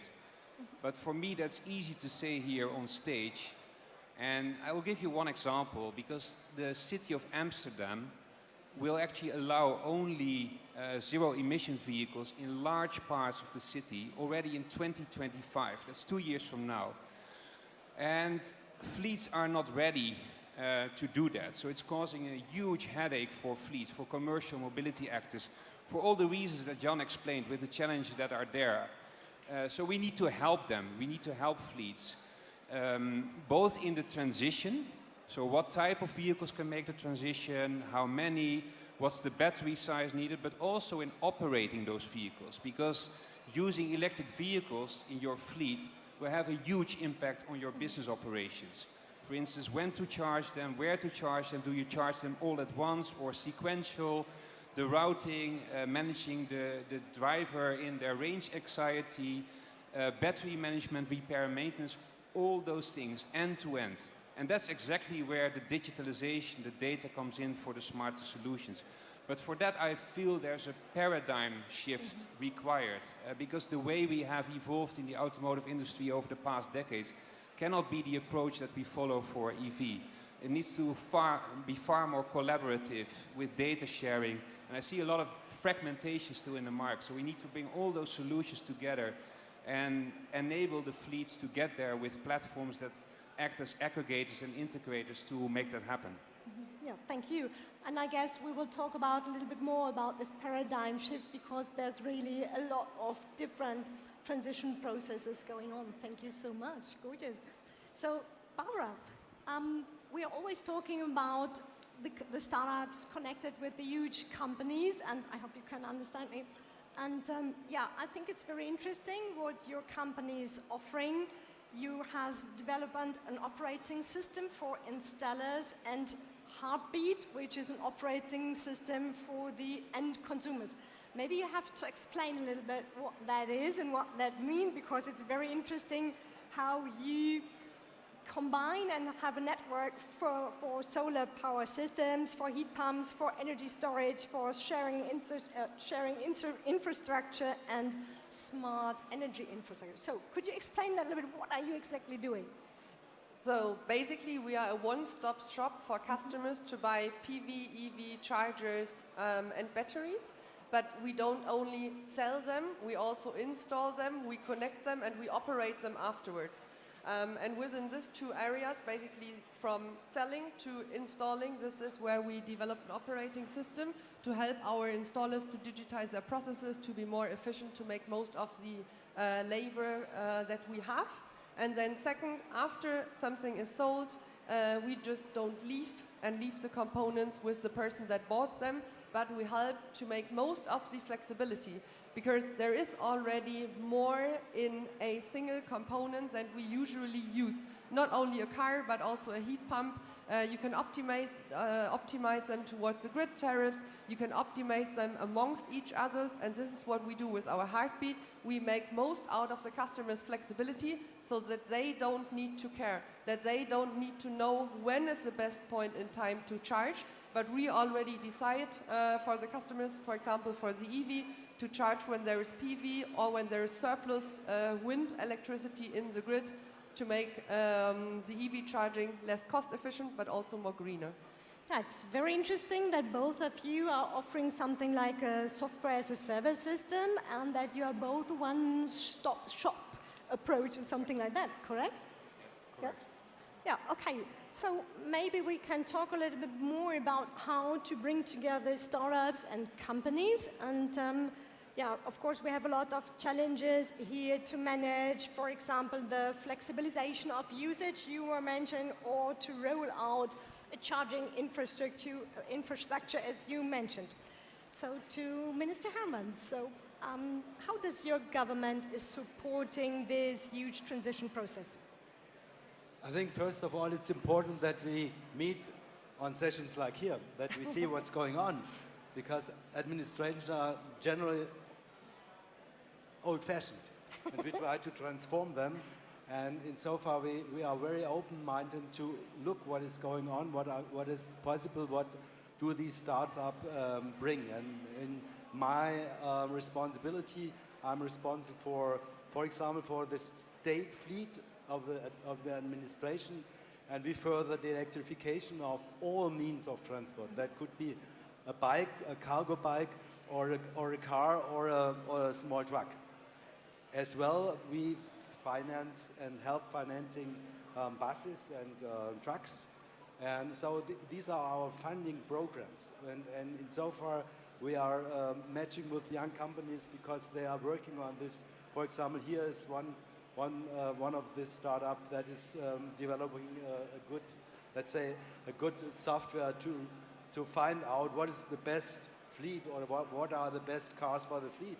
This could be help very much. And what we are as well doing is we try to become a producer of green energy, because we need green energy at best along the infrastructure, railways, autobahn, streets and so on, because we need a lot of new green energy in order to electrify the traffic and transport system.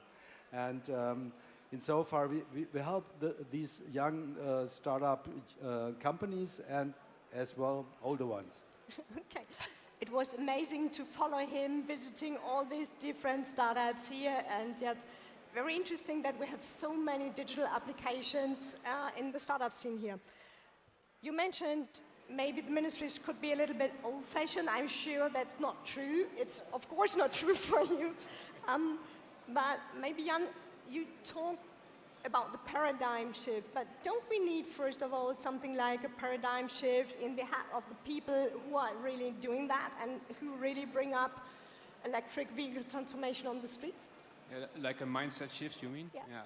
I think it's the mirror of the same, and it's a big word, paradigm shift. So I would say yes and no, the mindset shift, because on the one side, what I see is there's a lot of awareness now across many different industries. So governments are pushing it clearly.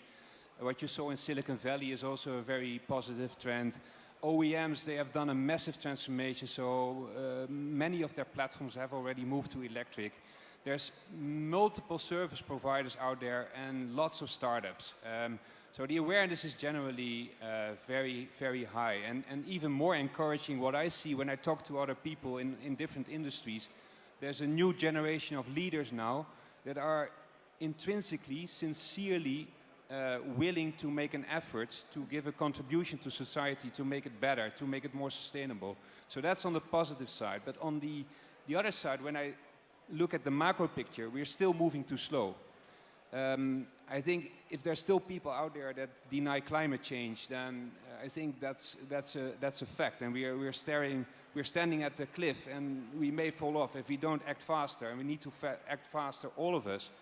And then that requires this paradigm shift, and in a way, indeed, also a mindset shift, because then you need to work in a different way than what we used to do in the automotive and mobility sector. You need to be willing to share data. You need to be willing to partner with other companies. Nobody can do it alone. You need to form this ecosystem. You need to be willing to connect to platforms. You used the word one-stop shop. I didn't mean it in a way to control the industry, being a one-stop shop and get all the power. I meant it more to make it easier for the fleets to consume these services from the specialists here, like Charge-Allies and from BIA for smart charging, get it integrated in a platform to make it easier for the fleet to adopt it. And that's where I think also companies need to start using that. There's a lot of solutions available. We can act on it. Don't wait for the perfect solution. Start acting on it and learn by doing. That's what I mean with the paradigm shift. Yeah, and you see this is full startup mentality, which is just coming out of you with a lot of effort. Thank you so much for that. I would like to hand over to Barbara, because maybe you are very familiar with both worlds, with the really huge companies and the startups as well. And do you have any recommendations how we can manage this acceleration and maybe this paradigm shift even in the huge companies? Maybe 1.5 degree is also a huge company in the sense of how many smaller installers we incorporated. But we look at it not from a mind shift perspective, because our customers are already there, right? So I already get asked, our customers want a PV. They want it to be integrated with the electric vehicle. So what we do is a little different than changing mind. We say, okay, we only work with partners that are open to be integrated into our platform. Otherwise, we can't even fulfill our customers' demands and what our customers expect from us. So we tackle it from the customer side and follow the customer's demand. And if you do that, then you don't need to, there is not even other option to continue installing hardware devices that are not steerable, for example, in customers' homes. This, I would say, is the one thing. That if you follow the customer mind, you don't need to shift your mind, but you just follow what your customer demands, and that works in small and bigger customer companies. And then the second thing is, once you have a drive, you can see how the rest of the community follows, right? For 1.5, for sure, it was a lot more difficult to find the first traditional installation companies that wanted to come with us on the journey, join the group, be integrated, change their processes, change the hardware that they sold. But at a certain point in time, it gets a lot easier because they see it's working. It's a lot of fun to work in that way, to make your customers happy, to learn new things, and then it starts to be a rolling system, and you grow super fast. And this is how we tackled a mix between a startup and a big company. Yep. Sounds easy to be very close to your customers, but maybe it is not, even if you're working with the installers and the private households as well. So compliments that you are doing that in the way you are doing. Thank you. So handing over to Jan and asking him a similar question. Your task is to accelerate the transition of commercial transport, including changing the mindset of your colleagues. So what are your recommendations? What do you learn from the startups all over here? Yeah, so probably give you, first of all, a little bit of impression what I think is the most important, and then the learnings from the startup. I think when we think about transformation, particularly in industry, we have to think that more as a chance than a threat. Yeah, there where it really starts, because if you say it's a threat, it drives all the current business kind of in a Jan, curve could you where could you little bit turn the mic? That hey, I'm getting some stage advice, great. So in a curve where this technology will not be value anymore, then you're not really focusing on the things that will you make successful in the future. And that's what change is all about, that you embrace it and see that at the end, this growth potential in zero-emission vehicles and also other solutions will be a chance for not only us, but also many others. And I think this is what I can learn, and also many others can learn from here, that actually this is a startup scenario. Yeah? You have a fast-growing market, you have high chances, you have kind to explore, find your way through it, see that you also fail and then redo and do something new, but never give up and see that at the end, in the future, you will be successful. So at the end, I think it's much more thinking about that, to move from a victim to an author and really write the story of transformation, and then I think we all will be successful there. Yeah, thanks a lot for your insight, and I guess it's accelerating for all of us, and yes, bringing this innovation on the market. Thank you. So we are close to the final course over here, and I would like to end the debate talking about open innovation as the vehicle to accelerate EV transition. Startups bring new technologies into corporates. If we meet again in 5 years, where are we then? And I start with Barbara. In 5 years' time, I believe that there will be no customers, independent of B2B or B2C out there, that will buy devices that are not integrated with anything else, but just stand alone. That's easy. Jan, would you go on? Yeah, I think we will be in a world where everyone understood that we are in the middle of the transformation, and that electric vehicles and trucks are just there on the road and will help us to decarbonize transportation. Sounds excellent. Yeah, I will bring it back to EV.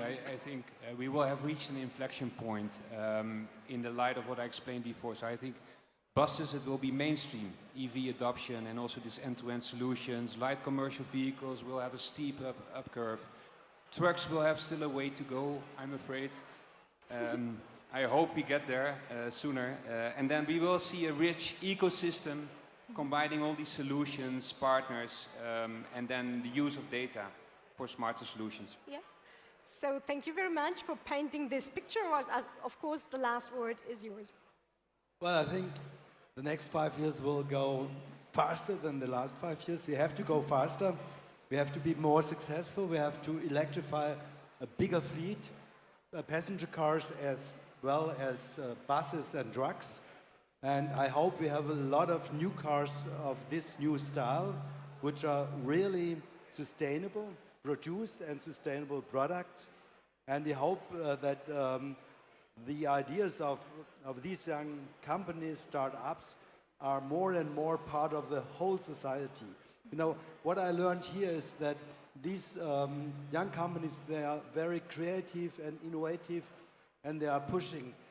And we need more push and more creativity in our society, and we need more people that say, let's go on, let's do it, we have to do it, and there's not too much time to save the planet.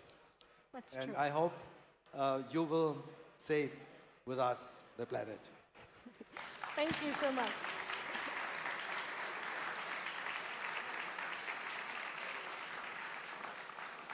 Yeah, thank you very much to all my panelists for this energetic debate, and of course bringing so much energy back to you. That was really fascinating to listen to you.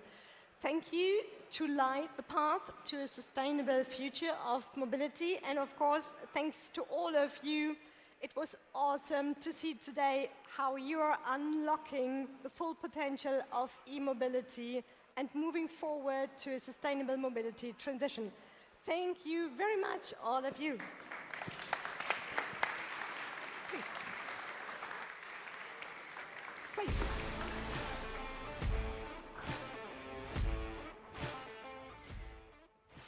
And now, it's my very big pleasure to hand over and to give the mic and the floor back to the amazing Gillard, who did such a fantastic job all over the day. The floor is yours for the closing ceremony. Thank you very much. Come on, bring it in, bring it in. I got to hug you after that, you know. Thank you, Antje. Okay. As my team is quickly wrapping up here, grabbing, I got Carlo. Where's Vince? Is he on? There. See, he's there. You're quick, you're quick. So, you can imagine, we're almost at the end, but not yet the end. It's not over until we say it's over. So, special shout out to all of our corporate partners and startups that traveled to be here today. An absolute pleasure to have you all. And also, our dear friend Marcus from the Mercedes-Benz couldn't physically be here today, but he wanted to make sure that his presence is felt. Take a look at this. Hello everyone. I was in my early 30s when I got my first work assigned abroad. I was responsible for a new car production in Cairo, Egypt. I think I never learned more in a shorter time, but more importantly, there's hardly a limit to what you can achieve together. When you are passionate about a common goal, it unlocks nearly endless capacities for teamwork and creativity.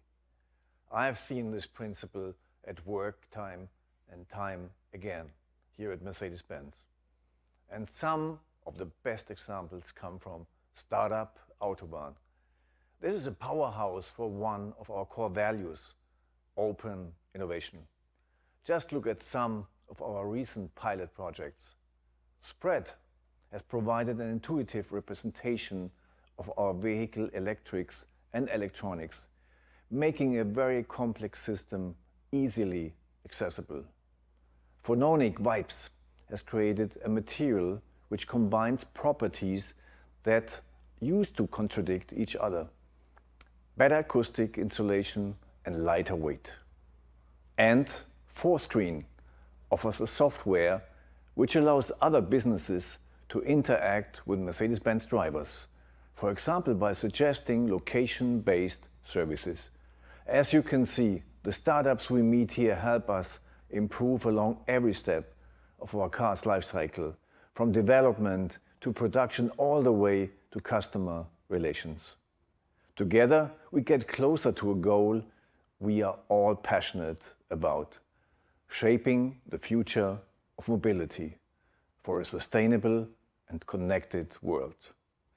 Thank you so much for your contributions and the best of luck to all of you. Very much, Marcus. Yes, we're gonna let him know that you clapped for him even though he wasn't here. Marcus, if you're seeing this somewhere, that's your applause, brother. All right. Today was packed with innovation, over 6 hours of content on the future of mobility, sustainability, production, enterprise, and so much more. So, it's time to honor these very outstanding collaborations with the Plug and Play Global Innovations Award. And it's only right. I know you got some energy, some juice left, you know, isn't that energy? Yeah, I know you got some energy left. Let's put our hands together to receive Madeleine, and Robin.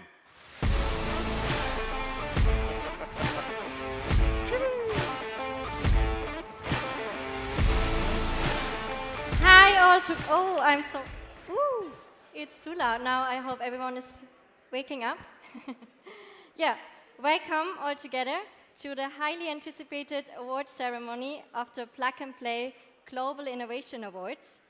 And yeah, although it was super hot today, I think it's been an incredible day, filled with groundbreaking ideas, cutting-edge technologies. And now, it's time to honor those who have truly pushed the boundaries of innovation. But before we proceed, I'm delighted to share that we have also had the honor of presenting 2 additional awards this year.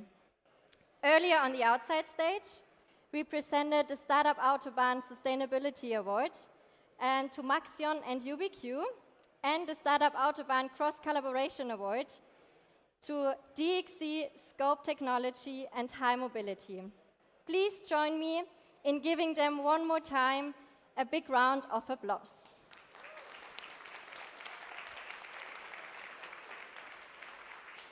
Okay, thank you, Madeleine.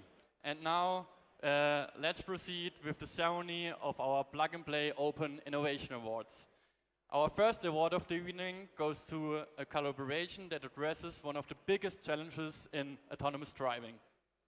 By combining their expertise, the collaborative efforts have resulted in groundbreaking solutions that guarantee optimal performance, safety, reliability, and even reliability in the face of challenging weather conditions. Please welcome together on stage Webasto and Kanatu.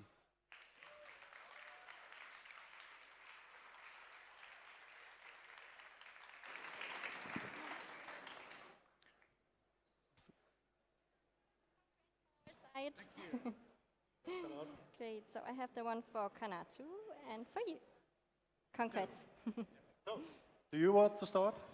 You're Kanatu, I'm Webasto. Yeah, I can start here. So, thank you for this great award. It's amazing to get award for the company who is removing snow and frost with day like today. So that's awesome. It's also great to have this platform like with Autobahn event. So it's great for us to collaborate here. So our kind of the technology and innovation, what we have done together with Webasto for all of you. So it's fantastic to be here. So, and I'm really pleased the collaboration with Webasto. It has been great to work with you like last two years. And of course, what we are providing there is that with autonomous driving and safety, you can drive with any weather, whether it's frost, whether it's fog, like with high humidity, and really providing the safety for everyone. So thank you. Yeah, also, this is your applause. Yeah, also from Webasto side, thank you for this prize. This really honors our strengthening in taking part in innovations and driving collaborations together with startups. I also have the product here. You can see it, and I hope you took the chance to visit the booth and see the product. For us at Webasto, we see that autonomous driving is the future of automobility. And it's very important for us to have a clear and visible field of view for all the sensors inside, which are based on opticals, which is LiDAR or cameras or like that. And this solution, together with Kanatu, which we started in a collaboration 2 years ago, proved already from the first prototypes to this already very high sophisticated sample that we are on the right way. So thank you, Kanatu, and thank you, Startup Autobahn and Plug and Play Thanks for participating and for this award. Great. Thank you. I think let's make a picture once again, all together. Camera guys, where are you? Great. Good, I think we have it. Thanks a lot. Awesome. Awesome. Thanks. Great, and so with our next award, we want to honor an extraordinary collaboration that transformed the landscape of logistics efficiency. With dynamic loading instructions powered by augmented reality and real-time validation, they redefined the standard of efficiency and accuracy in the industry.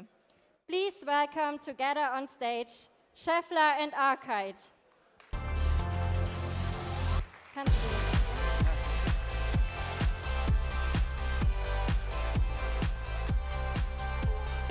Super, herzlichen Glückwunsch. Congrats. So you also get the award. There you go. Perfect, you're welcome. Yeah, thank you very much for having us again. It's been a pleasure being here today. And yeah, we are just representatives of the actual project team. So I want to take the chance and just say thank you to everyone again, to Arcade, team standing here partially as well, and also to our team in AKO Aftermarket Kitting Operations in Halle. They are doing the actual work of implementation there. And I hope you all had the chance to see our demonstrator. We couldn't bring it on stage right now, it's a bit too big. Yeah, with that being said, thanks again and have a nice evening. Yeah, and the same, Lucas, also from our side, thank you very much. specifically thanks to Schaeffler, believing in our guides, believing in our product, in our technology. It has been a very good journey so far, and I'm also very thankful on working with you as a company, because you're also a very innovative team, and it's really a pleasure to work with you. Great. So once again, big applause. And maybe Thomas, Patrick, if you want to come on stage for the picture, that would be great. Great. Oh, almost energized. Perfect. Kannst du nicht.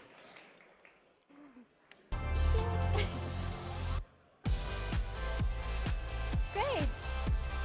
We have it. Thanks a lot. Great. Thank you so much, guys. Thank you so much. Thank you. Okay. Thank you so much. Great. And last but not least, we would like to hand over the third and final award of the evening to a truly special collaboration between not only an OEM and a startup, but also a Tier 1 supplier. The outstanding collaboration along the value chain really highlights what Startup Autobahn, powered by Plug and Play, stands for. An open innovation platform which enables and facilitates collaboration projects between industry partners and startups. In this case, the project team has redefined standards of vehicle acoustic isolation. Without further ado, please welcome together on stage Mercedes-Benz, Adler Pelzer, and Phononic Vibes.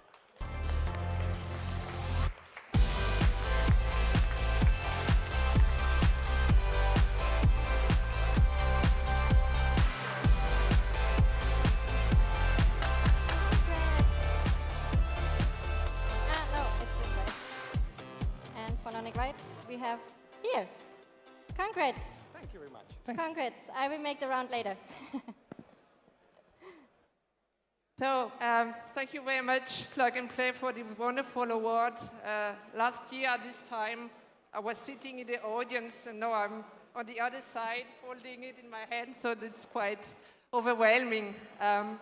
Our Meta Design project was an inspiring and exciting journey, and it was a great team spirit all over it, beginning with Phononic Vibes here and here, the two Lucas, who had the idea for the technology and who connected then to Tier 1 Adler Pelzer, Maurizio, who developed then the automotive application of it. And then Maurizio had a good idea to come to Mercedes and to trust us with the first draft.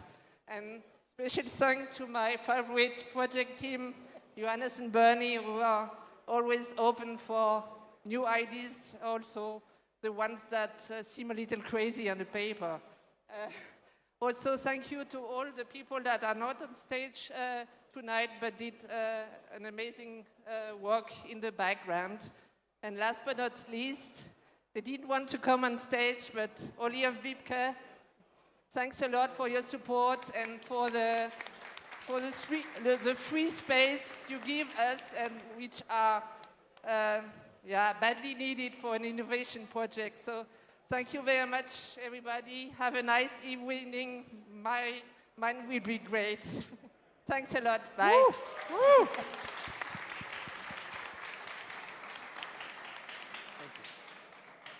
Okay, so let's make a picture. Yeah, there are coming some more guys up.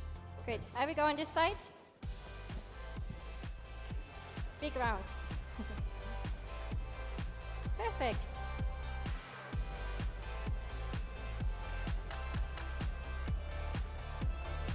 Great. Thank you so much once again, and congrats. Thank you, guys. To the whole team. Great. So thank you all for joining us today, and especially for the award ceremony. And now, the last thing I can say, let's continue to foster innovation, forge new partnerships, and shape the future we all aspire to achieve. Back to Gillard, where are you? I'm right here, don't worry about it. There we go, nice. Thank you very much. Now, people, unofficially, officially, we came to the end, but I can't let you go without thanking the team, can I? You know, it's only right. So this is how we're going to do this for this part. First of all, absolutely, thank you for being here. It means a lot, right? Godfather, if you say yes, you approve. All right, I like that. Now, in order for me to introduce, especially one of the reasons I'm here, I want to start with a slow claps, and then I give them, you know, as I'm saying their names, you continue to clap. We want to do that. Let me hear you. Let me hear you start clapping.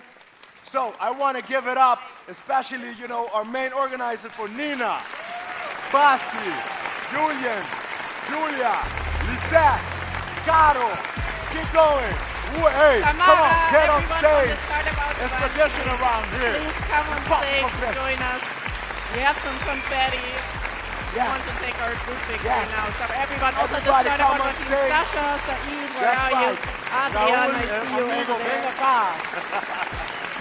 Also our business unit, corporate partners. There you are. The volunteers, where are you guys? Come on stage as well. Barlow. Also our partners, I see you social over media right here. Watch out, I heard a glass break over there. Don't stop on it. Keep running. You heard it, right? Felix, faster. Okay, there we go. Who's Now, come on now. Now, come on now. Are we going down, Saeed? Okay, we're going down.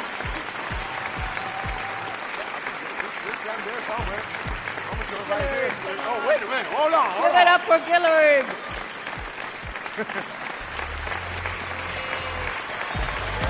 Oh, yeah! That's right, pop 'em. There's that big Expo 2023. Thank you, Jimmy. Thanks for making this day possible.